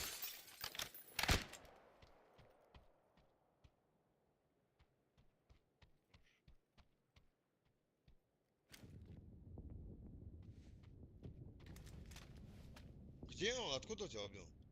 Все, его убили. А, убили его? А кто его убил? Снайпер второй. Под прикрытием. Бля, только троих успел убрать, сука. Хотел, чтобы вся слава мне досталась.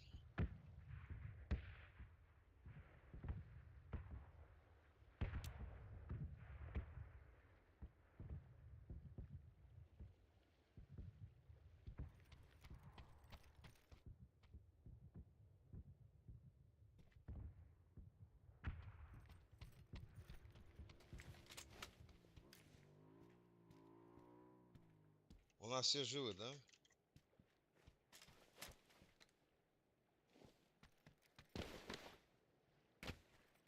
Шестерка нужна кому? Да.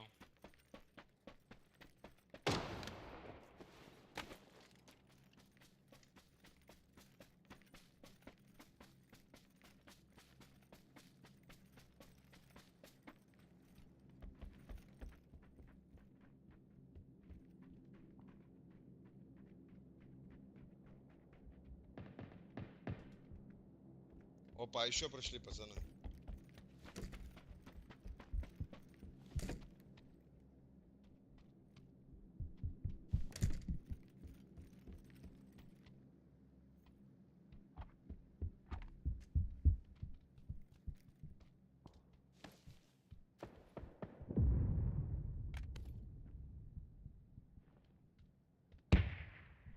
Опа, они между собой пошли, пацаны. Желтый? Да. И на желтый есть.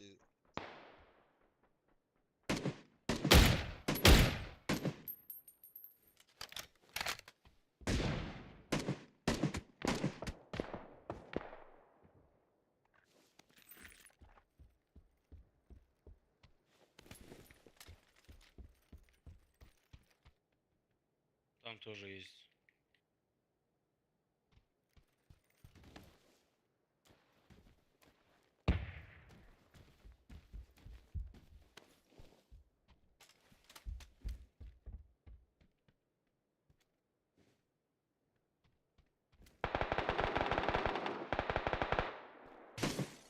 Они за забором двое.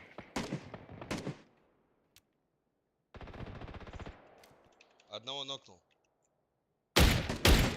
Можешь поднять?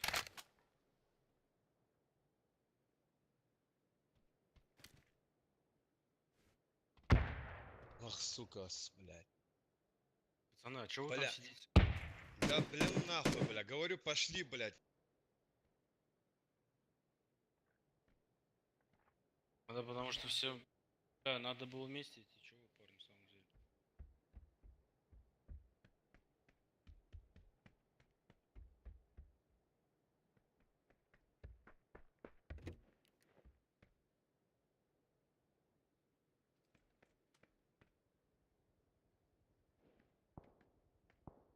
Так если их не слушать, они в меньшинстве, тогда они точно проиграют. Чем не левачить?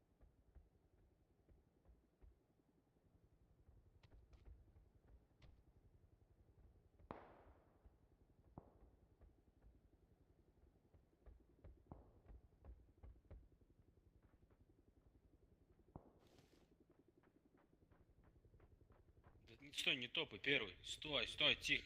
Не шевелись.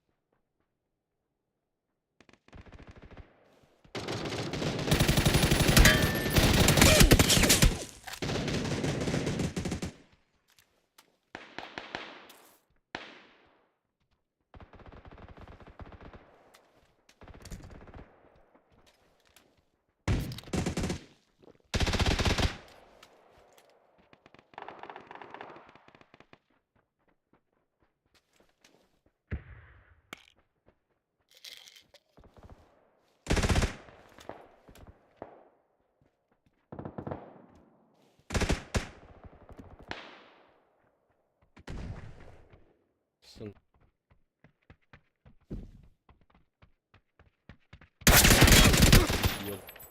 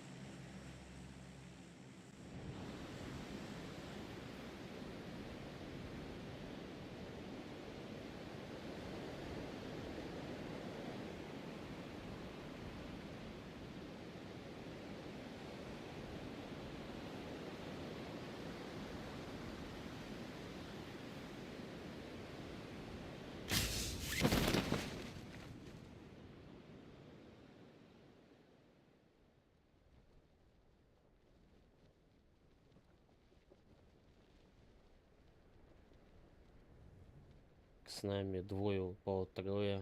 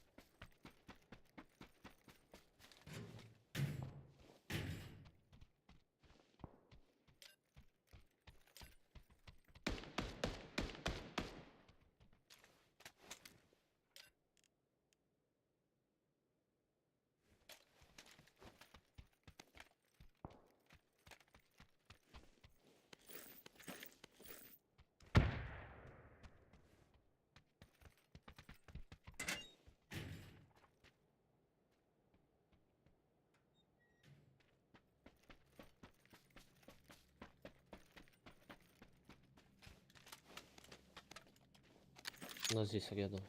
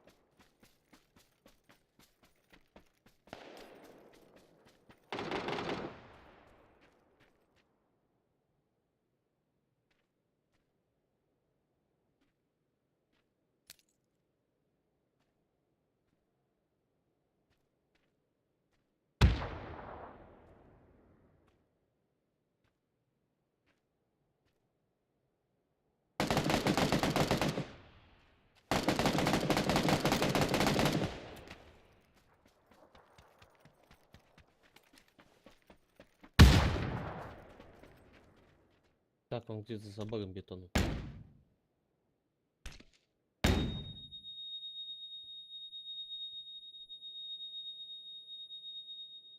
Их двое там.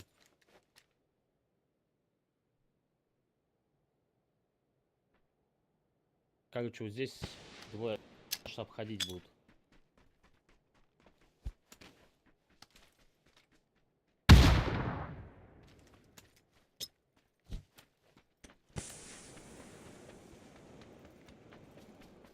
Один около меня.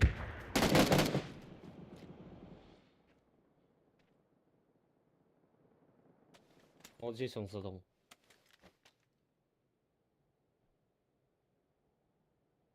Один в доме вроде. Угу, на метке.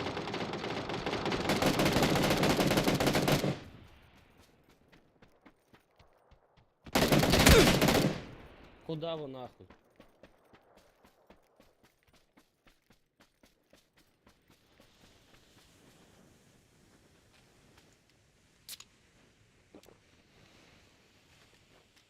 Ага.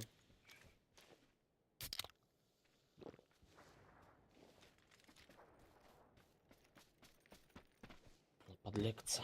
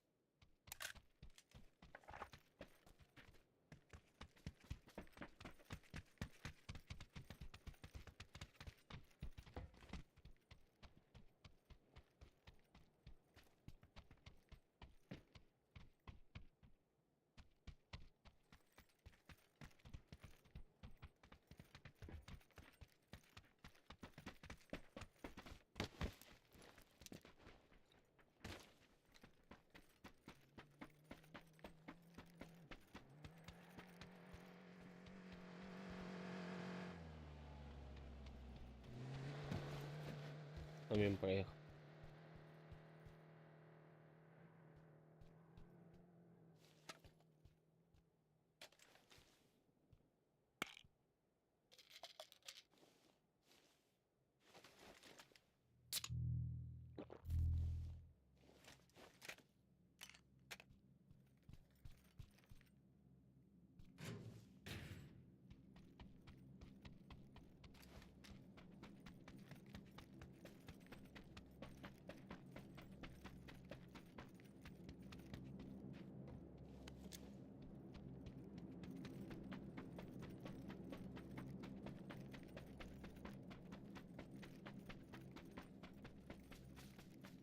Заебись, еще и скоростная зона пощеркивает.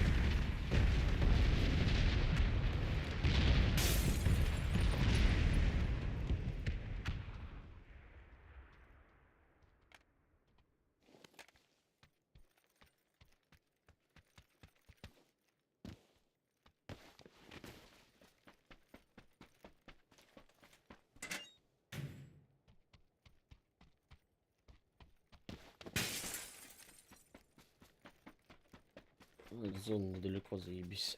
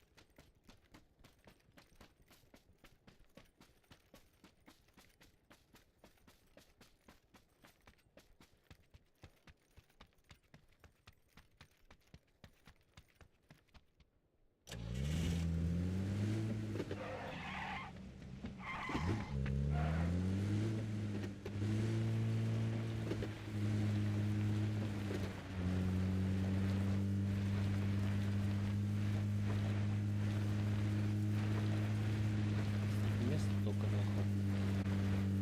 Надо от зоны или нет? Сейчас зона пойдет и посмотреть, куда ехать. Или переждать сейчас?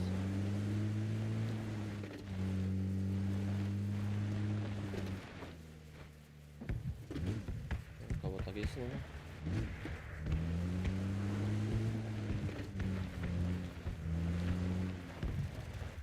Здесь основном.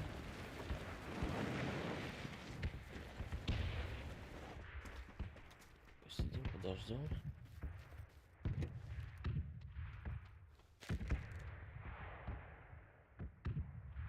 Так, ну тут мест немного, блядь.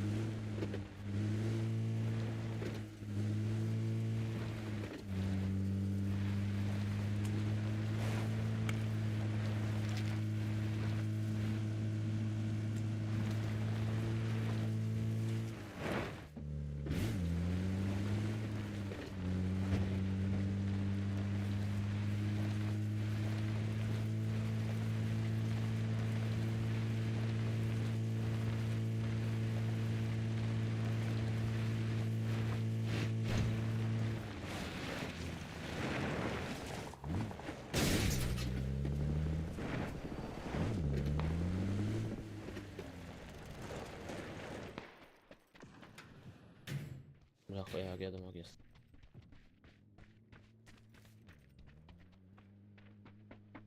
Машина. Остановились.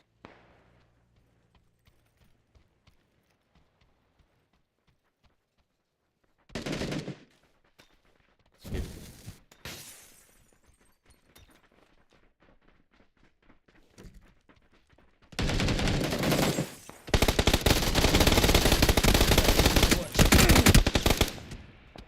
Хуй толпой взяли чисто нахуй.